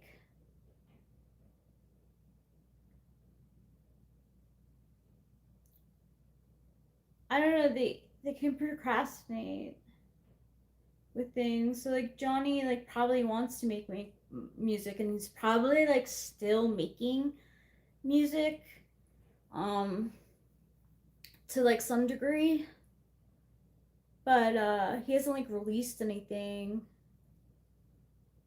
Yeah, sometimes when it becomes your job, like you just like it's not the same.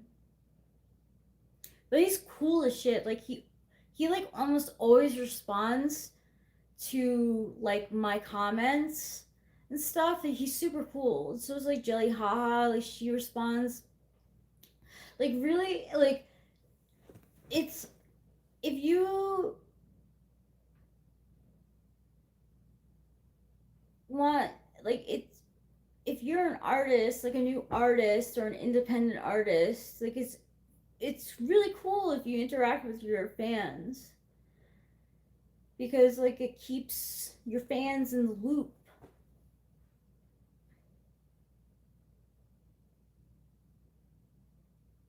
And hopefully they stick by you. You know, whereas if you're like a bigger, I mean, I'm sure if you're a bigger name, you could still like, um, you can still DM people and stuff. But I feel like a lot of like a lot of people who are famous who have a lot of followers and stuff have people who run their Instagram and TikTok. And since Mom, St. Pete is cool downtown. There's lots of arts and such. Although I don't get art, my brain does not work that way. But I do think it's cool. I don't get math. Math doesn't work in my brain that way. But I don't think it's cool. Maybe if I was better at math, I would think it was cool.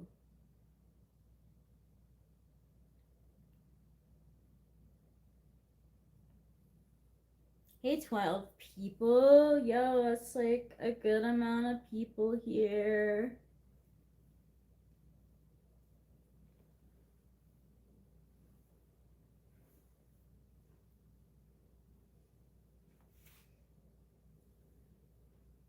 Dream big, Marty Supreme. What a dumbass name. Like,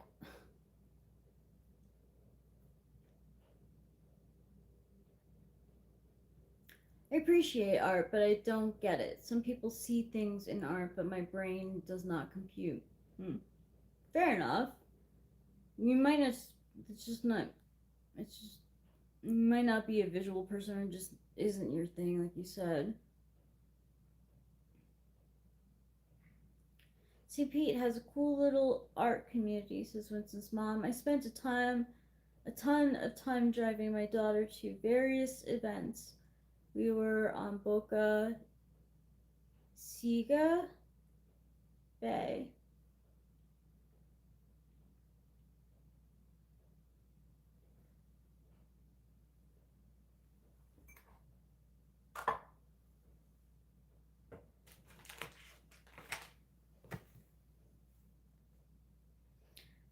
Do you guys like believe in the whole like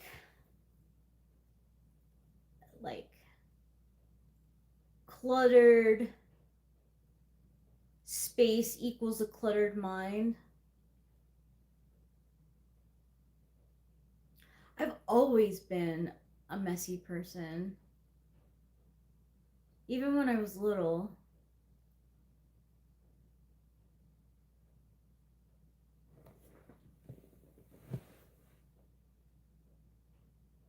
You believe in that?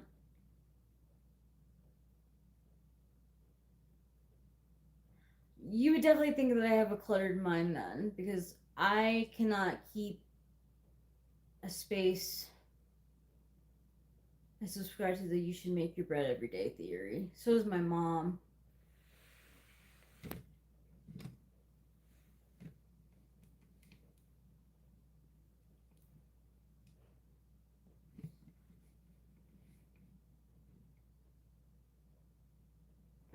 And I used to make my bed, like when I had a routine.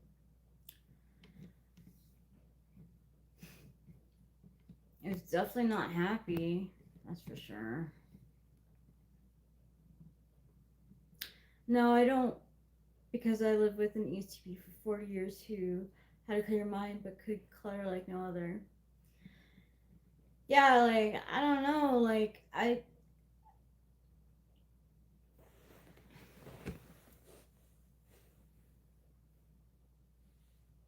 don't think that I have, like, I don't know.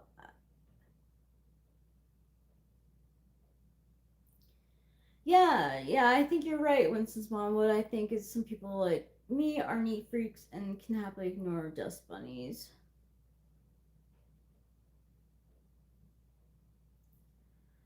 I just try so hard.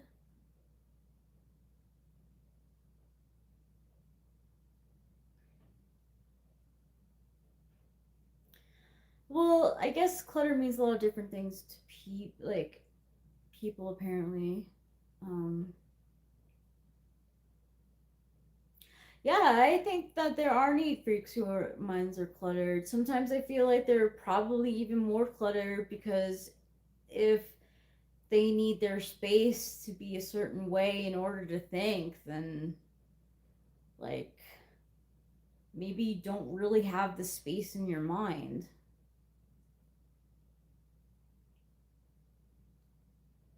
Like really, I feel like I try so hard and it's just like it's like neat for like a couple of days and then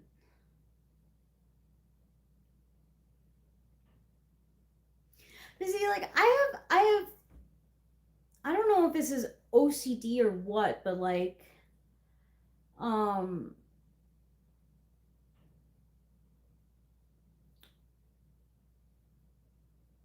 uh I know my lucky numbers and I wear items according to my lucky numbers. And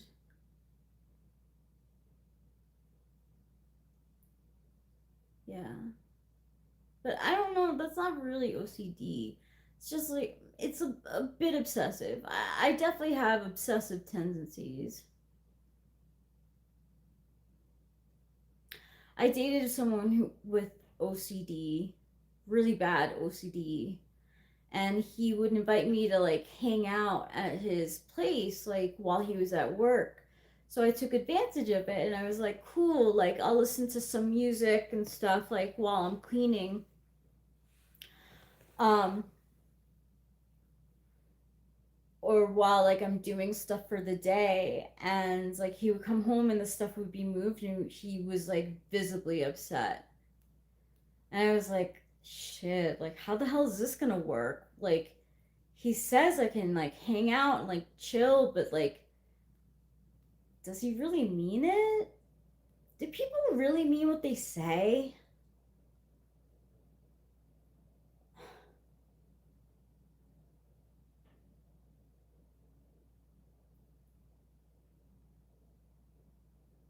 Like I constantly like am paranoid that I embarrass Eric while I'm like stoned.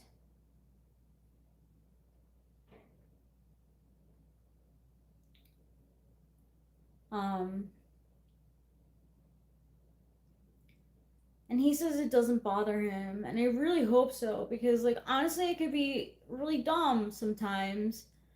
Um when I'm faded, and I don't want to embarrass him, but I also like want to be stoned. So like I really hope he means what he says when he says that it doesn't bother him. It's something that I worry about. But yeah, like Jeff, the ISTJ OCD type A personality, he would, he'd say like, yeah, stay at my place. Like, but it like when he came home, it like basically had to look like I didn't live there. It wasn't a good relationship anyway. That was a bad relationship, but I mean most of my relationships were bad, but like that, he we just were not good, not good. He thought I was obnoxious.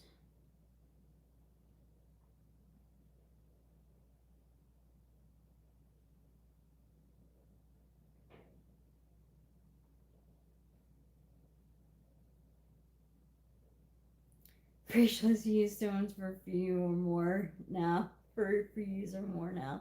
You know, do embarrassing stoner stuff like suddenly announcing that there's a car that runs on water and insisting on it. I get more giggly.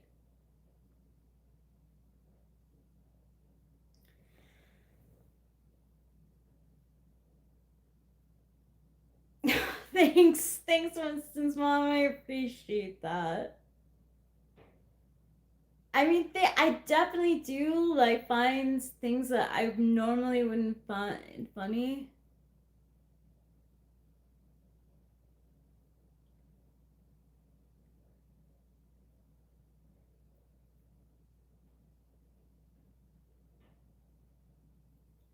Well, I don't ever want to get the "you're embarrassing me" look. I just don't want to embarrass him. And I really hope that he means it when he says I don't embarrass him. Because I just want to be me. And sometimes that's me being faded in public.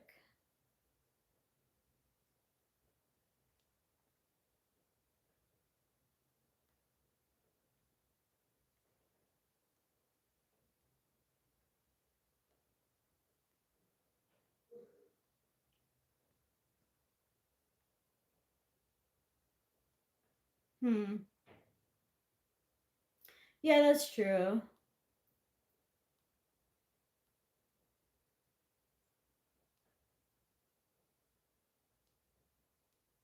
It's true, Putty Cat. No, I don't like to be embarrassed. Or like to be the person that feels embarrassed. I feel like I embarrassed myself on my own.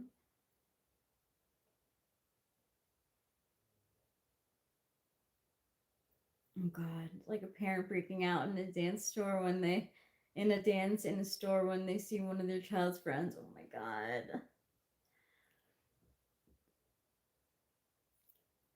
Mrs. Mom says, I very much doubt that you're likely to embarrass host Eric in any public setting. Plus, I'm not sure he's embarrassable. You might tick him off that you or criticize him in public if you criticize him in public, but you don't do that. No, I don't.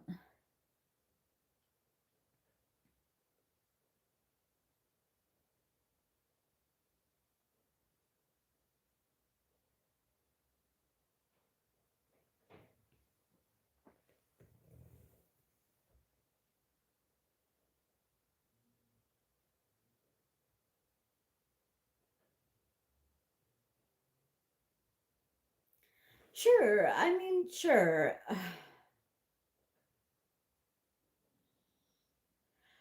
I just like, I'm super aware of myself, so like I don't want to, I don't want to embarrass him. Cause like that's not fun. I just want, like, I embarrass myself. I don't want to embarrass him.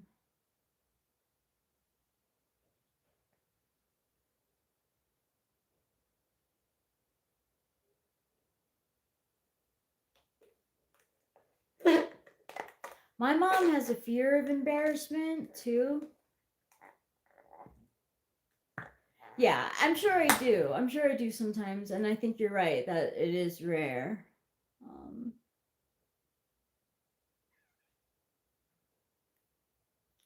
And it's true. It happens. That's true. If I embarrass Eric a lot, I doubt you would marry. That's true.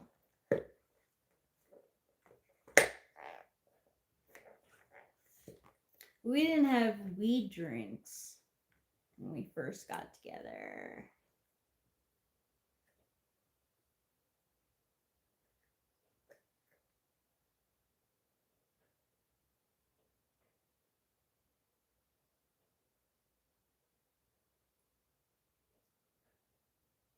I feel like my siblings took more advantage of embarrassing each other. Like me, my sister, my brother, like we embarrass. I always like didn't. I tried not to embarrass. I'm sure I did though. I embarrass my brother now. My brother is an ESFJ Enneagram 3. And I'm an INFJ Enneagram 9. Like he like is embarrassed by me like all the time. Just by me being like, "Hey, how are you?" He's embarrassed.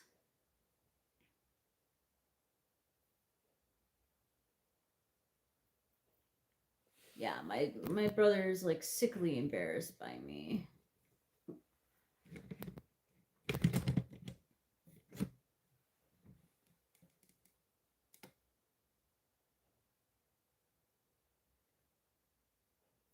Hello, Squid Games.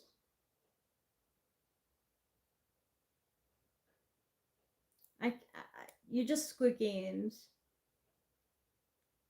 Squid Game to me. I can't. I don't want to read the whole thing.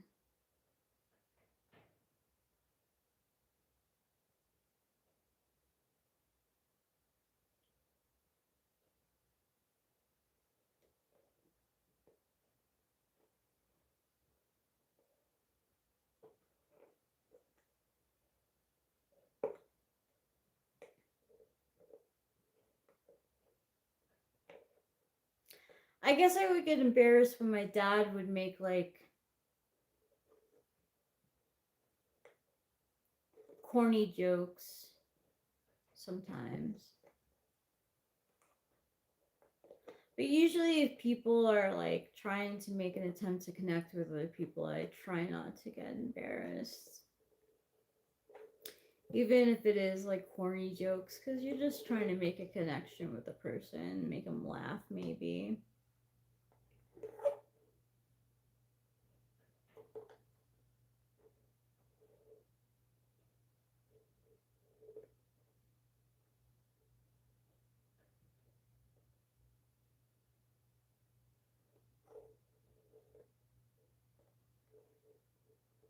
I was more rebellious against my parents than embarrassed.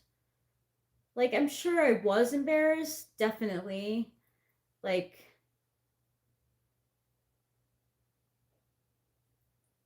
uh, like I don't really remember that many times. There was this one time when my mom was talking to the new neighbors, and the new neighbors had three sons, and my mom was like, "Oh my gosh, three sons. I only have one. It must have been so hard. It must be so hard, like raising them." And I was like, in my head, I was like, "Mom, like that's so inappropriate."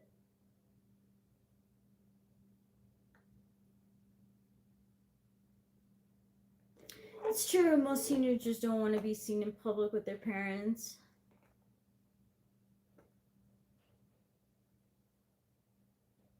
I don't think I really thought about it much. Like, I don't really have any core memories. Like, I just remember, like, I talked back a lot to my mom. Yeah, like, definitely Putty Cat. Like, um, as I got older, like, I used to go to, like, concerts in the park in the summer with my mom and my dad. That was fun. I would hang out with them then. I would watch TV shows with them sometimes. If I talk back to my mom a lot, my mom was good to smack me, lol. My mom probably wanted to smack me. I got worse. I got worse with talking back as I got older, though. Because I wanted to be accepted for, like, who I was, and I wasn't. I still not really accepted for who I am. So, like, it would get to a point of frustration where I would be like, just suck a fucking dick. Like, stop.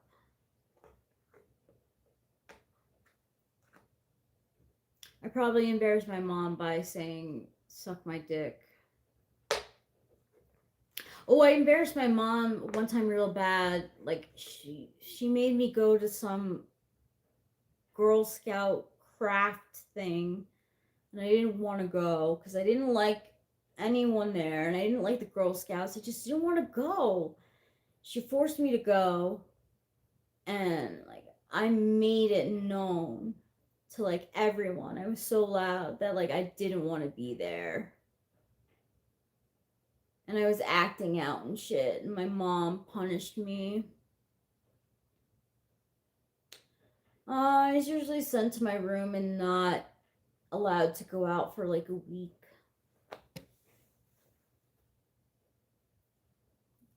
I would get sent to my room.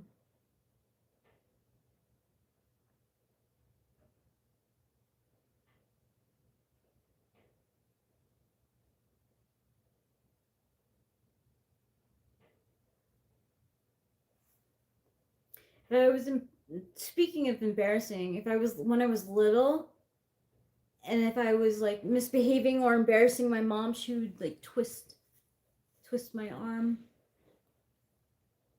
Yeah, no friends, etc. No. Hi,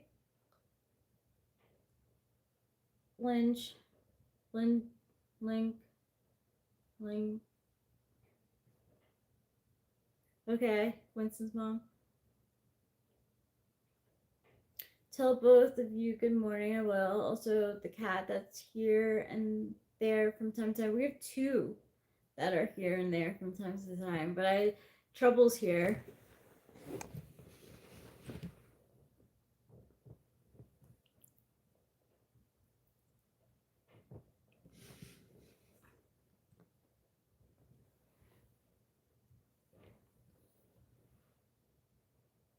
Yeah, no. Yeah, sometimes no TV. I really don't remember. I just remember being sent to my room. Excuse me. Yeah, cool, Lynch. He's asleep. At least I think he is. He's in bed anyway. Oh, I'll be heading there soon. No, I didn't have a phone in my room, and I didn't have a TV either.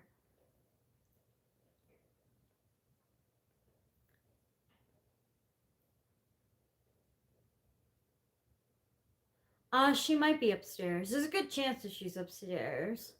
It's like upstairs is a safer spot for her from Trouble, because Trouble's older and he doesn't like going upstairs as much. So she probably is upstairs. Before I sat down here, she was sitting right behind here, but she doesn't like to get pet, and I pet her usually when she sits behind here, so there's a good chance that she's upstairs. I need some bigger belches. I need to drink more soda. Beer used to make me burp a lot. Soda makes me burp a lot.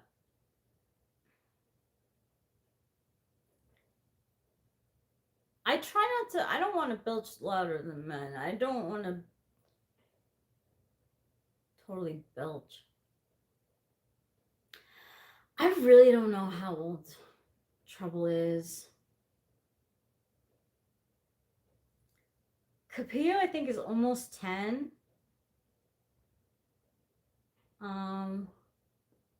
Yeah, he was full grown when he walked into the old place. And he was a brawler. He's still a brawler. I caught him yesterday stalking Capillo. Like, leave her. Like, he, like, intimidates her all the time.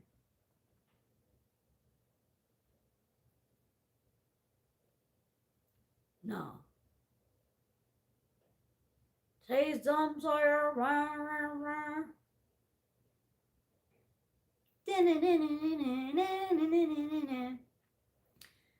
Eric doesn't like Rush. He is fixed. He wasn't fixed, but now he is. He still doesn't like Capillo. And Capillo doesn't like him back, obviously, because she gets stalked by him.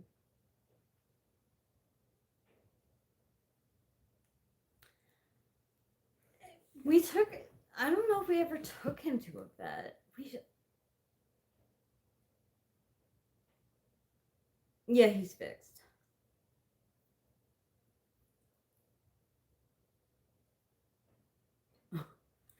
I definitely listened to Rush, like, when I was a teen.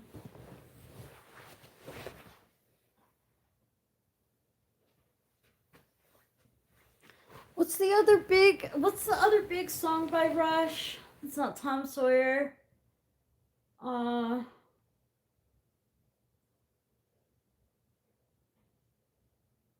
Maybe Geddy Lee's band. Yeah, Geddy Lee's band, Rush. No, like I say all the time, is to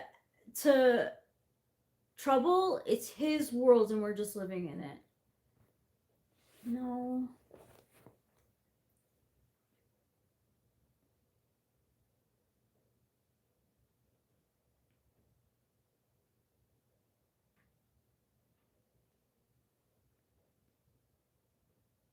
Limelight.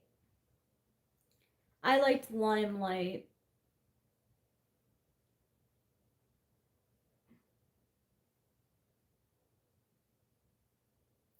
The cat is following his nature? Dude, he fucking is so needy. This is the neediest. He is. I don't feel bad for that cat at all. I don't feel bad for him. Me and him don't get along. Me and Trouble do not get along. I love him, but we don't like each other. I mean, he rubs himself on me sometimes, but like I said, like it's his fucking world and we live in it, and I hate that. It's like we like bend to him, like everyone like bends to him, and he doesn't give anything back. He doesn't give anything back to me anyway. Yes, living in the limelight. Rush reminds me of the movie I Love You Man.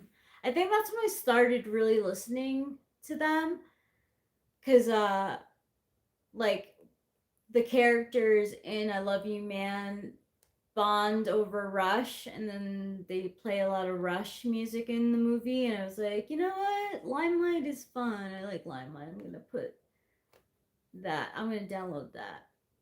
So I downloaded Limelight, and I don't think cats are really like they've been like domesticated over millennia, but they're still very independent. Um yeah, so I liked Limelight and Tom Sawyer. Paul Rudd and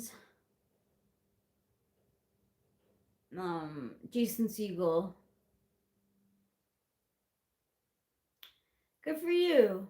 36 minutes of tidying the apartment must make you feel better. What's the funniest scene?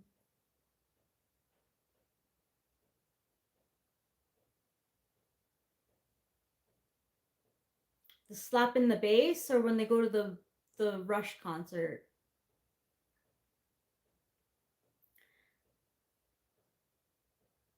Well, I believe that cats were domesticated to kill mice. They never really were supposed to, like, they're not man's best friend. Yeah, the Rush concert. I don't remember that being funny, but I'm sure it was. Let's just stick.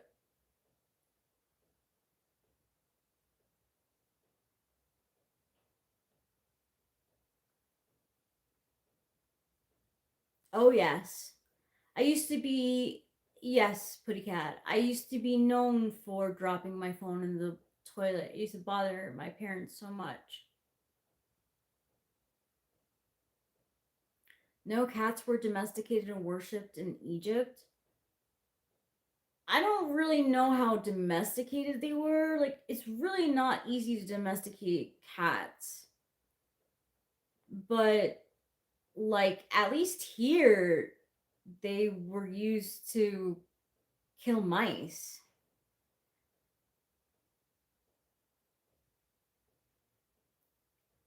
Well, maybe it was, but I don't remember laughing.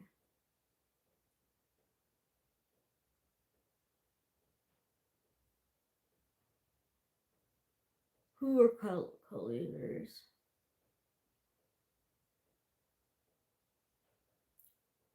Dogs were originally used to protect livestock. Cool. So both of them weren't really supposed to be.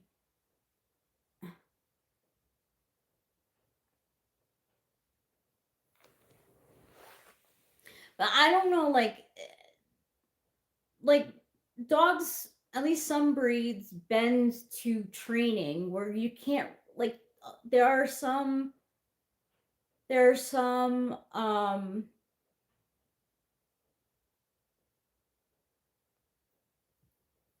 no.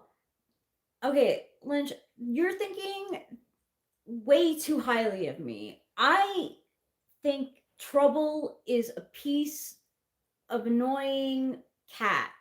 He like annoys the shit out of me. He's very needy.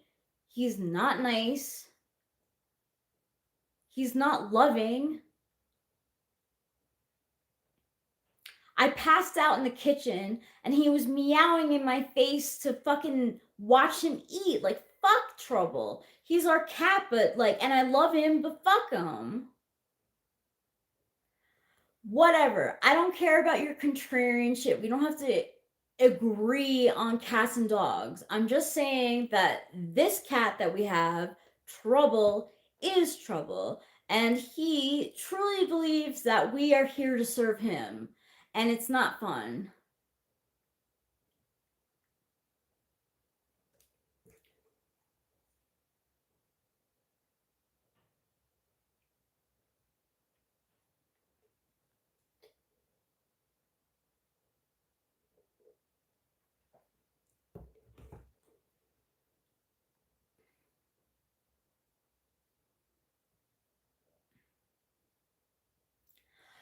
Dude, I wanted him out in the wild still. When he was out in the wild, he was stalking Capio to fucking try and get with her. I get that. I get that. And I'm learning that I like more affection than cats give. If I were to get a cat for myself, I would get a ragdoll cat so I could pet and hold it. It's been not the greatest experience having a cat named Trouble. Capio's fine. But still, even her, she doesn't like to be pet all the time. A lot of it's on her terms. I don't know. I just.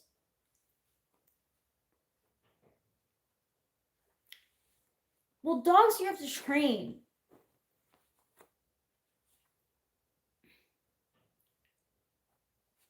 Dogs you have to train. Eric's dad named him.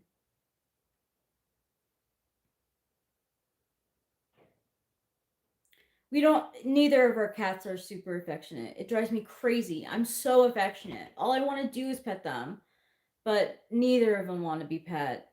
And in fact, Trouble, if you pet him sometimes, he'll swipe at you, so he really doesn't like it. I have 2 cats and no love. Well, Capio, but and I have conditional love from Trouble. I love our cats. It's just it hasn't been the ideal experience for me. It's been tough. I love by showing physical affection, and I can't be with these cats, and it makes me sad. Oh, yeah, the cat whisperer. I've seen him on YouTube.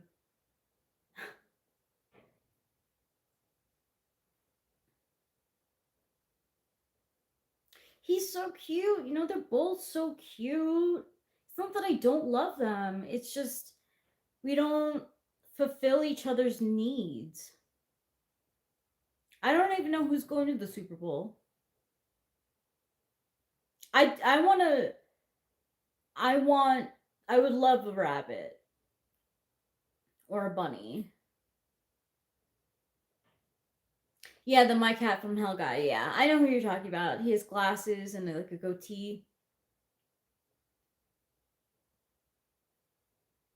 Really? If you take the kittens away from their moms super early, they tend to be more affectionate. Huh. Hasn't been deciding. It's the beginning of the playoffs. I don't know even who's in the playoffs except for I don't really know. Not the Bills. I don't care about the Bills. I mean, I root for the Bills because they always lose, but I don't care. Um, I like the Niners, and then after that, the Chargers.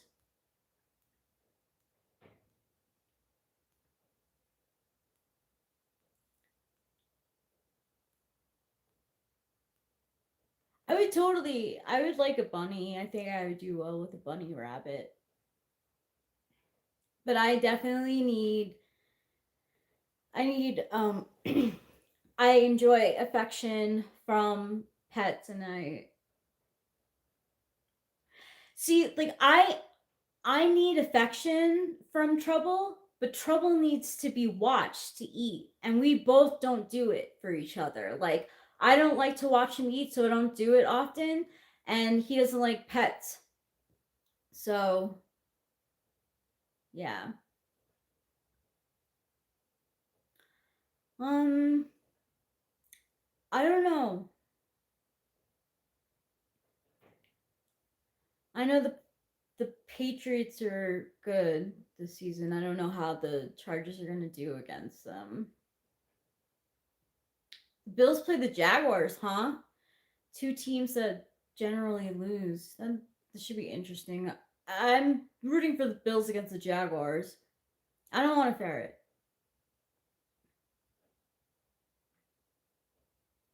Rachel, any USC basketball this weekend? The men played last night, I think. I don't know. I mean, it seems like the Patriots are like a real solid team. So I don't know, but I don't like the Patriots, so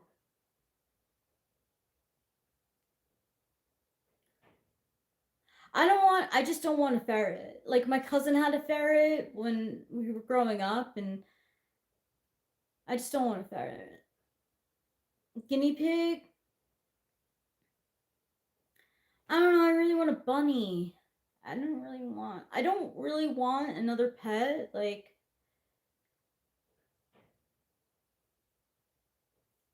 you're a New Englander.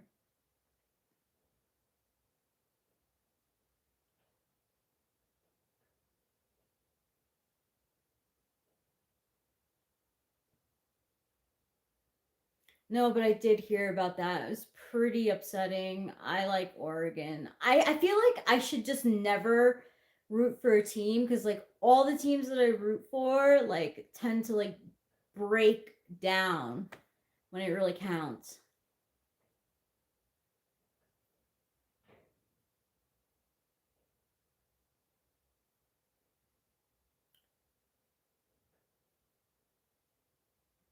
Okay.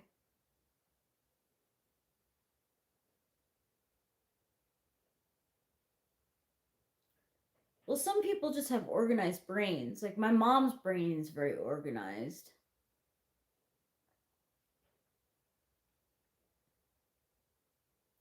We are stuck by certain circumstances. If I'm going to be totally brutally honest, when when we were first talking about moving, Eric was like, "So, what are we going to do about trouble?" And I was like, "Hell no." I was like, "He attacks Capio. Like, we're not taking her.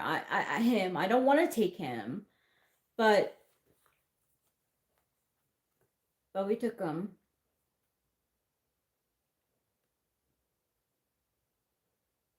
I folded. Oh, that's fun. Oh, 3 p.m. I don't know. Maybe I'll watch it. Three against Indiana.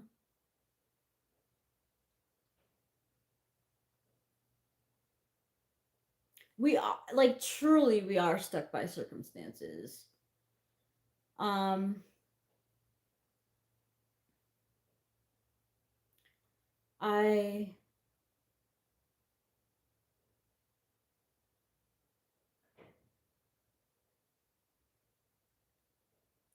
Is that true? Are you just like make an example? He knew how to tie his shoes. I think it's bullshit. I fucking hate Trump. I don't support it. That's my opinion. Yeah, if it were up to me, we wouldn't have taken trouble with us. I said no, but I caved. How much YouTube bitch like how long have you been watching, like how much of it have you rewatched? You talking about my lucky numbers and my OCD? Arvish, hello.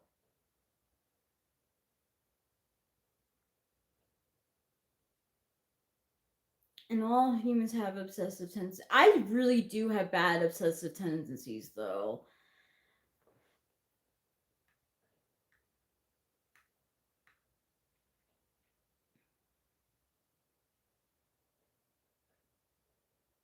Hmm. Indiana is currently favored by 7.5 over Miami for the national championship.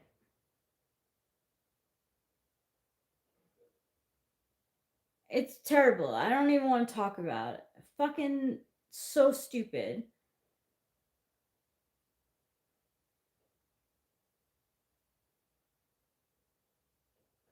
Whatever. I don't want any invasion. We don't need to invade. We're already big. We could barely take care of this nation as it is. Why add more? He's such a fucking idiot. He's so stupid. He's so stupid. Miami has impressed me, and I don't like Miami. I wouldn't be surprised if Miami upsets Indiana, even though I don't like Miami. Trump could suck it. He could suck his own tiny dick. I hate him. He's a disgusting person. And there's not enough people who don't say it to him.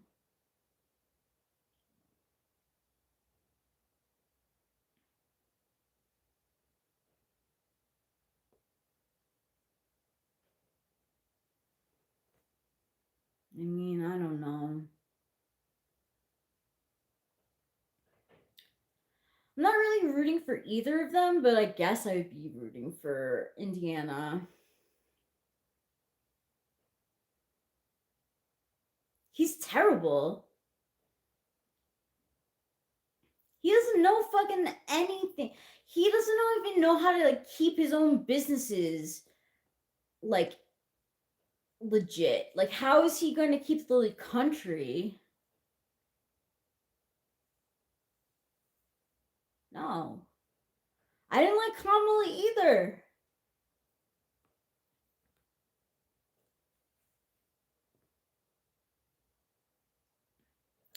Trump doesn't know how to get anything out of debt because he has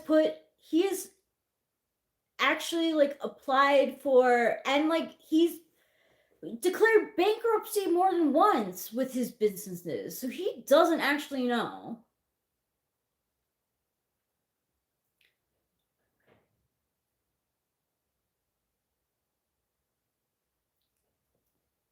He kept running after bankruptcy because his ego is of a little baby.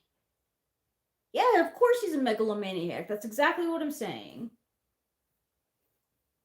He has the ego of a little baby.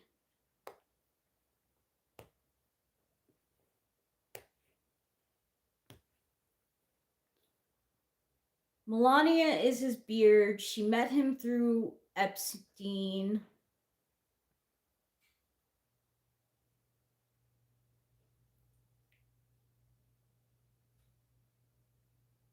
It is his ego. He's not getting paid. He's not getting paid well at all because he's president.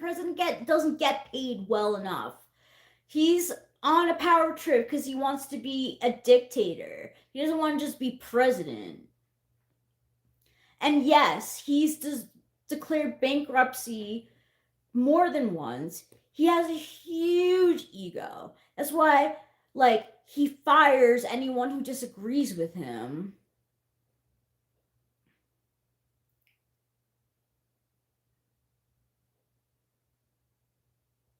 Rachel, the way male lions operates in the wild when they mate with the female lions aggressively, do you think they are being mean, or is it nature's way and we as humans should turn away? Well, they're lions.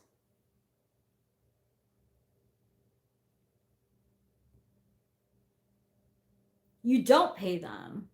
They're not getting paid a lot. If you're working for the government, you really don't get paid much. Unless he's paying people under the table, which he could be doing. He pays these people with the ego by boosting them up when they agree with him. But like as soon as you disagree with him, boom, you're fired.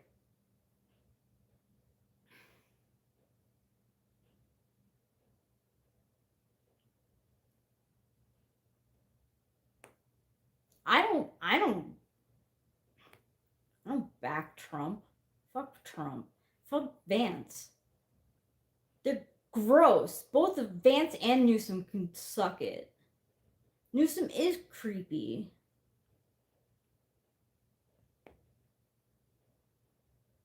It's really like, is it that much? I really feel like I really always hear that feel like being president, you really don't get paid much.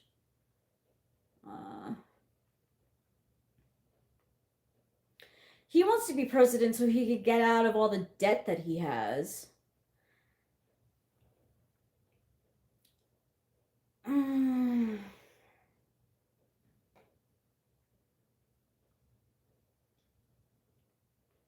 President doesn't make much money.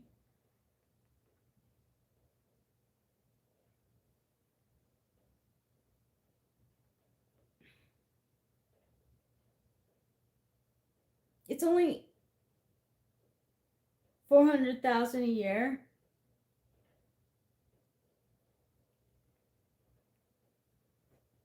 More than he had before. Still not that much.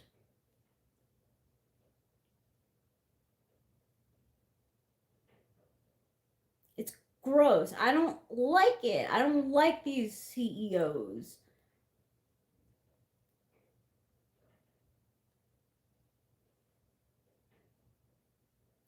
Fuck off. I don't give a shit what you have to say.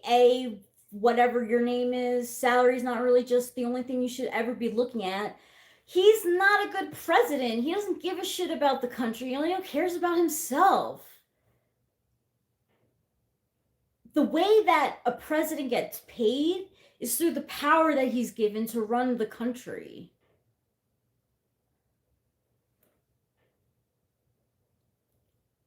That's not an ungodly number. I'm telling you, like, it's not. People don't become president.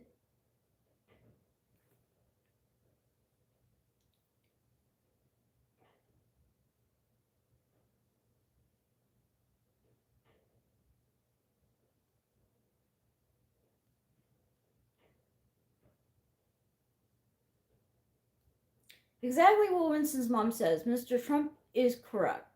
He received a jet from Qatar. Gross. Corruption is out in the open. Yep. The aircraft is only one small thing he's taken that defies historical corruption. Oh, yeah. I mean, the fact that he.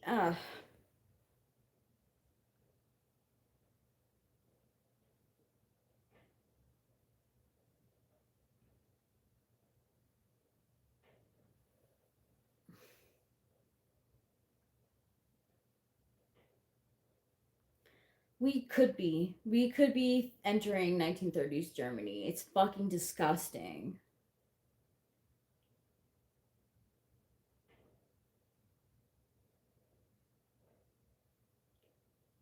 No, I'm telling you, he won't calm down. I've tried. I am sweet to him. It's his world and we're just living in it. Trouble is trouble. What can I say? I'm sorry. My cat is not my favorite thing. He's not my favorite cat. I don't know what to tell you. I'm sorry. It might make me a bad person, but he's a pain in my ass. Yeah, he is, though, using ICE as his own personal Gestapo. It's disgusting. He's a disgusting human being. He wants to run a third term. He's fucking. Like, that's supposed to be illegal because that was stopped after FDR. Because FDR was in it, what? Was he president for 4 terms or 3? And after him, they were like, no, only 2 terms. I mean, he's done so much other illegal stuff. Why not?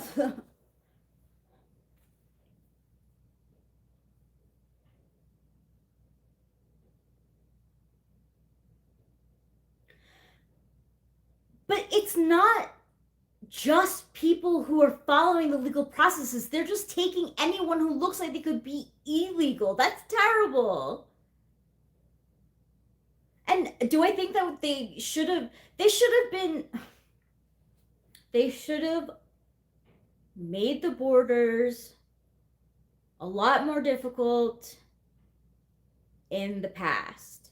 Do I think that it's good to be illegal living here? No. We also need to make it.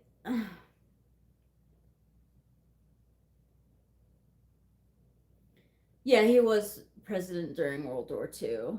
He died during it. He didn't get to see it finish. But yeah, like after his third term, they were like, no more of that.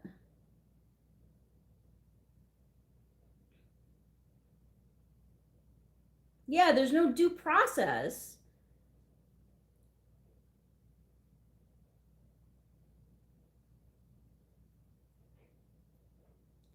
You're acting like I'm supportive of cops. Like, you don't know shit.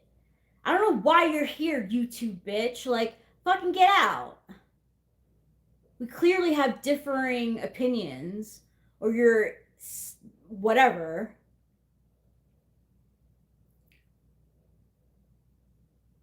No, I'm telling you, it's fine. Look, I open my heart to him a lot. Like, you don't get it. Like, it's like I haven't tried with trouble. I have. I'm just, honestly,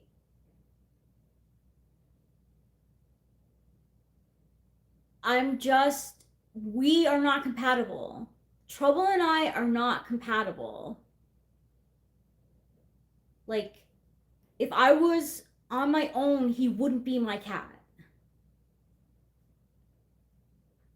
It's just the truth. It's just the truth. Like, I learned that this cat has nothing for me. He doesn't even protect me. Like, I fucking passed out in the kitchen and he was in there. Like I said, whatever. It's just, I don't have to explain myself. I don't like trouble. Trouble doesn't give a shit about me. Like, that's our relationship. If you don't give due process in court of law for anyone,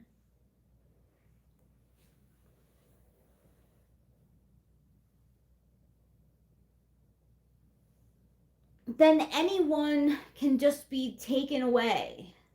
You don't like the person. It's like you just don't like the person, so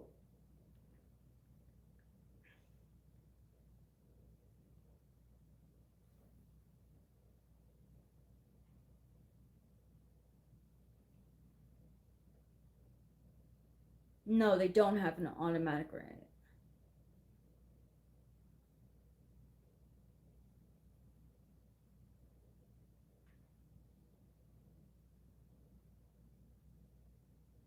Yeah, that's exactly what I'm trying to say. I side with Winston's mom.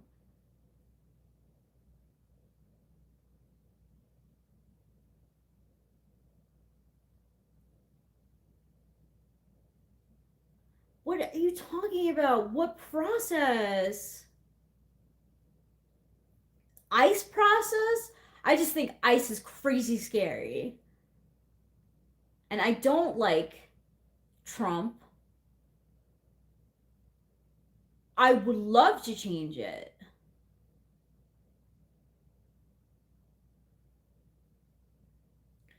It's anyone that he doesn't like, though, Putty Cat. That's the problem. Later, Maximum. It's a problem. It's not. We can't trust him. How could you trust Trump? He doesn't.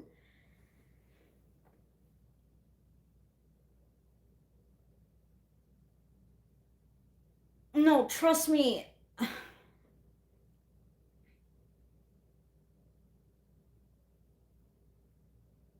No, Eric is fine with Trouble.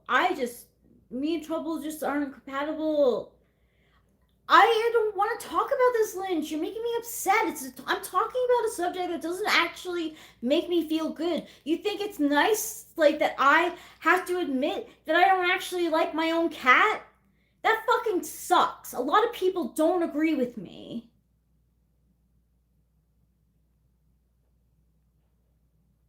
Well, yeah, I don't really trust any politicians either.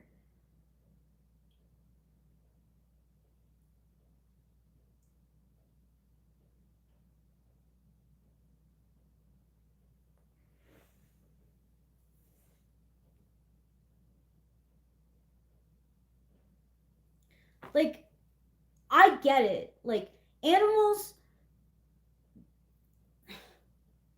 I don't know what to say. I just don't know what to say.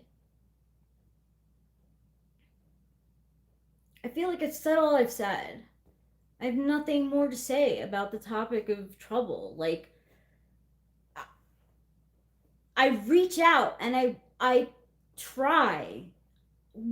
I don't think he's ever tried, but I try, and there's just nothing there. Like, he's.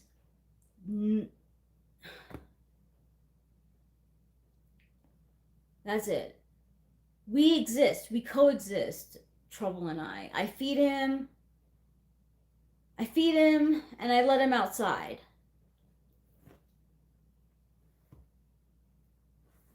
I don't know who Vivek is. Of course I have. Of course I have tried to bond with him. I've tried to bond with him a lot. We've had this cat for 3-4 years now.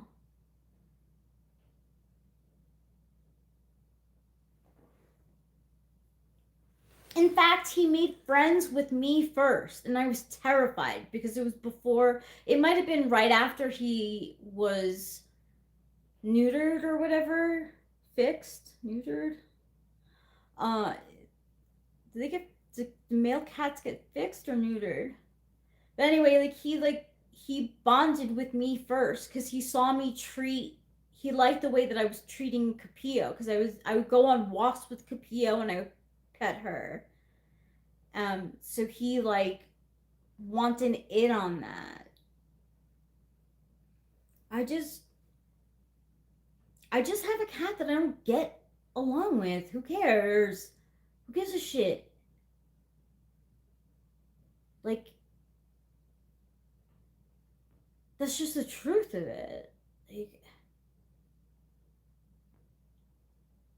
okay, cool. Thank you, Winston's mom. Yeah, so he was right after his name. Nothing's changed. I've never gotten along with him.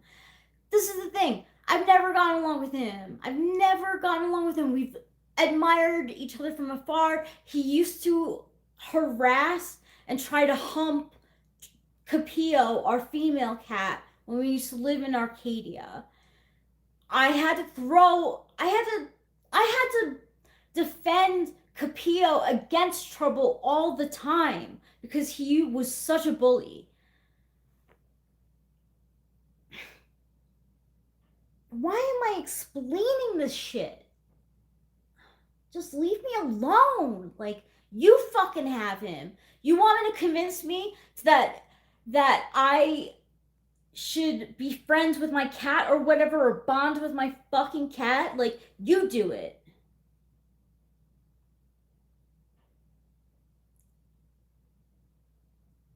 I don't like Vance at all. He's scummy. How could you trust someone like that? I don't know. I knew some. I don't know.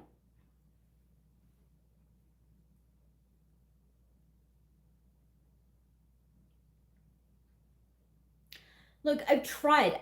This cat has been in our lives for a long time now, and he has been nothing but trouble.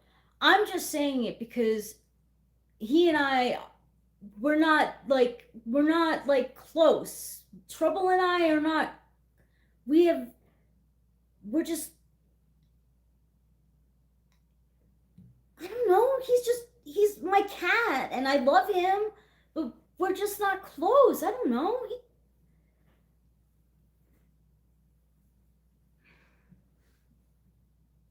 It's not like I haven't tried.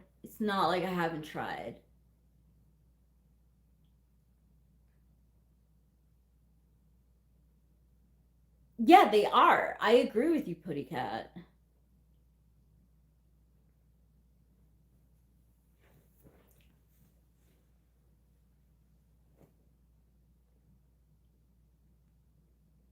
Good morning.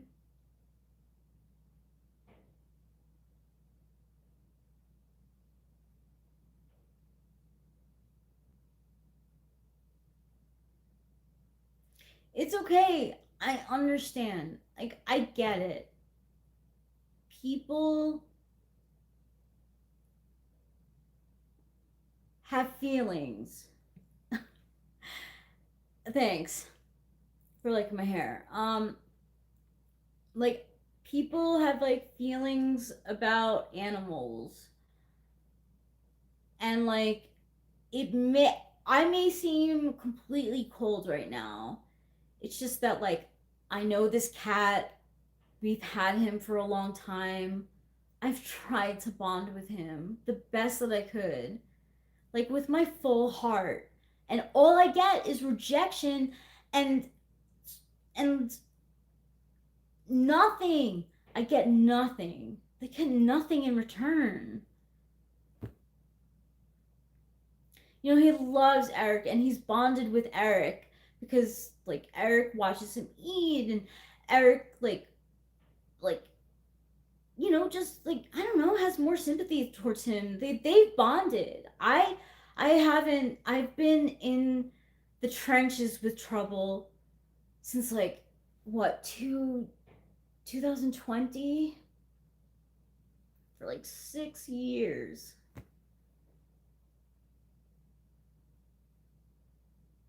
Like I love him. I think he's adorable.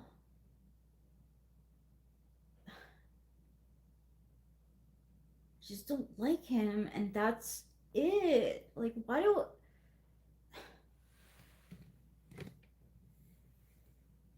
I haven't slept yet? I took Adderall, so I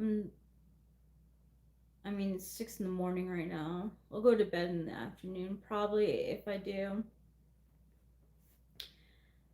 Ugh.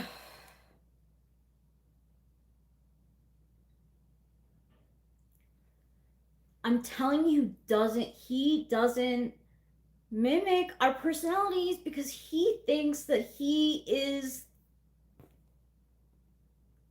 it's Trouble's world and we're here to serve him. Like that's what he thinks. He doesn't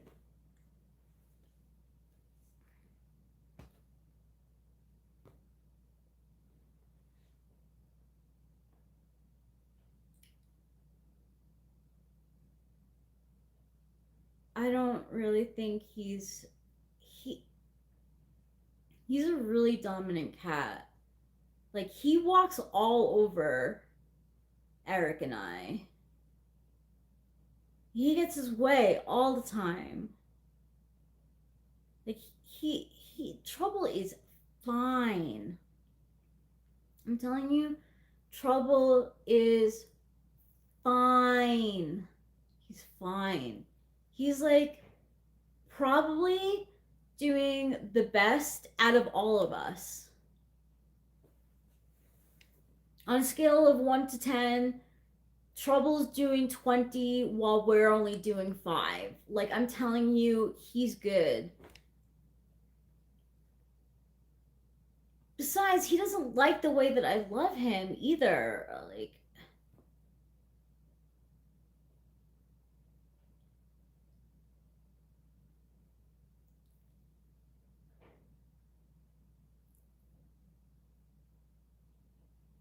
Like, I do. I feel like a really cold ass bitch, like, for saying that I have a problem with my cat. I feel like I'm not warm. I feel like I'm judgmental.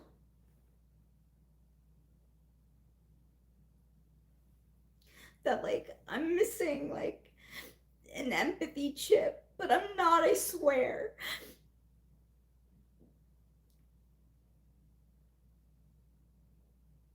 I try with Trouble.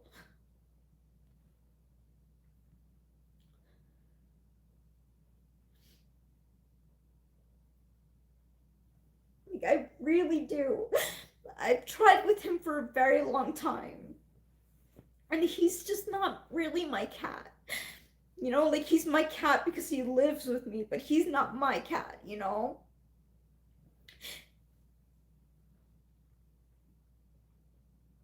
And like sometimes he does. Like sometimes he's great and like right now if I'm crying sometimes like he'll like come up and he'll like rub up against me and it's great.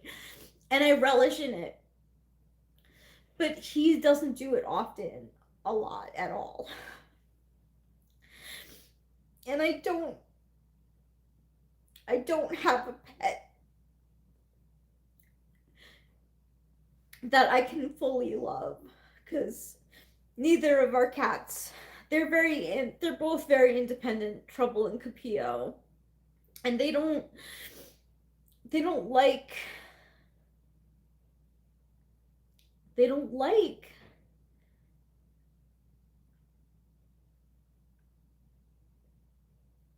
they don't like affection, really. Like, Capio does, but it's like on her terms.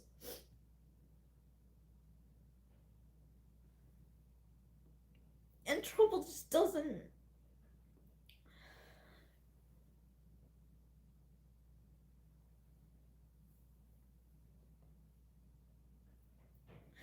I have to be the disciplinary. Like, I play bad cop, because, like, even though, like, Trouble needs to be dominant, and he doesn't like Capio, so he, like, will run after her and, like, swipe at her, and I yell at him because he needs to be disciplined.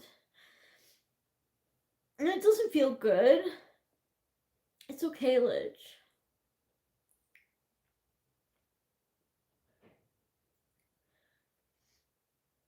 But, it does make me feel like I'm missing.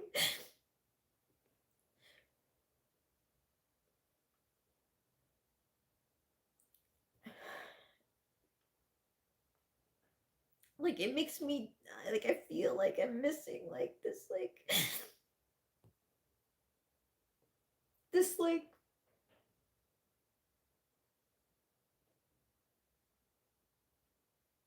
like, empathy chip, I guess. But I just haven't had the right pet, really.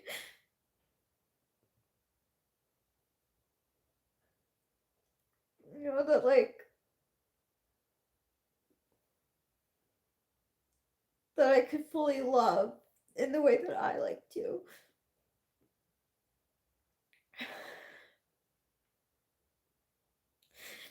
There's so many people they're like nicer to, like, animals than they are to people. I'm always like, wow, like there's so many people who don't want to, like, walk their dog with a leash because they think that it's mean. And, like, I don't think like that. Thanks, Vincent's mom. Like, if I had a dog, I would walk it on a leash.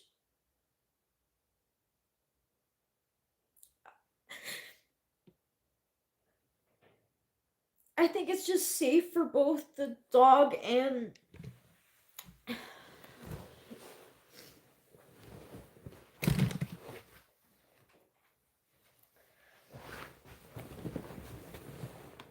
I just feel like I said, like, I feel like I'm missing some sort of, like empathy chip that, like,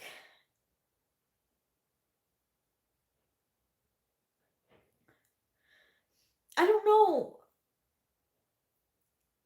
Like I said, I don't really have cats right now that are very compatible with my loving style. Um I really like affection, and neither of the cats, um they Capio gets affection from me sometimes when she wants it, but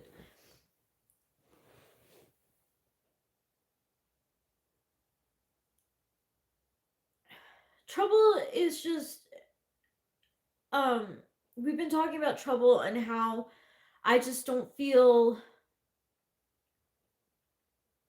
an affinity for him. An affinity. I don't. He's not my favorite animal, even though he's my animal. He's our animal.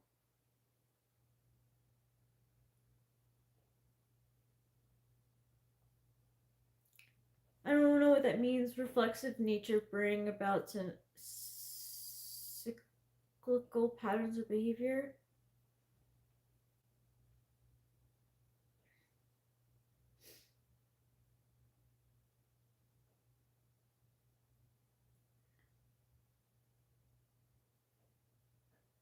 I'm not sure what you. I'm not really sure what you mean, Jeremiah Fix. Like, I'm not.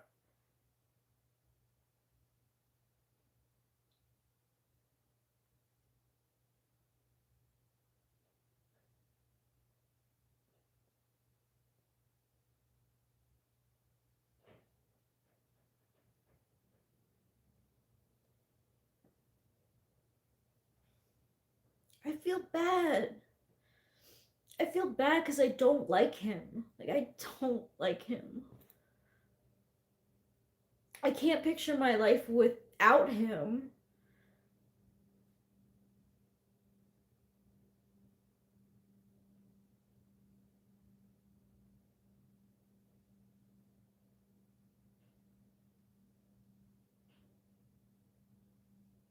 I'm nice to Trouble, but I don't like bend to him. I can't watch him. I don't like watching him eat. I don't understand it.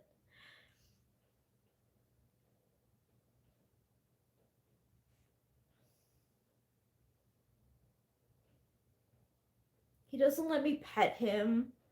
I can't hold him. It's just not good. Hi, executive cowpuncher. So there's a cat my mother took in. He's a little bastard. I can't say I like him, but I'm nice to him. I'm not nice to Trouble. I do reprimand him though when he.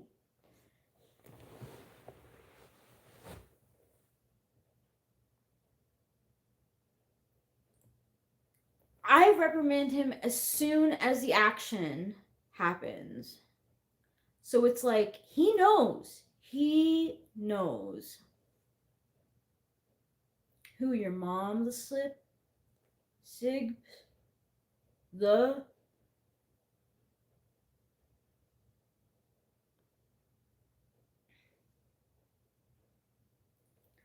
I wish Trouble would bring his food to me. I'm telling you, this cat is so self-centered. Ugh.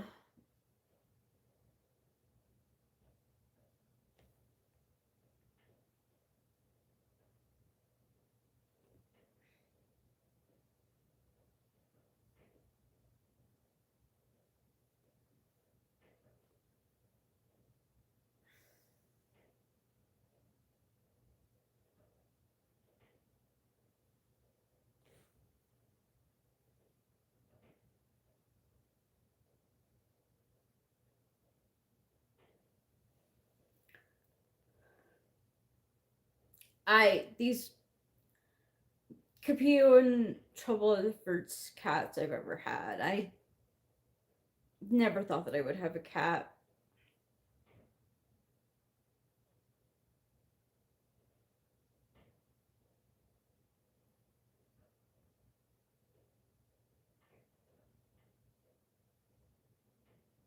It's true, Jeremiah Fix.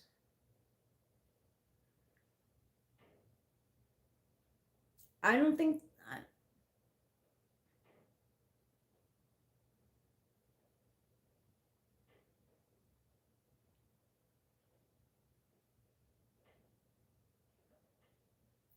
Um.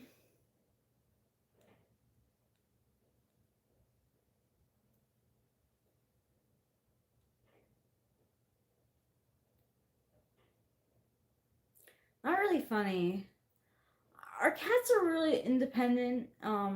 They like to like Capio sleeps most of the day. And Trouble is in and out.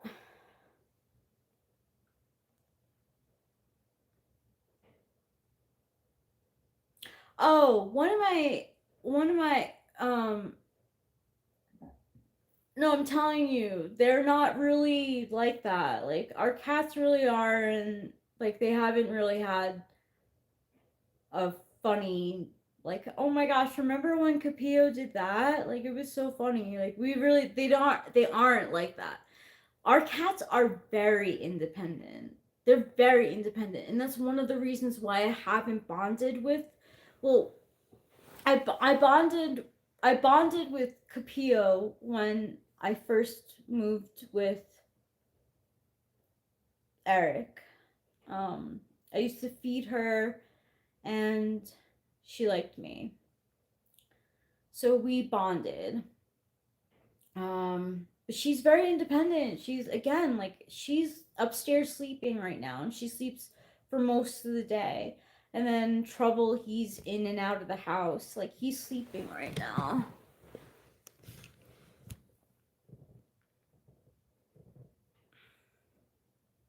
That's Trouble. My favorite cat, though, is the. Hold on. I'll try and find it.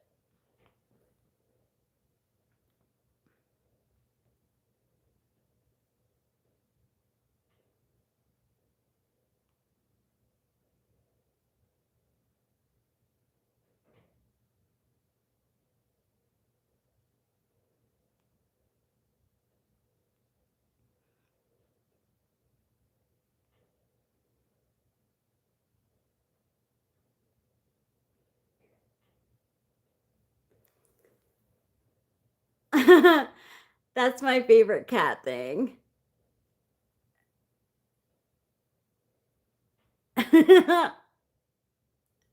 So funny.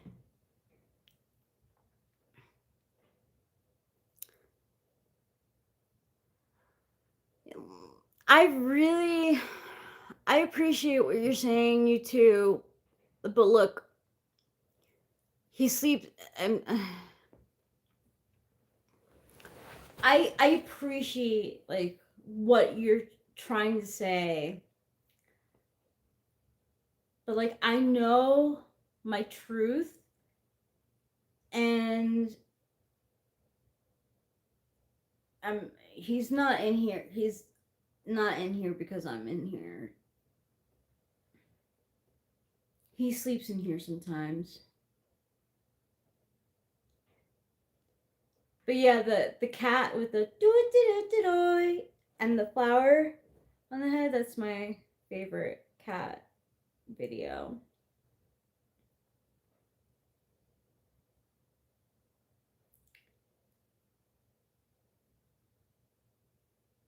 Yeah. He's cute. He's a cute ass cat, man. And what makes me it's another reason why it's, like, difficult, because he's so cute, and I want to give him, like, pets and kisses, but he doesn't like it. He doesn't like it, so I don't do it. And then I feel like I can't express my feelings for him. I wish that we bonded, But we've had, like, he and I have had a very contentious relationship, like, since he first came into our life, because I was constantly defending Capillo against him, because he, before he was neutered, would basically try to hump her, like, like, grape her, and so I had to fight him a lot, I don't know.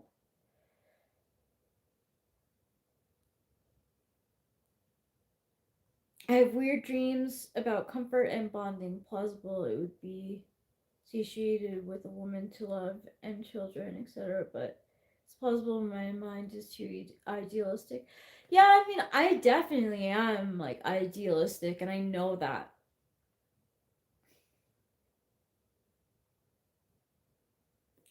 It's just, like, the truth out loud, it, like, reverberates within me.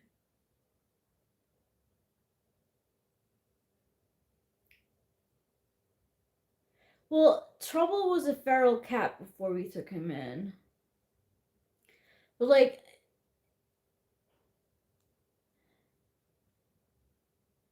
You know, I'm just being honest. Like, I haven't had a great time with Trouble. And he doesn't let me love him the way that, like, I wish I could. So I try, but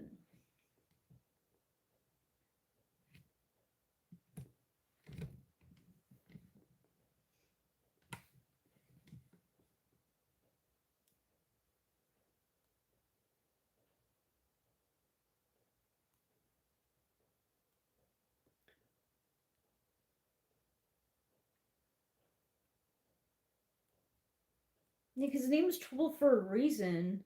It really is named his. He really is Trouble. He's been Trouble since day one.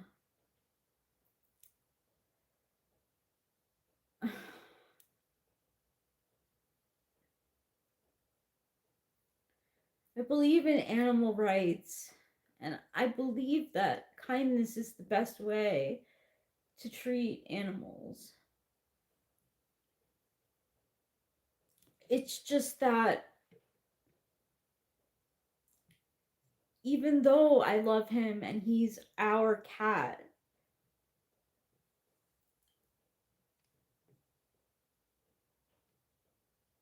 I I have these like we just don't. Yeah, Trouble is Trouble. Trouble is our cat. Sorry. Trouble is our cat. That's our cat. His name is Trouble. And he's been trouble. His name is Trouble because he used to cause us a lot of trouble in LA. When he lived in Arcadia. He was a stray cat who wasn't neutered, and when he was in the mood, he would stalk our other cat Capio, and I would have to like defend her against him.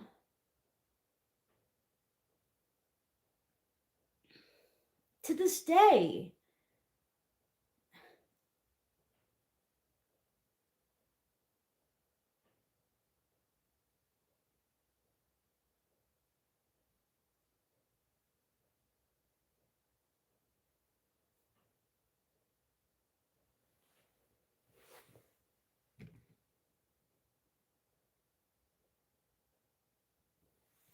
What up, 14 people? Good morning.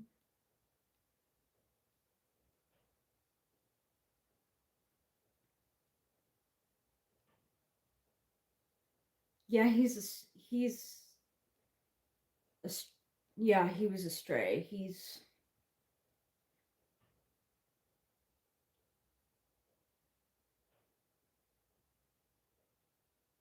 a tough cat. He just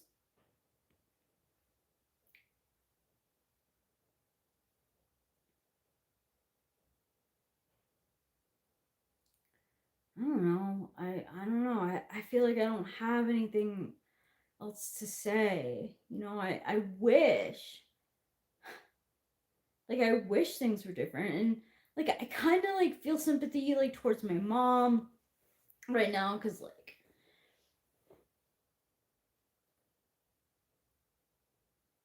I don't know, but like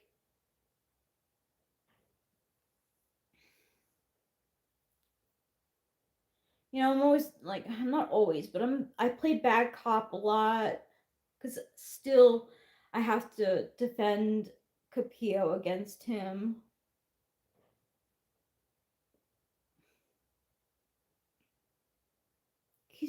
He's a lot.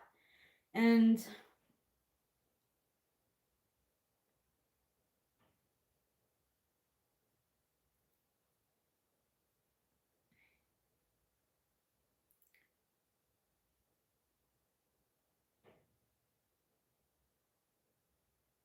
yeah, Trouble wasn't coddled and he doesn't like it.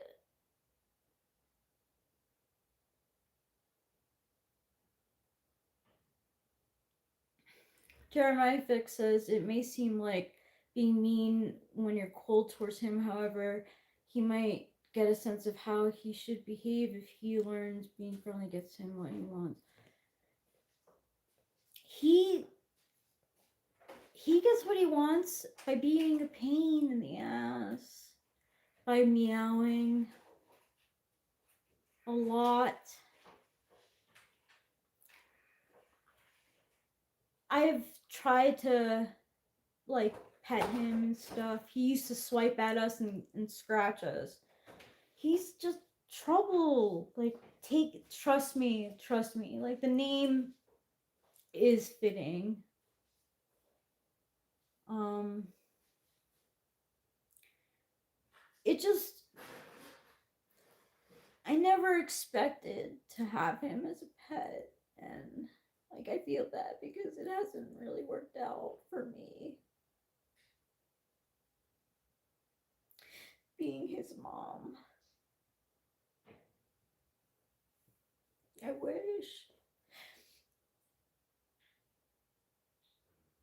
I feel like a bad, like, cat parent.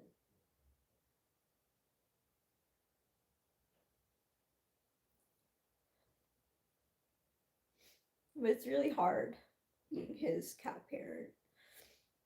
He doesn't really give a lot of love back. To me, anyway.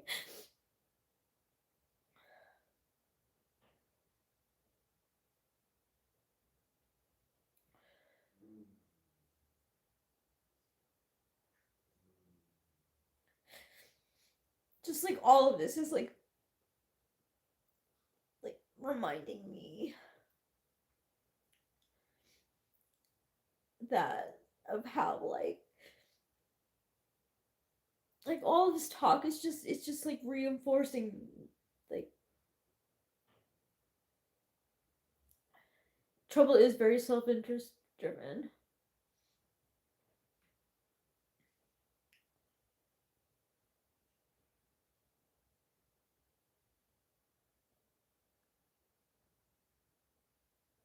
You which why are you jealous you wish your name fit you well too?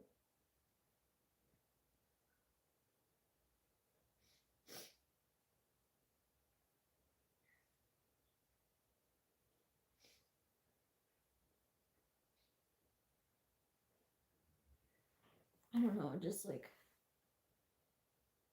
it's a tough subject because like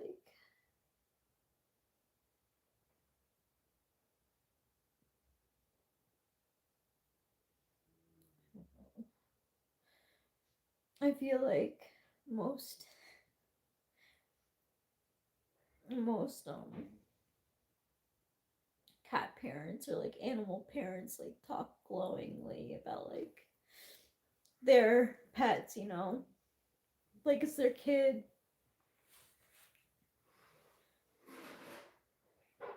And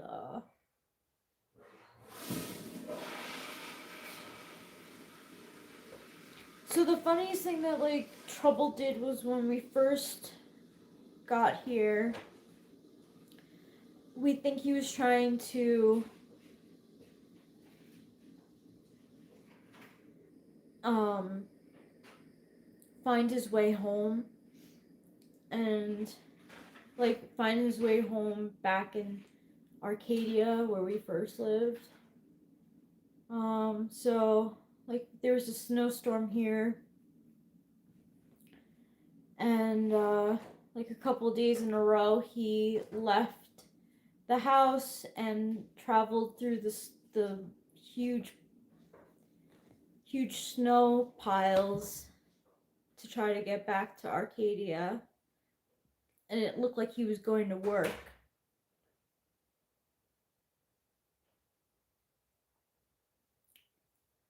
Where from I? United States.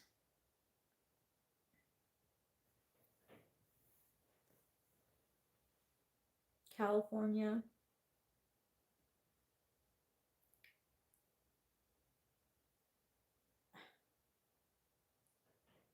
I just I mean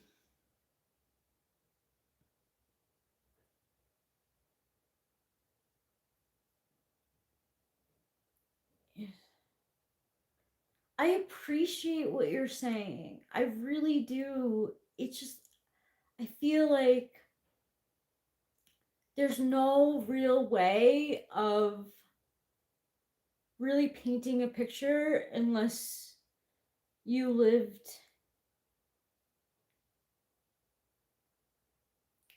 um like through it. He's resistant to like,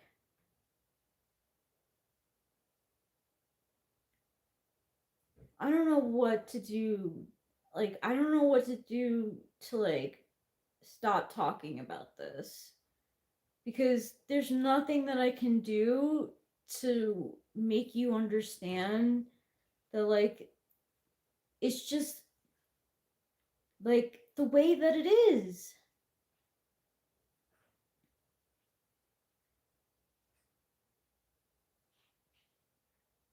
Can it not be politics either? Like, I came on here talking about how I want to wear my hair curly, and I end up talking about politics and the non relationship that I have with my cat.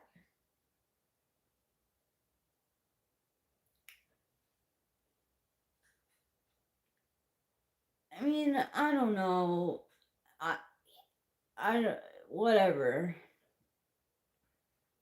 Whatever.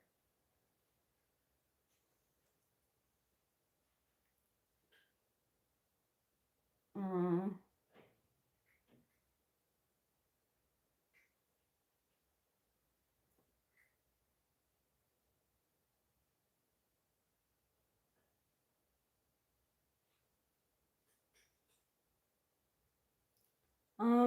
because it's a pseudoscience. So they figure if they make it more complicated, it'll sound more scientific, but it's really not.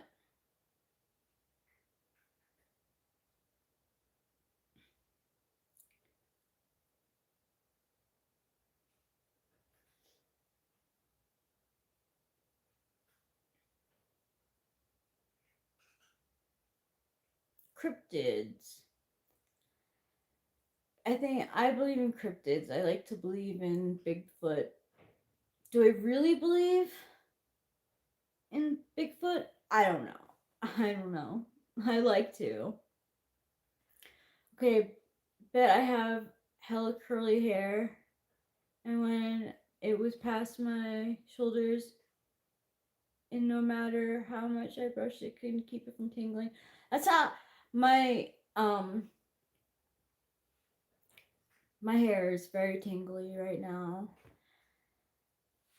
It's just like the gray hairs that are coming in are very kinky and coily. So I'm like, why don't I try to work with my hair texture instead of against it?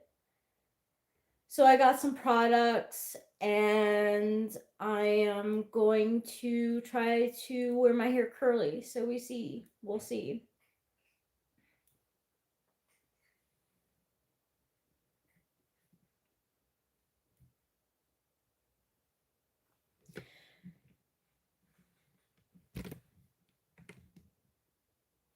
Thank you. That's nice of you to say.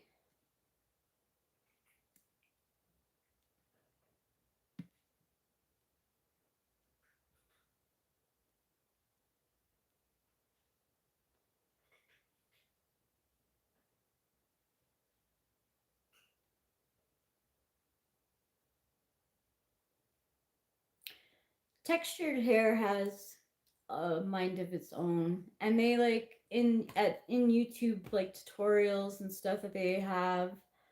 Um, they always say like no wash day when you have curly hair is going to be the same. Like it's kind of like wavy hair, wavy curly hair is like pretty unpredictable, which I'm also not really looking forward to. So like I don't know how long this experiment's gonna last. I hope it lasts because like I said, like with my gray hairs that are coming in, I would like to work with my texture rather than against it. But if it's too much maintenance, like we'll see. Um But yeah, they say that like curly and wavy hair has like a mind of its own, especially wavy hair. Um, and that you can't really expect the same results every time. Like I said, we'll see. We'll see. I'm I'm looking to have fun with it though. Um, I want to see how it turns out. The products and stuff really weren't expensive. I got them all like on Amazon, and the tutorials are on YouTube. But because like I'm TE polar and SI eighth, um, I can't remember the order of like products that's supposed to go in your hair to make it curly. Um, so I'm gonna have to watch the video.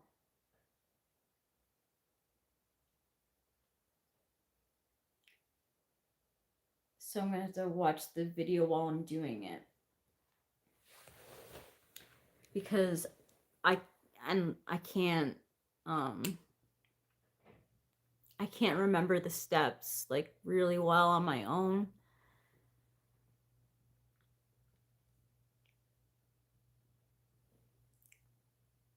It's nice though cuz like I don't think Eric has like a preference for like wavy or straight hair. Um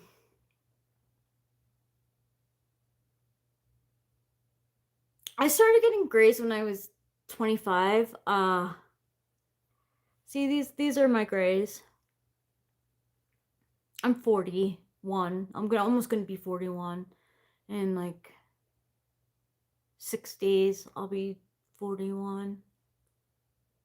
Thanks.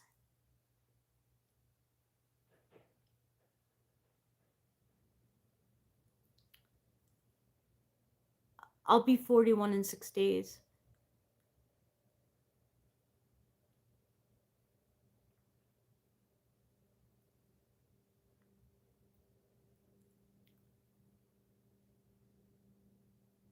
Yeah.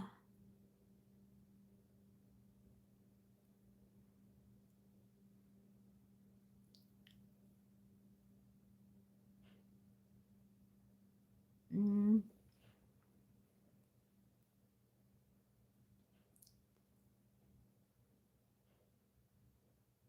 It's witch magic. What are these steps? And by that, I mean, what is each thing supposed to do? So, like, one of the products is a leave-in conditioner because they say that's a prep step. Because wavy and curly hair is very dry, so it needs leave-in conditioner for extra moisture.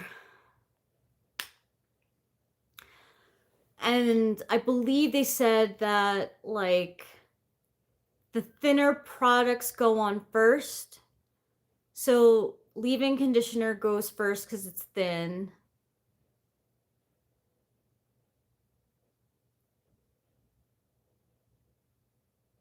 Then curl cream, and then gel, I think. Um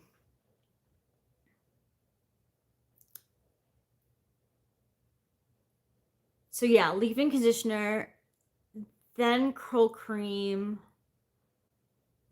then gel. And then you hover diffuse your hair and then put in oil to break up the gel pretty much. There's a lot of steps. It's like way easier for me just to like let my hair air dry and put it up in a bun. So like, I don't know how long like this like curly hair routine is gonna stick around. I hope it sticks around cuz I'm looking to do something different with my hair. I don't want to cut it really. I'm not ready to cut it, but I need a trim, but like a big chop, I'm not really ready for. Um, So yeah, using like my natural texture is probably best for me. Or we'll see. We'll see how it goes. I hope it goes well. I'm looking forward to a change. But it is, it's a lot of maintenance, you know, so like you wear your hair, you like put these products in your hair to make it like to bring out the curl. You know, it's funny that you say that, Jeremiah Fix, because actually, like, women laminate their eyebrows. But, and I'm sure some men laminate their eyebrows too. Don't want to exclude. But, yeah, no. Um,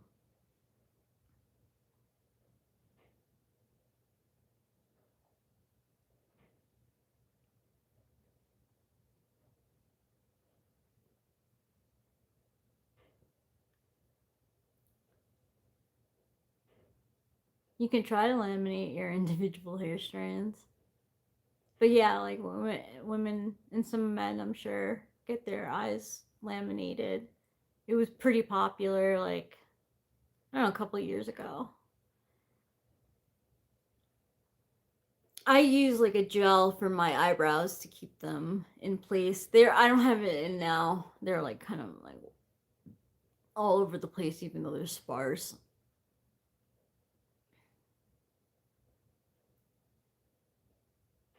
I have such an arch. Such an arch in my eyebrow.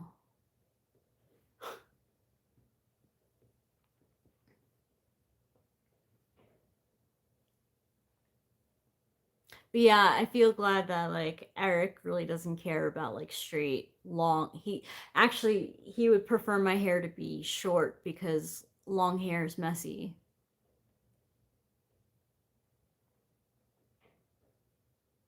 There you go, Jeremiah Fix.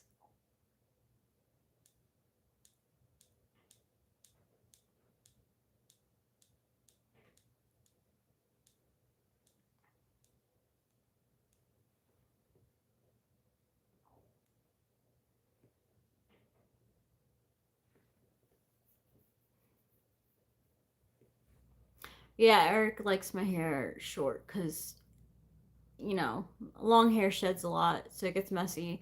So he would probably prefer my hair to be short. But I haven't had my hair long like this in like 10 years. So I'm like, I'm going to enjoy it for a while, play around with it, and then I'll probably cut it at some point. Um,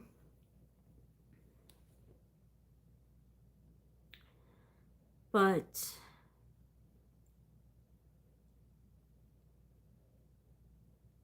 yeah, like I don't think he really cares if it's straight or curly, so I can have fun with my hair and play around with it, and I don't really have to worry about his opinion.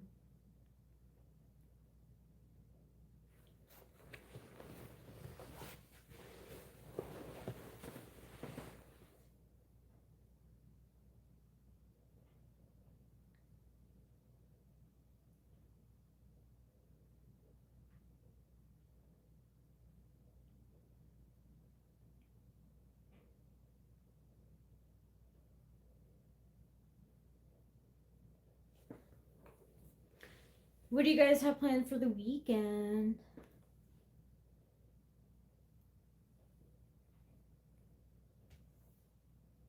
Just a regular day? Anything planned? We don't have anything planned, I don't think. We went food shopping.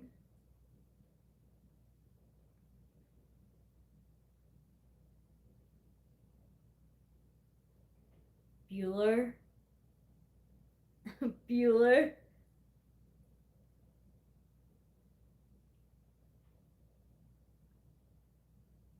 That's nice. Sometimes it's nice not to have anything planned for the weekend. I need a nice balance of like doing stuff and not doing stuff. Like I've definitely had points in my life where like I had like serious FOMO. So I was like always saying yes to my friends, so I was out like a lot. And now I'm not.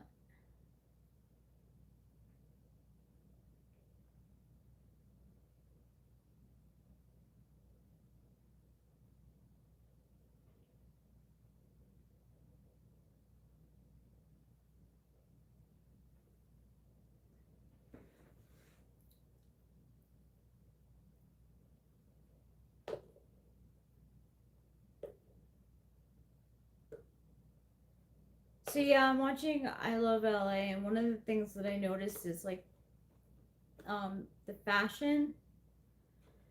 It's, it's a lot of like clothes that I wouldn't even dare to wear. Like I don't know if it's a different, it might be a different generational thing.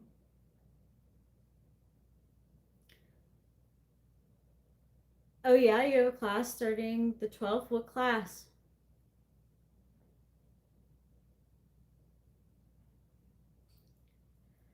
So I feel like at least what they're portraying in I Love LA is that like Gen Z, like pretty much like wears whatever they want. Um,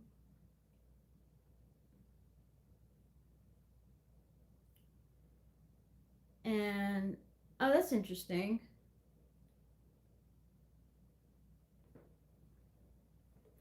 Psychology could be fun.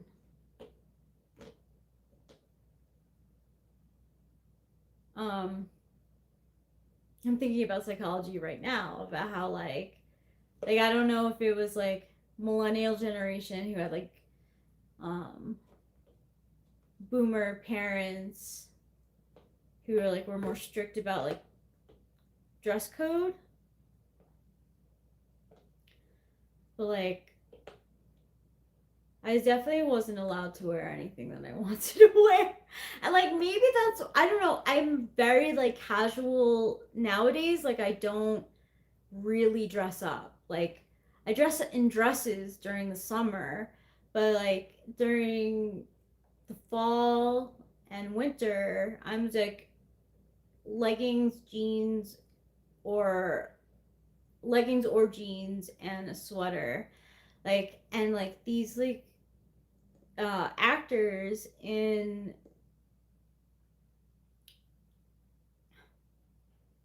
um I Love LA, like they all the girls wear, like I said, like pretty much like whatever they want. But I feel like if I were to wear whatever I wanted, I'm not sure what I would want. Like I feel like I'm wearing what I want to wear. I don't really like wearing, I don't know how much that's conditioning. If I were thin as a model, I would wear the same revealing clothes. Would I wear the same revealing clothes or feel like it's too braggy, braggadocious? I don't know. I have no idea. Like I feel like some of these girls, if you told them like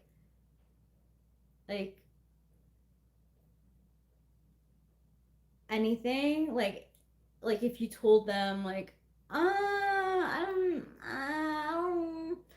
don't like, are you really gonna wear that to this thing? And like I thought it was like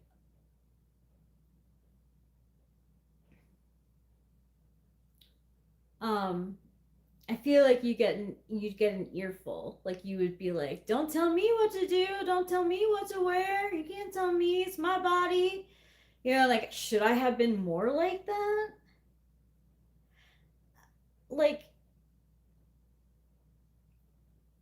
Like I'm like, okay, if you were to drop me in the show right now, I would totally be like the odd man out because like I am so casual and they are not. I'm liking the show a lot, like because of the perspective of like a show from the perspective of Gen Z is pretty cool. But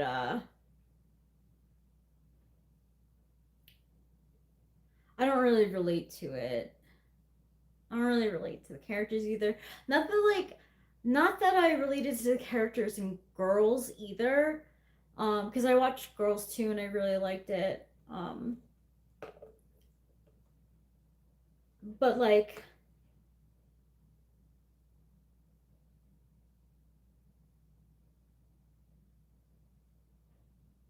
yeah, I don't know.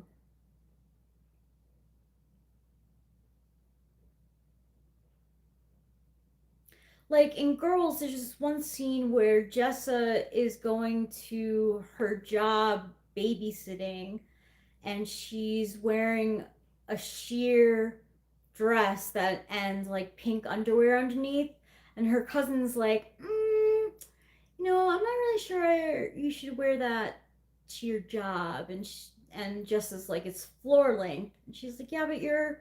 Her cousin's like, yeah, you should uh like wear something. She's like, I just don't know like if that's appropriate.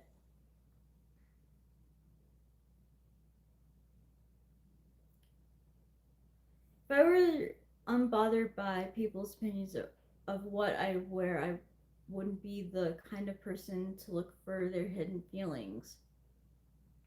Wait, are you saying that hidden feelings are within clothes?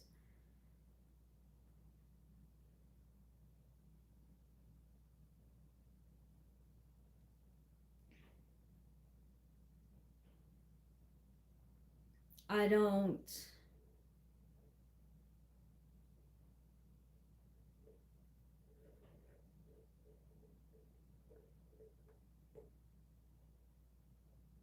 Oh, other people's opinions? I don't know. But like for like in the show with Jessa who is wearing a see-through dress to a babysitting gig, like I don't know. Like her cousin did have a point, like, is what you're wearing like appropriate to a babysitting job? Like,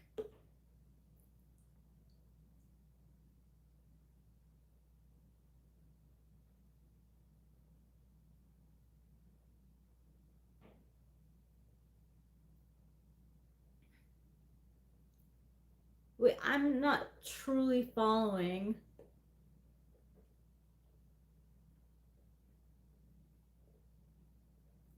Right, but apparently, like a lot of dress codes in places are looser. Like, I'm not sure. I don't know if it's part of the show.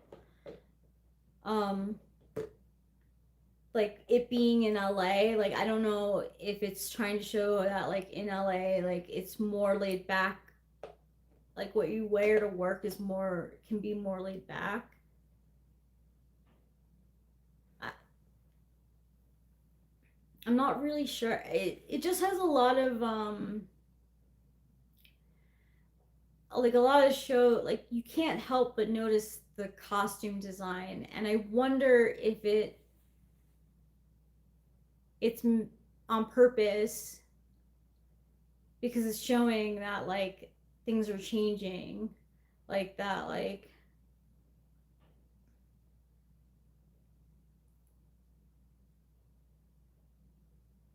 personally I find the whole thing ridiculous. Like why so much emphasis on appearance?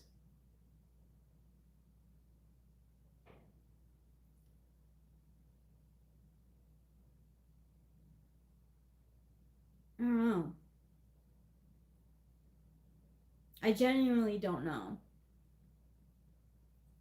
I usually just dress for me,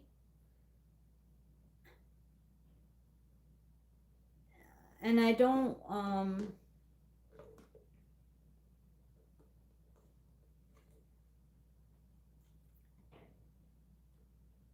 really care about what's trendy.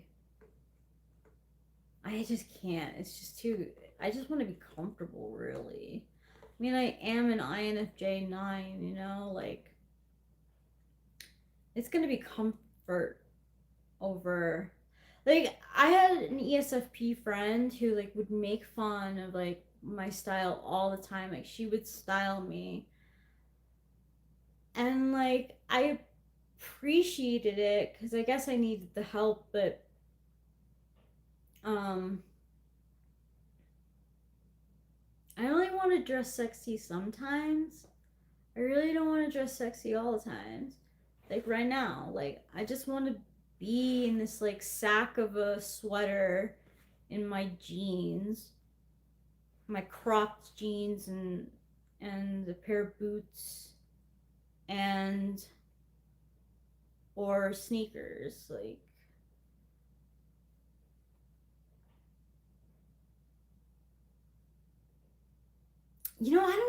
I don't know what aesthetic I have. I have like basic bitch aesthetic in my mind.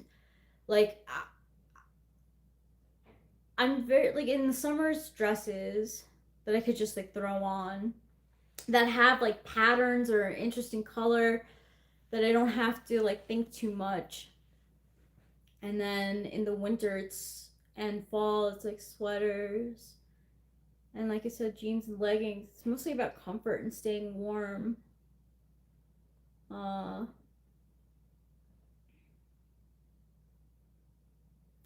yeah, I don't know.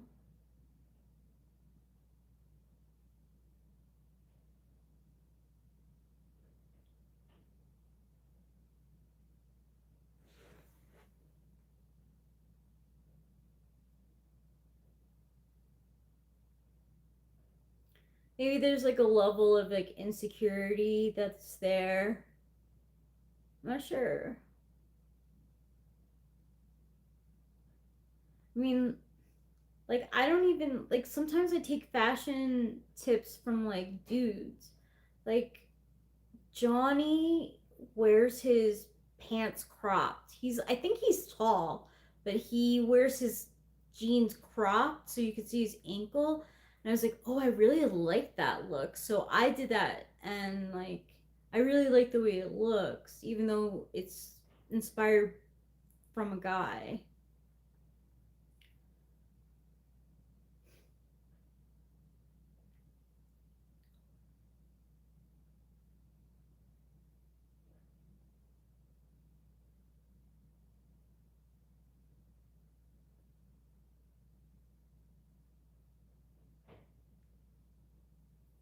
And like I said, like I'm a 9 Enneagram type, so we're like comfy. Being comfortable is the most important thing.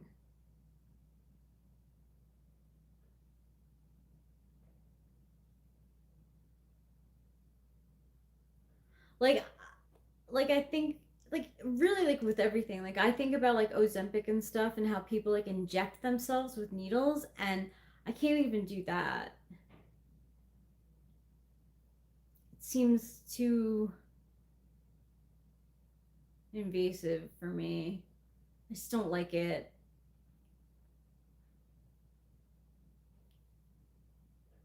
Um so what I'm trying to say is like fashion and pain usually like sometimes depending on who you're talking to like they go together and I don't like pain. I don't want to be strapped up in a corset like barely able to move or breathe for the sake of fashion. I don't want to like stand in like 4-inch heels with my feet squished to the tip of the toe so that like I could barely walk like mm, yeah, those are my thoughts. Those are my thoughts. I'm gonna curl my hair. I don't have a good relationship with our male cat. And I don't have a personal aesthetic because I'm a 9 and my personal aesthetic is comfy. It really is. Uh, and what some people would probably say is boring. But what the fuck ever, you know? What matters most is that I'm comfortable. But thank you so much for hanging out with me. I don't know who's still here, but it seems like the right time to go. Thank you all for being here. Wasn't what I expected at all. But yeah, thanks for being here. And I'm sure that Eric will be talking to you today, later on. Maybe me too. We'll see. Have a good one, everyone. Thanks for stopping by.